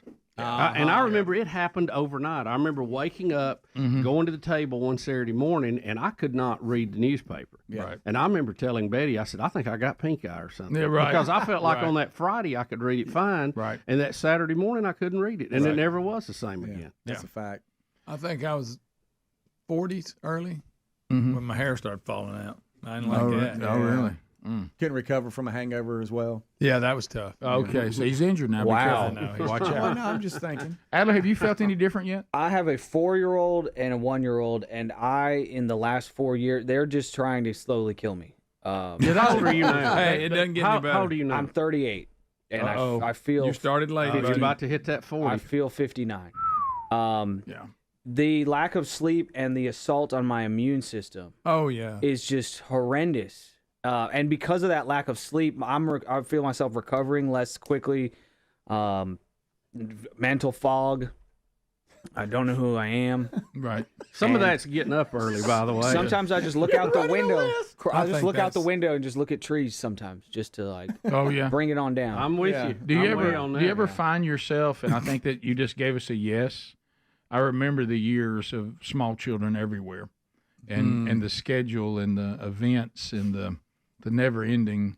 Thank goodness you were young then. Yeah, and I remember what you're talking about. Did you ever catch yourself in a car? You'd look over at a house and you wondered if their life was like that, and you would see two people that are now our age now, and they were like laughing out in the yard and like they were just sitting in chairs, and you thought, is that possible? Yeah. When? You ever transfer yourself over there and think, I want to be them? Yeah. Can I be them? Right. Yeah. And so that was Erin had an open house last night at school. Ooh. So she was at school till 8 o'clock. No, last you was night. in charge then. So it was Charles in charge last night, and I set up the baby pool and water balloons, bubbles. You had to go to water balloons that quick? well, that was pretty quick. They ate more snacks. I think I'm bankrupt now. The amount of snacks we have. I was just like, who wants a snack? Right. You're This is crying? dinner. Snack. Yes. Snack. This is dinner. Yeah, my grandkids will tear a snack up. This is dinner is a great dad line to say. I was at a pool party this weekend. They handed out pizza. It was like 5 o'clock. Yeah. And the dad made the point to let us go, hey, this is dinner, guys. This is dinner. is There won't be dinner." anything later. This is dinner. Eat this pizza now. Right. No, you're right. You can't believe somebody's provided dinner. Yes, yes. Now, well, you said your immune system's taking it. Shouldn't that make your immune system stronger when the sick kids are around you all the time? It was definitely worse with Ruby's first 2 years in daycare. I think I'm getting less sick with Ezra, so it just had to get back to the you got to just be ready. You got to have a biodome.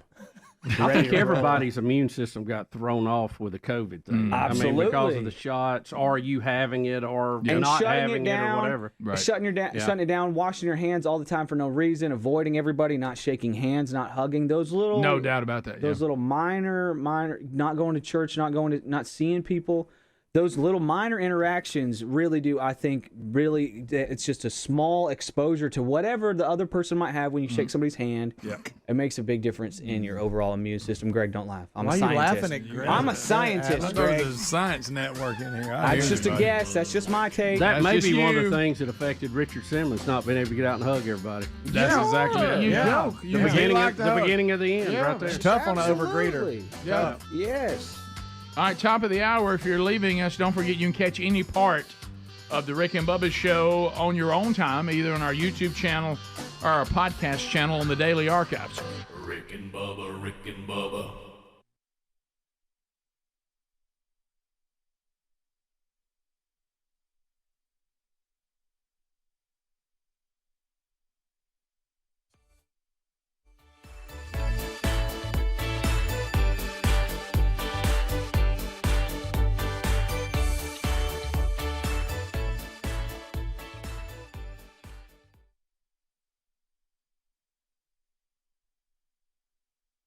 Show that's now on satellite radio, and then he says something, and Speedy says, "What, do you kiss them too?" And that's when he stops. Says, "Wait a minute," and he goes after Speedy. I mean, Because that was the theme all morning. He was running around kissing And everybody. Speedy had this his big hand against over the his wall. mouth, and then Richard takes his hand and He holds does. it down by the and chest. puts his tongue in Speedy's eye. I think this requires parental advisement. I think you're right. Yeah, Put I the really kids do. up. You don't want to see this. His wrist strength was amazing. I bet it was. So listen off mic. Speedy said, "You kiss them too," and that's what he That launched. set him off. Watch this right here. Watch this. Okay. David Copperfield. Talk to each other.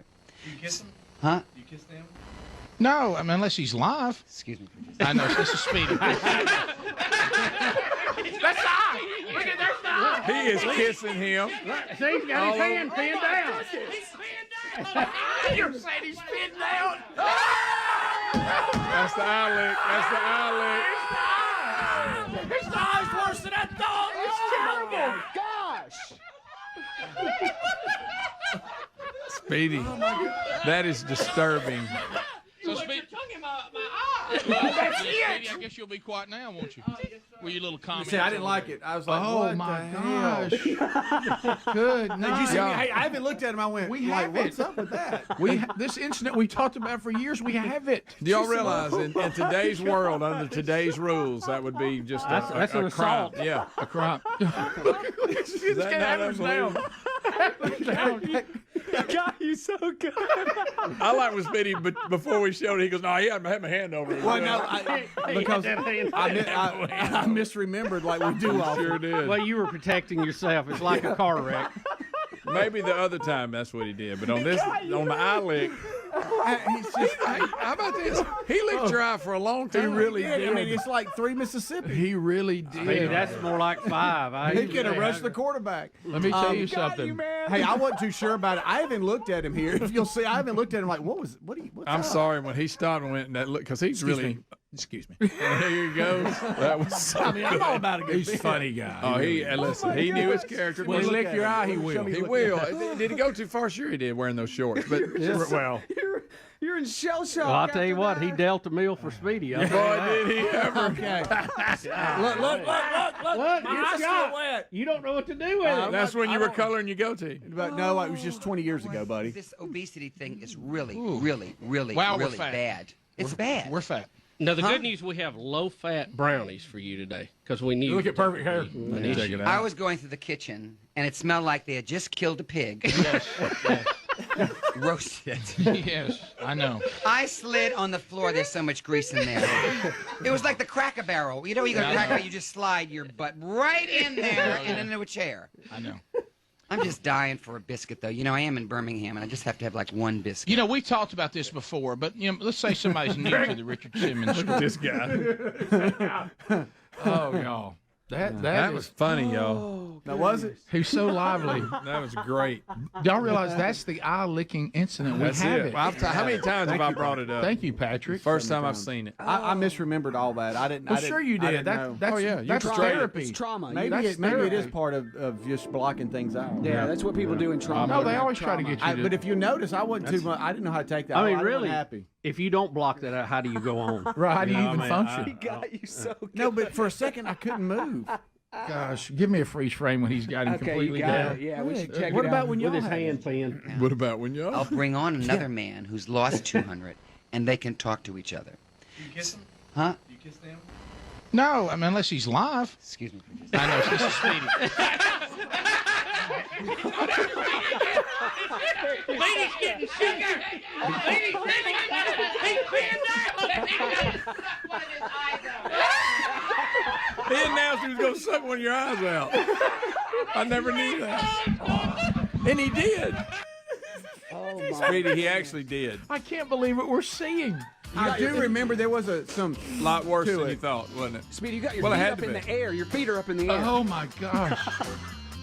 They are. What? His feet are in the air. What a memory! It was so painful, I blocked it out. I'm so What a glad I know we Speedy did. had to. What a memory!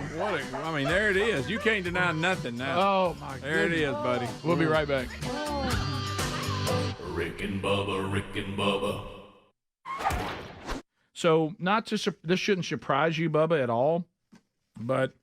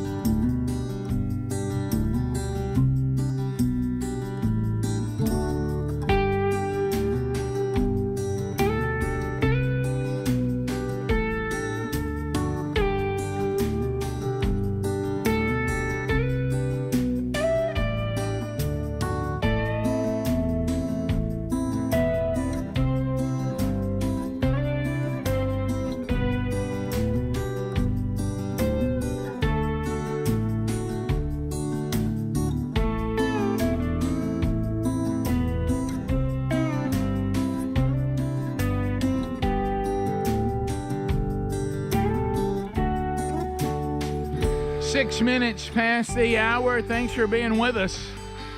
From the Big Boy Studio out on the bleeding edge of technology from Sweet Home, Alabama to the world, welcome in Speedy, Greg, Adler, all here today. And welcome back, Bill Bubba Bussey. Rick, glad to be here. Thank all of you for joining us. And, of course, we only ask for 5 hours each and every day. That's all. A mere 5. A mere 5. A new Rick and Bubba University, the podcast, recording it today, Lord willing. It'll be out this weekend. The book's called October 7th, The War Against Hamas Through the Eyes of an Israeli Commando Officer. And we'll interview the author, and we'll have that look and have a little tidbit for you, a 45-minute conversation wherever you get podcasts this weekend. So we've been talking about a number of topics here, and we discovered a long time ago that Greg has rude Tourette's, and we've uncovered that and talked about it. And so it's a condition. I don't know if this is a condition that's in the same world. Pointy toe syndrome. Yeah, right. Yeah, that. So PTS. a lot of Restless leg. a lot of people in our lives know us very, very well, but there's few people that know us as well as our wives, because they spend the most time with us, and they've been with us. All of us been married a long time. And I don't know, I guess I've never noticed it, maybe y'all have, but Sherry has made an accusation that I tend to be a smart aleck. Have y'all noticed that? Oh, no, not you. That I have Seriously? I always have to have some kind of reply that's a little bit. She says it's like uncontrollable. Mm-hmm. I can't just answer a question. I have to say something that she keeps saying. I don't know what she's talking about. That I tend to be a little bit of a smart aleck. Probably using the wrong tone. Yeah. Yeah. So Rick, I know you more than anybody here. Yeah. And I can see. Is that a tendency? It's gotten worse as you got older, but Right. So, all these different scenarios that you deal with in the married life, and this has been an accusation, and I've been asked to try to do better with it. And so we have, when you live in a climate that is like a tropical rainforest like we do, usually you get enough rain, in buckets. But sometimes if you go through any amount of time with the intensity of the sun right now, the evaporation from bodies of water is substantial. Mm-hmm.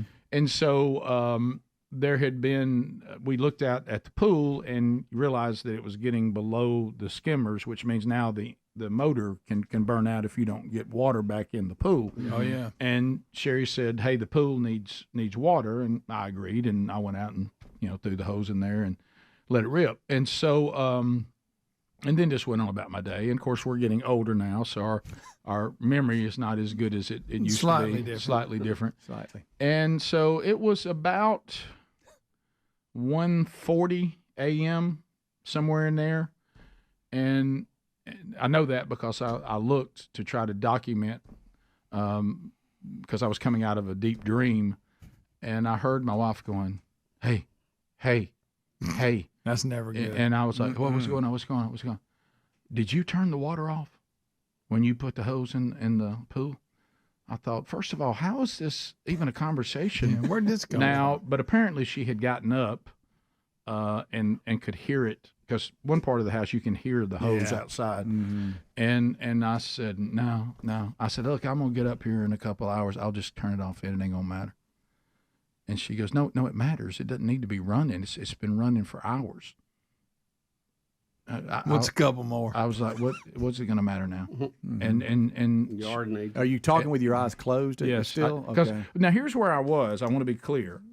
And y'all know this. When you get up really, really early and it's a work day, what you're trying to keep from happening is you now become so awake you can't go back to sleep. Mm-hmm. Right? And you need it. You're like, if 1:40 is my rise, if I rise at 1:40 today, that's going to hurt. Mm-hmm. And you're not wanting to get, completely awake. So I'm trying to say right now, if I'll close my eyes, let's just end this conversation. Mm-hmm. And she said, later. No, it needs to be turned off. So I get up. It has to be. So I get up. How's your attitude? Not good. How's your hair? Not a great attitude. Sleep? I want you to picture Was me you being a smart aleck? Not trying to. Well, that apparently that in happened. your underwear. So I got up and I thought, well, let me go turn this off. Man. So I have to go from where we live down into the basement, out the bottom garage. A lot of traveling. How's those stairs feel on your feet? Rough. Back to the agent, I made noise because I'm all stiff from sleeping. So I'll walk out there. I have nothing on but underwear. Sorry, I don't want y'all to have that visual. I've never bought into the boxers, any of that. You're in your whitey tighties. I'm still wearing whitey tighties. It's grippies all the way. Okay. I mean, it looks like somebody took a Sharpie and marked on one part of my body. That's how close to being naked I am. Okay, and get that one. And so I realized that I can just open the garage, reach out there, and I turned it off. Garage back down, back through the garage, flipping lights back off, back up the steps, into the bedroom. From the darkness, I hear the following. Did you turn the water off? Mm-hmm. Now, this is where Sherry said it went south. Well, instead of just saying, yes, dear, according to Sherry, that's what I should have said, I said the following. Nah, I just wandered around the house, went outside for a minute, stood right by the hose, and just decided not to turn it off. Not helpful, Rick. It's not helpful. And so, apparently, from the darkness, that was not received well. I was going to say, what was the response from the dark? It's I'm sure at some point Sherry will speak to me again later today. Yeah, when finally I just wear her down. But apparently, from the darkness, I think I recall, because I was trying to shut my eyes as quick as possible. Why couldn't you just say you just turned it off? Why couldn't you just say yes? And I don't remember saying anything else as I tried to. You didn't want to turn around and go, yeah, but let's break this down. Yeah, no. Did you really think that there was a possibility that I didn't? Yeah, and I said, baby, I'm trying to go to sleep. And then, of course, what I was getting then is apparently you're not so sleepy that you couldn't be a smart aleck. Well, that's a valid point. You're hurting yourself, Rick. She should have come back to you and said, well, you forgot to turn it off. I didn't know if you remembered to turn it off. No, that's on me. Originally. No, totally on me. I should have turned it off, and I didn't. I own that. But I just wasn't prepared for me to be gone that long and then return to make the effort with the question, did you turn it off? I mean, was it? No, I didn't do that. And apparently. I ate a sandwich. Was it running over when you got there? He just turned. I couldn't see it. You couldn't see it? I couldn't see it. I would have had to walk even further to see that, and I just didn't. But I think you stretched as far as you could to reach it. Right. I barely was outside of the home with 2 fingers. You didn't want to feel like you were. Because, guys, I'm trying not to get so awake I can't go back to sleep. I know. So I just walked around. So I'm coming in, look dark, not wanting to wake her up. So thinking if she'd gone back to sleep. So I'm coming in, and it's dark, and I'm trying to get to the house, and from the dark, did you turn the water off? No, I just been wandering around the house. Thought I'd walk out onto the driveway, stand right by the hose, and just decide not to turn it off. Ain't gonna do it. Well, if I'm sleepy enough, I might do that. Right. Walk out there and come back. But to your point, Speedy, and we're quoting Sherry now. She thought since I didn't remember to cut it off, maybe I wandered around the house and didn't cut it off. Right. But the bigger point was she said this. I keep making the case that you're an uncontrollable smart aleck. That smart aleck comment was not necessary. And so she said that in the dark back in the dark. Okay. No, I'll be honest. That was uncontrollable. She said, "Why can't you just say yes, I did," instead of saying something smart? And she's right about that. I guess I need to work on it. It's been tough to let that one go. How long did you have to go back to sleep? Took me about a half hour. Did you have to turn a couple times? Well, then you get to worrying about, wow, I'm in trouble for the rest of the day. Yes, Rick. And that gets in your mind. You hurt yourself, Rick. Yeah, I know. No, it's right. Totally my fault. Funny, though. I need to work on it. You learned a lesson, Rick? Yeah. 15 minutes. Work to do. More Rick and Bubba coming up right after this. Rick and Bubba, Rick and Bubba.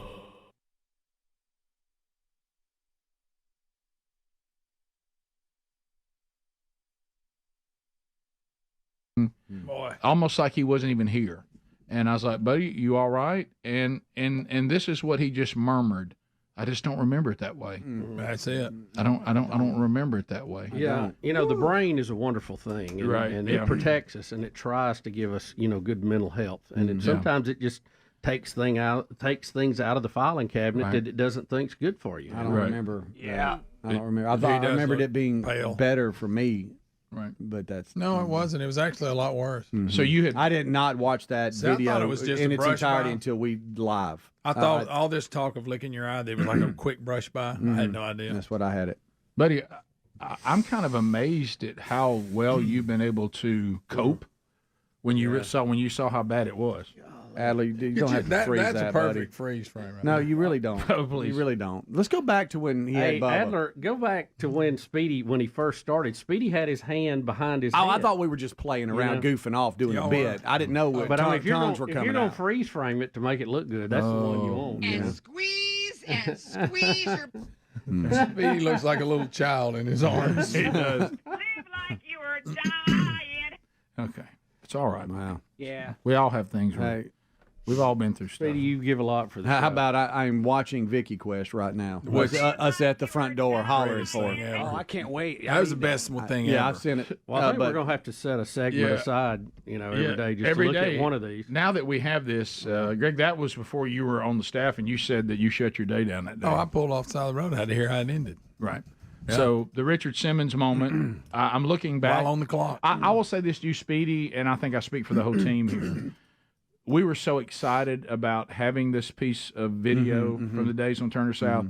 We probably could be accused of being a little reckless of throwing it out without you seeing it all the way through because we were so excited to get it on there. Yeah. And I'm sorry that you had to deal with what Bubba just talked about, how our bodies and our minds try to protect us from trauma. And what we did is made you see something that your mind had protected you from, had made you think it wasn't that bad. My mind was protecting me from it too. Bubba, when you were trying to get a timeout. timeout. Thank you for thinking of me, Bubba, because I heard you on that going, oh my God. I had watched it up to the beginning, and I thought it was just quick and stopped, but it just kept going. Do you see how quick he tried to hold my arm down? Yes. Are you okay? You've done that before. I'll say this, Rick. You're not off the hook either. Right Rick, now. you're not off the hook. I didn't realize that your encounter was like Well, that. here's what I did. Yeah, I will thank give you, Greg, I for will this. give you my strategy. Now, his is worse. Because apparently I'd done a mind sweep. Okay. Yeah, you didn't even remember it at all. No. But let me tell you what my approach was. And if you watch, I said there's no stopping him. I'm going to see if I can overwhelm him. Yeah. And I went after him. You know what I mean? Like trying to see if I couldn't crush his ribs. It was quite and unfortunately, I miscalculated how much he would enjoy that. He jumped up and Let me tell you wrapped up. something. He had Rick a with smile on arms his and face. legs. He bounced around this studio like an effeminate monkey. He did. And, I mean, his energy in those days, you couldn't contain it. Oh, yeah. No, It's hard you to really imagine couldn't. now that He he's had dealed a recluse. meal, and he was ready to go. Yeah, You couldn't contain it. And swept Bubba, to when the he oldies. first encountered you, when he came into the studio and came, they cut away, but he kissed you on the cheek. I mean, kissed you on the cheek and then tried to bear hug you. See, watch this. If you'll watch him, He's kissing Don. Poor Don won, as too. he comes in, Bubba. I think your left cheek when y'all You're okay for a minute. Then when he you sees you. when you embrace, it's right there. I don't know what you're talking about. Yeah, no, he just see Oh, right there. He yeah, just kissed yeah. you. He just kissed you. That was a kiss. Yeah. Well, it's on the cheek. Yo, he kissed Don Juan pretty hard, too. Yes, he did. Yeah. Why do I have that thing around Yeah, my my ear? That's cheek how we wasn't- used to. My cheek wasn't wet. Yeah, what was it? When That's he left. how we used That's to- the thing. See, I'm trying to squeeze his ribs, and all he does is love it. You know, he loved the bounce, Rick. I think the bounce is what you got right. Yeah, He screamed, "I'm pregnant." He did. Right. Did he say that? Yes. Yes, he Oh did. He my wrapped gosh. you up, Rick. So that tells you a whole nother. He wrapped his legs around you. Yeah, Rick. I did a mind sweep. I didn't remember me being involved at all. Get after Bubba again. That visit, I had forgotten about. Right. See, right there, Speedy, you don't know your eyes finna get lit. Well, there's a You reason. have no idea. There's a reason, Bubba. You would think this would be enough, but there's a reason that you and I can't forget the first one, and that's the time that he started crawling around on the console. Yeah, and he was. Boy, did he. That was at the old Q studio. We got to find that video. There's two videos of him in it. One, he is just running all over the place. Right. Actually, three. There's one where we get up and do one of his exercises with him. Okay. Good night. That looked like he was doing exercise then. Thank you, Greg. Look, Y'all wanna there's see Don. this There's right Don Juan doing it right there. Y'all want to see this here? What is this? He's- What?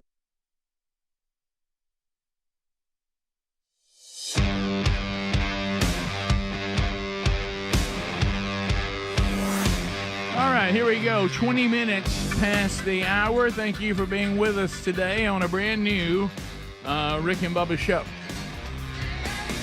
Bubba, to the world of space. Earth below us. Everybody.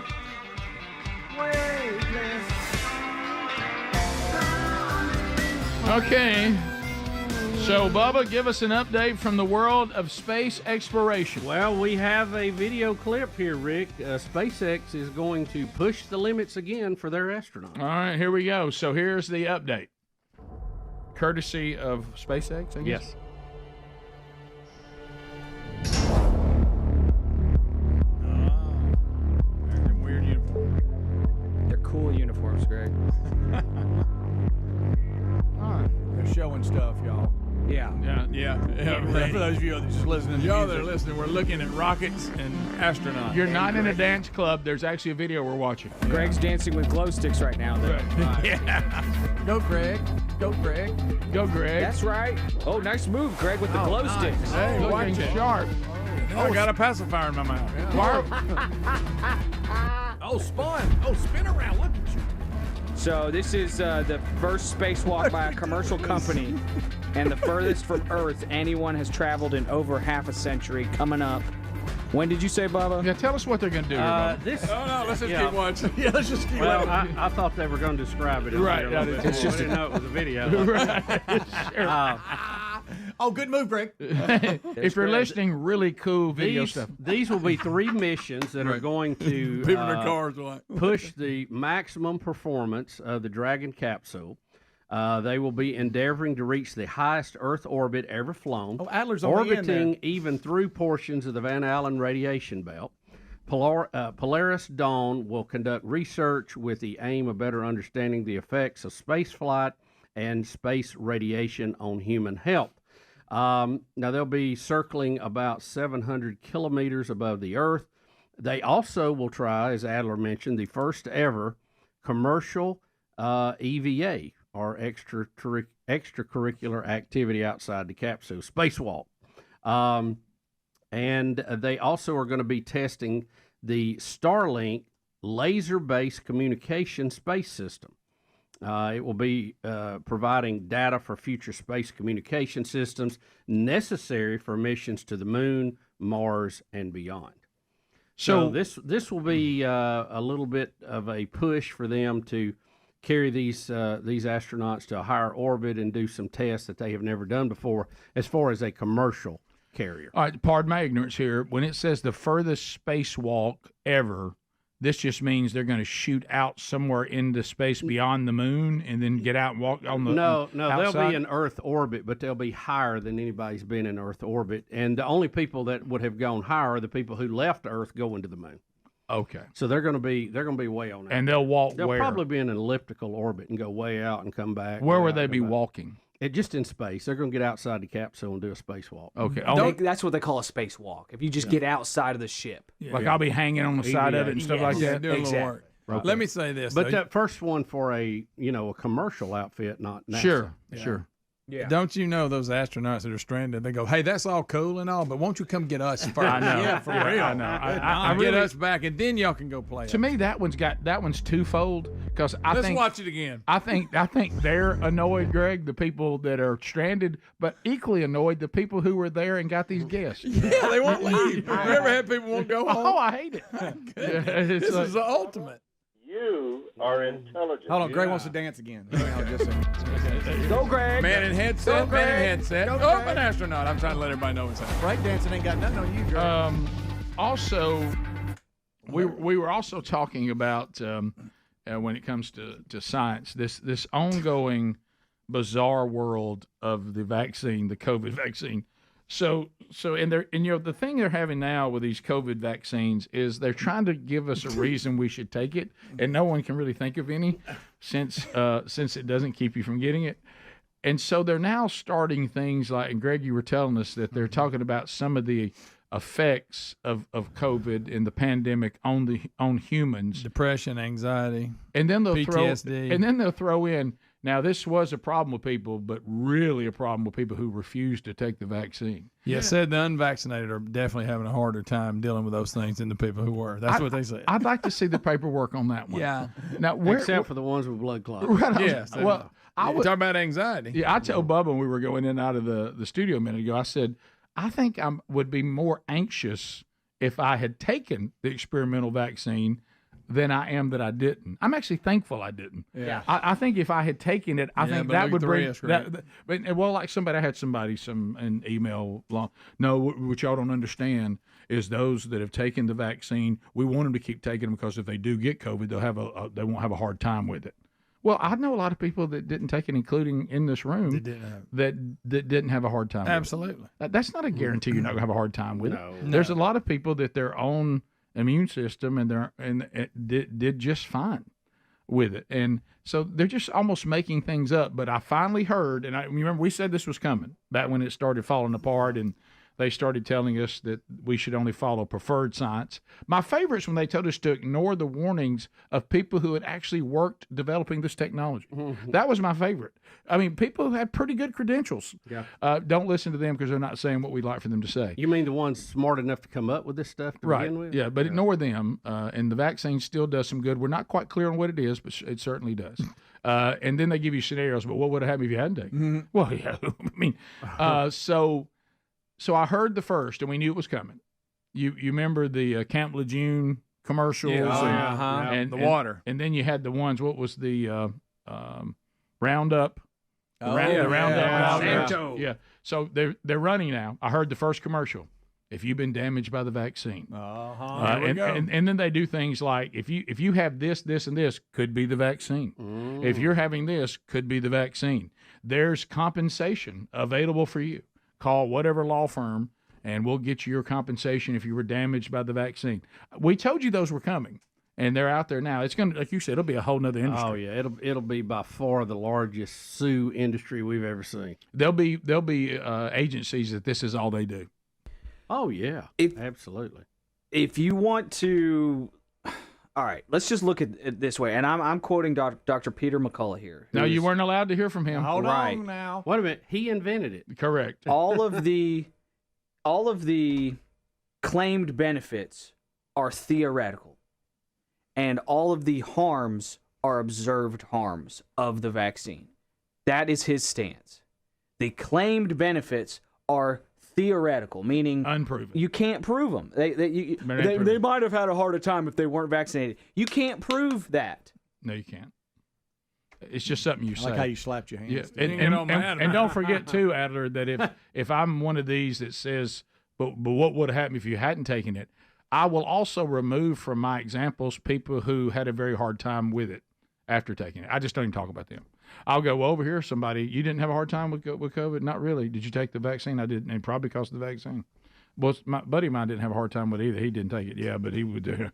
Yeah, but it seems to be. How about this? Think how easy it would have been if he'd taken the vaccine. Right. It seemed to be overall health. Overall health is the determining factor of how hard a time you had with COVID. Yeah, that seems to be a much bigger player than vaccine or no vaccine. Yeah. And we know that now. But as we predicted, the lawsuits are now it becoming an entire industry. And like Greg just pointed out, now they're saying things like, any kind of trauma you had from that pandemic, any kind of anxiety it might have created in you, the way they terrified us every single day, and a generation of kids that grew up being terrified. But really, people who don't take the vaccine, they're even having a harder time with that. That doesn't make sense. Walk that one out. Bottom of the hour. Rick and Bubba, Rick and Bubba.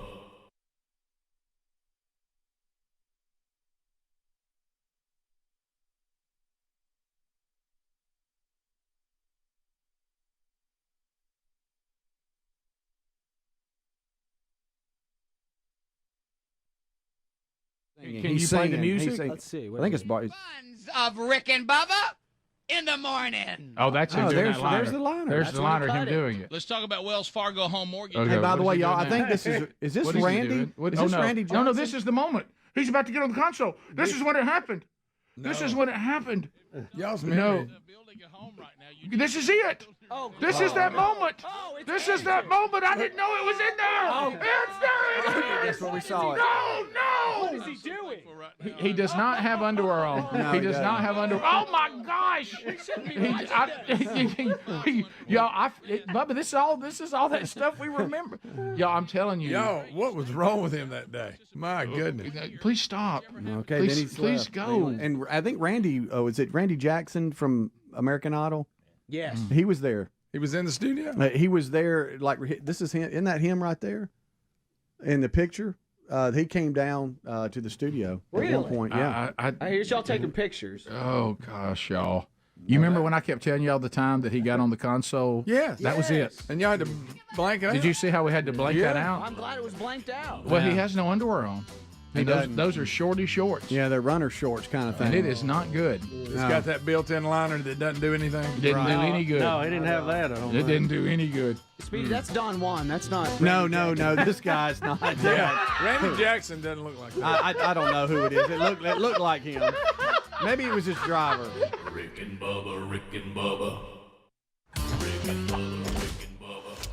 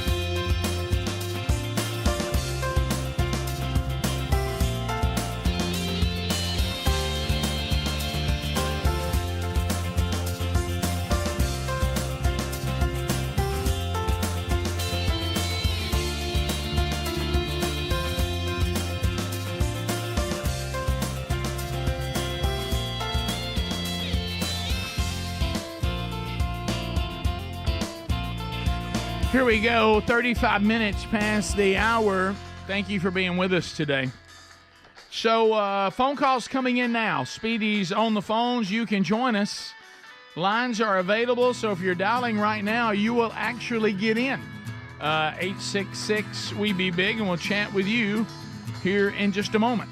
Buyraycon.com /big box. There it is, about half the price of the other premium audio brands. The Raycon Everyday Earbuds. Just got an email just recently. Somebody said, all right, I finally made the move. You're right. These are the best earbuds I've ever had. And it feels good to know that you paid, about half the price of the others to get a fantastic product. And because you're part of this show, you get an additional 20 to 40% off plus free shipping if you use our URL, buyraycon.com/bigvox. B as in boy, I-G, V as in voice, O-X. That's 20 to 40% off and free shipping. Now they've even added features to make them even better. With the ergonomic design, that really helps you being sure they're secure. They also have the multi-point connectivity. You can pair two, of your devices at once. They've got the active noise cancellation, so you can cut out all the distractions that are around to focus on what you're listening to. There's also a link you can go right to at rickandbubba.com under the sponsors button. To the phones we go. Let's start with David out of Trustful, listening to us on 104.7 WZZK. And if you want to join us, lines are available. David, welcome. How are you? Hey, I'm great. I haven't done this before. I've called, but I haven't done this. Is there any way I can get a shout out for me and my wife, 32 years today? Her name is Denise. So y'all been married 32 years today, David and Denise. Yes. 1, 2, happy anniversary, baby. I got you on my mind. Wish you many more. Thanks for the call, and thank you for listening. Jimmy in Tennessee. Jimmy, welcome to the Rick and Bubba Show. Go ahead. Yes, sir. Y'all can take this with a grain of salt or whatever whatever way or another. But my mother has been a hairdresser for over 60 years. She's still doing hair today. She's 78 years old. She's seen Kamala's running mate, Mr. Walz, and immediately when she seen him, she said, he's gay. All right, Jimmy. Jimmy. I'm telling you. So Mama said. Mama said. When you've been a hairdresser for over 60 years. You got a great point. That's a great point. You have got a great point. So Mama knows. She's been around it. She knows. Mama wouldn't fool. Take Rick. this with a grain of salt. Mama wouldn't fool. Mama wouldn't fool. Be cutting hair. Rick, wait a minute. He's a ball coach. It's okay. He's no coach. We continue. Let's go to Cheryl out of Sweet Home, Alabama. Cheryl, go ahead. That's funny. Yes, I was calling to see if y'all had heard about the Texas Attorney General confirming that they have found non-citizens being registered to vote at the DMV. No, I haven't. I have not heard that. That would not surprise me. No, but I have not heard that. Where they're signing them up when they come in Right, and yeah. sign them up for everything else. Yeah. Yeah. So no, I haven't, Cheryl. So we'll look into that. But again, as you just heard, Rick, what? Get you a look. Got me. Uh-oh. Rick. Okay. Rick. Wait a Well, minute. we've got. Well. Adler, get 10B queued up. I think I agree with the hairdresser. The 10B. Well, yeah, Dana Bash was commentating on the DNC, and she had a comment on this that will kind of go down this avenue to show you this is not completely out of the ballpark thinking. Okay. All right, here we go.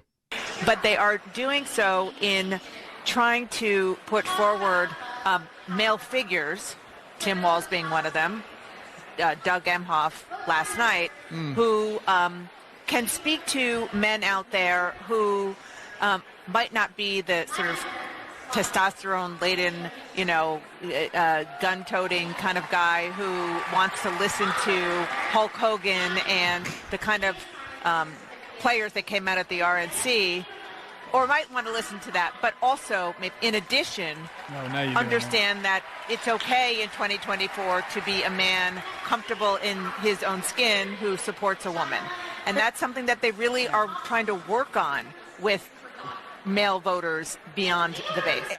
That's right. Now, that is CNN saying that. Oh, that is boy. one of their anchors saying that. Funny that the CG popped up that Pete Buttigieg was going to be speaking. How about the timing on that? Boy, the timing. So low testosterone voter. I think the Walz is a little more feminine than Buttigieg. I'd rather listen to Hulk Hogan. I'm sorry, brother. I'm with you. Did you notice she hurt me, brother? Did you notice she couldn't even utter Kid Rock and other performers? So that's the route they're going. Okay. They're going for that voter block there. Low testosterone, the low right T this way. crowd. All right. I wish the Democrats Metro, come on in. I wish the Democrats would understand that really what America wants to right now really, really dial in on is feeling safe. Yeah, and being able to eat. You're right. So we continue. Let's go to Bam in Florida, the free state of Florida. Bam, go ahead. Hey, Rick, this is in regards to Sherry and the pool incident, the hose.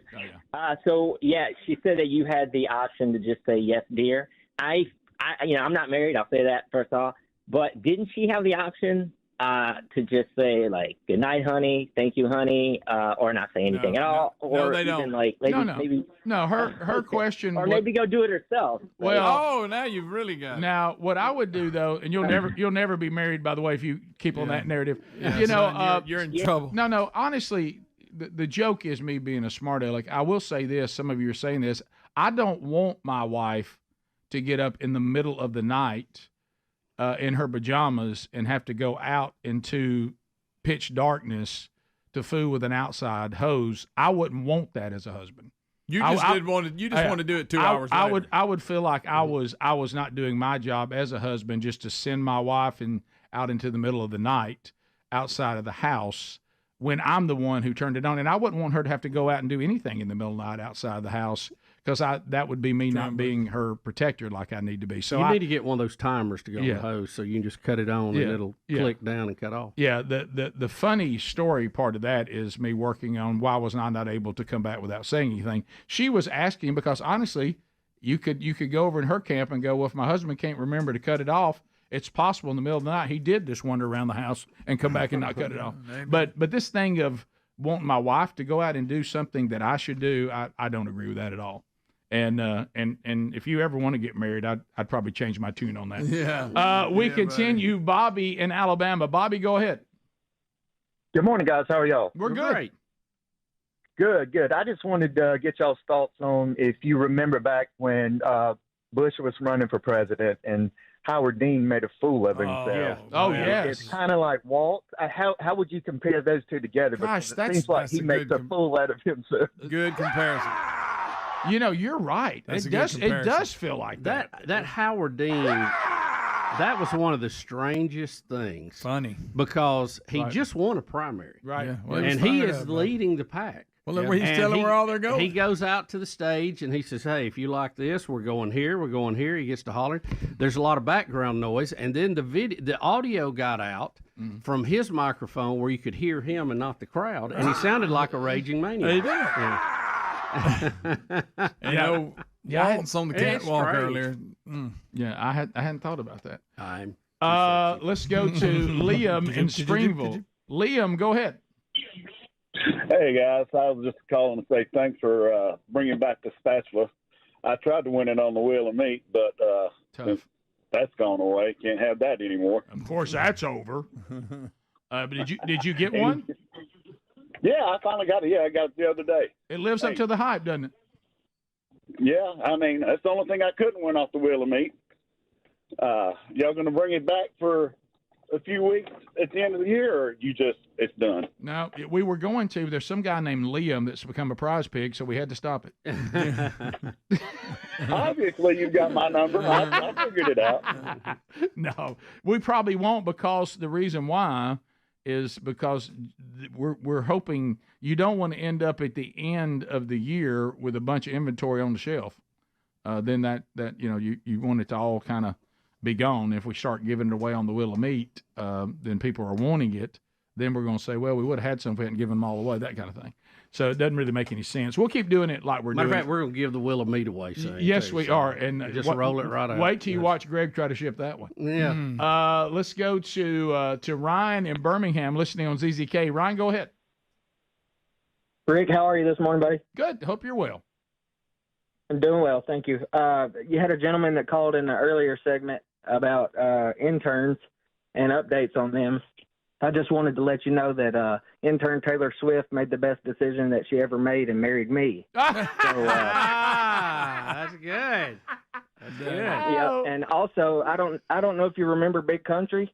Oh, yeah, He started like a television. Of course. Yeah, he started like a television show, and it's called Southern Comfort. Check it out on Facebook. It's awesome. So what? He's building vans? No, it's Southern Comfort Television. I got you. Yeah, it was just a joke, right? Yeah. All right, so we'll so he married Liz. Yeah, is that her name? Okay. Hey, Greg, are you just trying to show you your mind? Yeah, because there's it's hard to.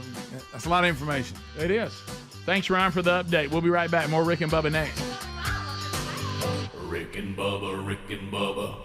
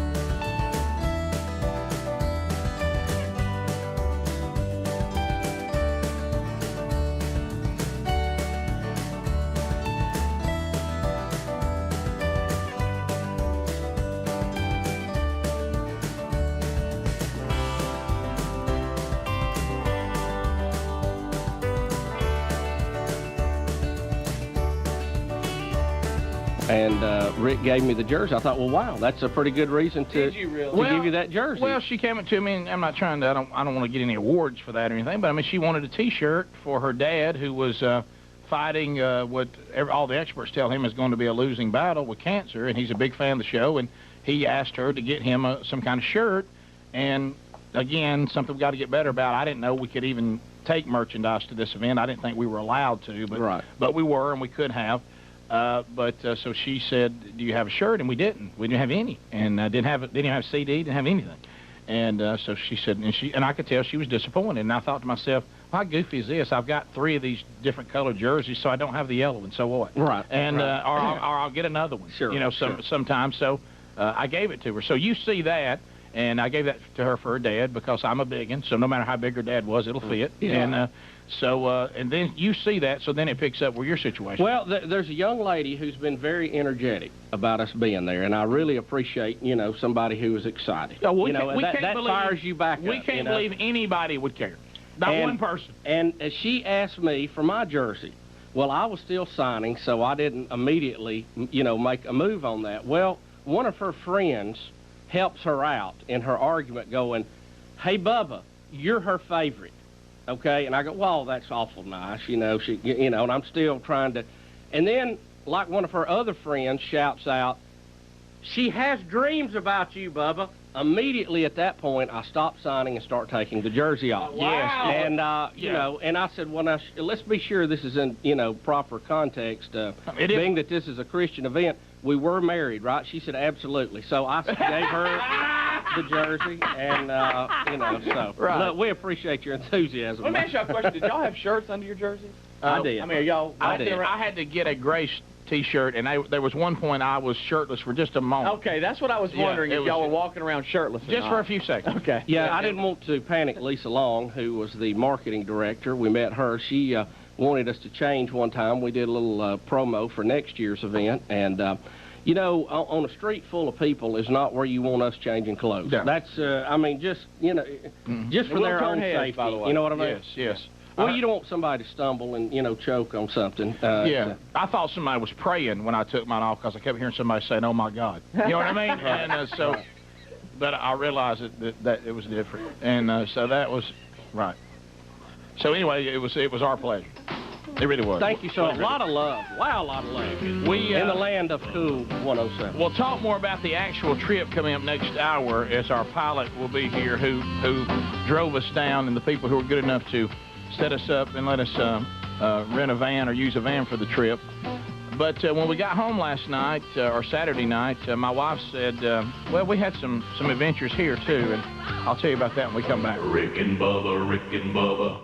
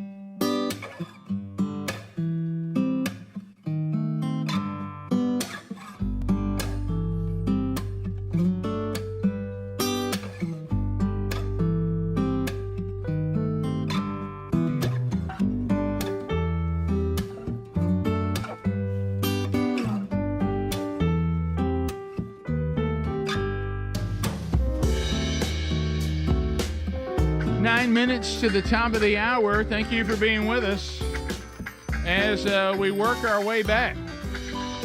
So we'll cut another Rick and Bubba University, the podcast today. That'll be out this weekend. Yesterday's Wednesday Bible study archives available for you if you want the YouTube or podcast version of that today. A couple of things we haven't hit on. Adler's kind of walking this back a little bit now, saying, well, this person may be being misrepresented a little bit. Apparently, there's a U.S. flag football team. Is that correct? Did not know that. League? Is it a league or a team? Yeah, I think there's a league. Yeah. Okay. Isn't it going to be in the Olympics next time? I think so. I think it is. Is it 6-man, 7-man? What's the? Do not know. I don't know. I'll look up. 7-on-7. Right They said that the Australian team doesn't look too good. Said the people in charge have basically put themselves on the team. We have the U.S. flag football quarterback. Is it Daryl? Maybe Doucette. Doucette? I just guess. Okay, QB, and he makes a comment that he's getting flack about, but we'll see if we can't give him the benefit of the doubt here. Well, let's see. He's saying he's better than Patrick Mahomes. So here we go. Could be right. Come on. At the end of the day, I feel like I'm better than Patrick Mahomes because of my IQ of the game. I know he's right now the best in the league. I know he's more accurate. I know he has all these intangibles. But when it comes to flag football, I feel like I know more than him. Okay. So then you get the end. At first, it sounds like he thinks he knows more about football. What he's saying is, I don't think Patrick Mahomes could beat me in flag football. Well, good night. Right. I wouldn't bet against that. I still think he can beat him. I do too. So he's claiming that he has the mental edge when it comes to that. So that somehow makes him. Well, you know, what is he basing this on other than just his own hype of? So we're going to let Patrick Mahomes stand there without the threat of being tackled. Yeah, yeah. I think you think he'll deliver the ball. Yeah, I think the problem that you're having on this analogy is we've talked many times, and y'all were touching on it. I think the ability for Patrick Mahomes to adjust to flag football would far exceed this guy's ability to adjust to NFL football. Exactly.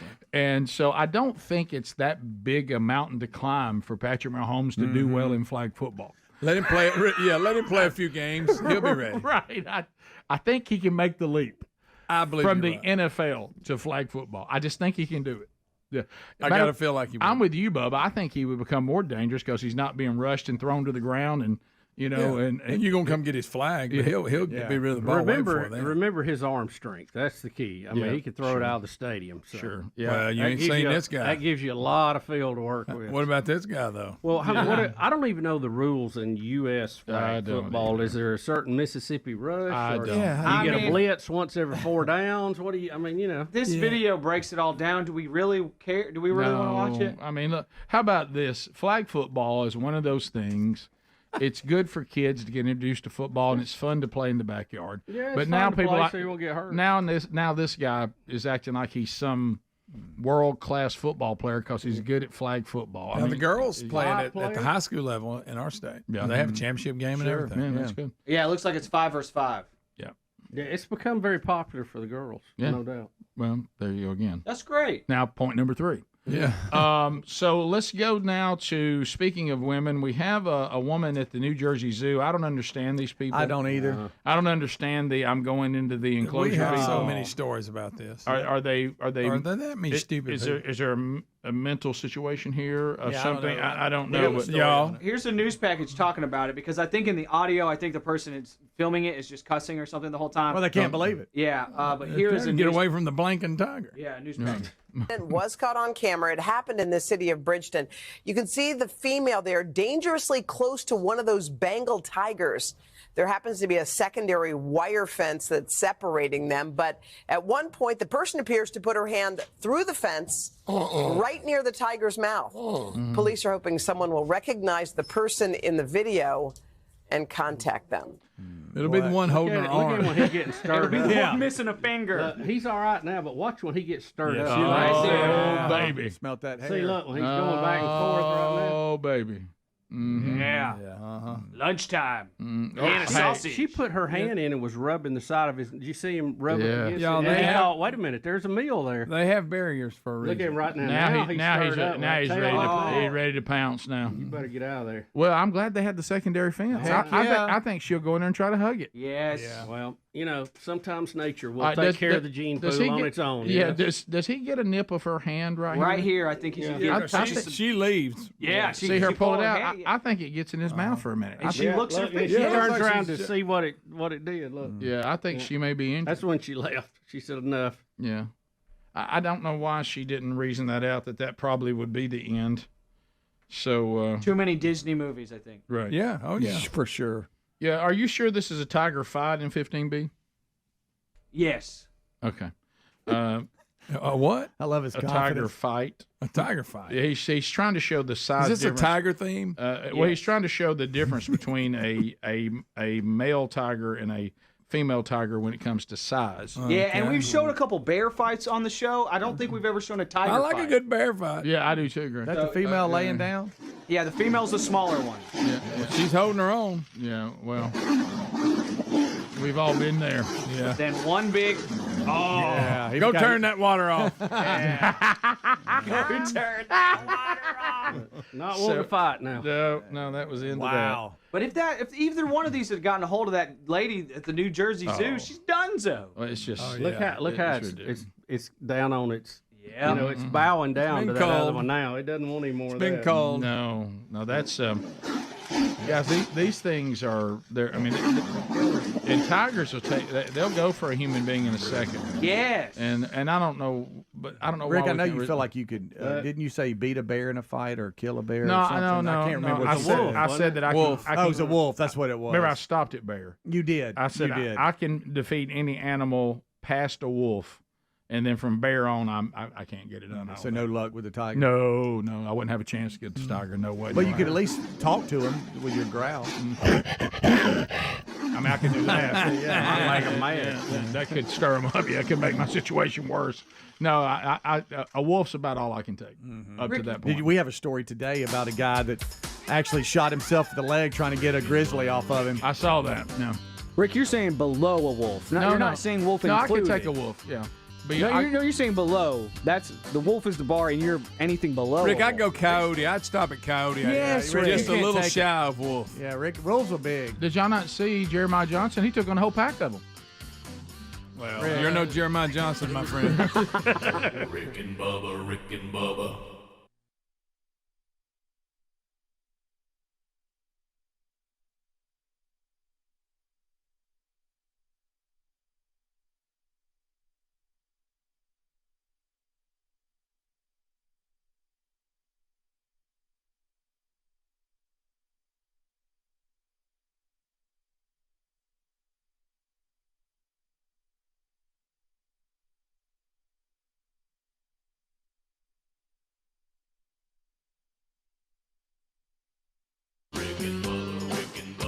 This is the Rick and Bubba Show.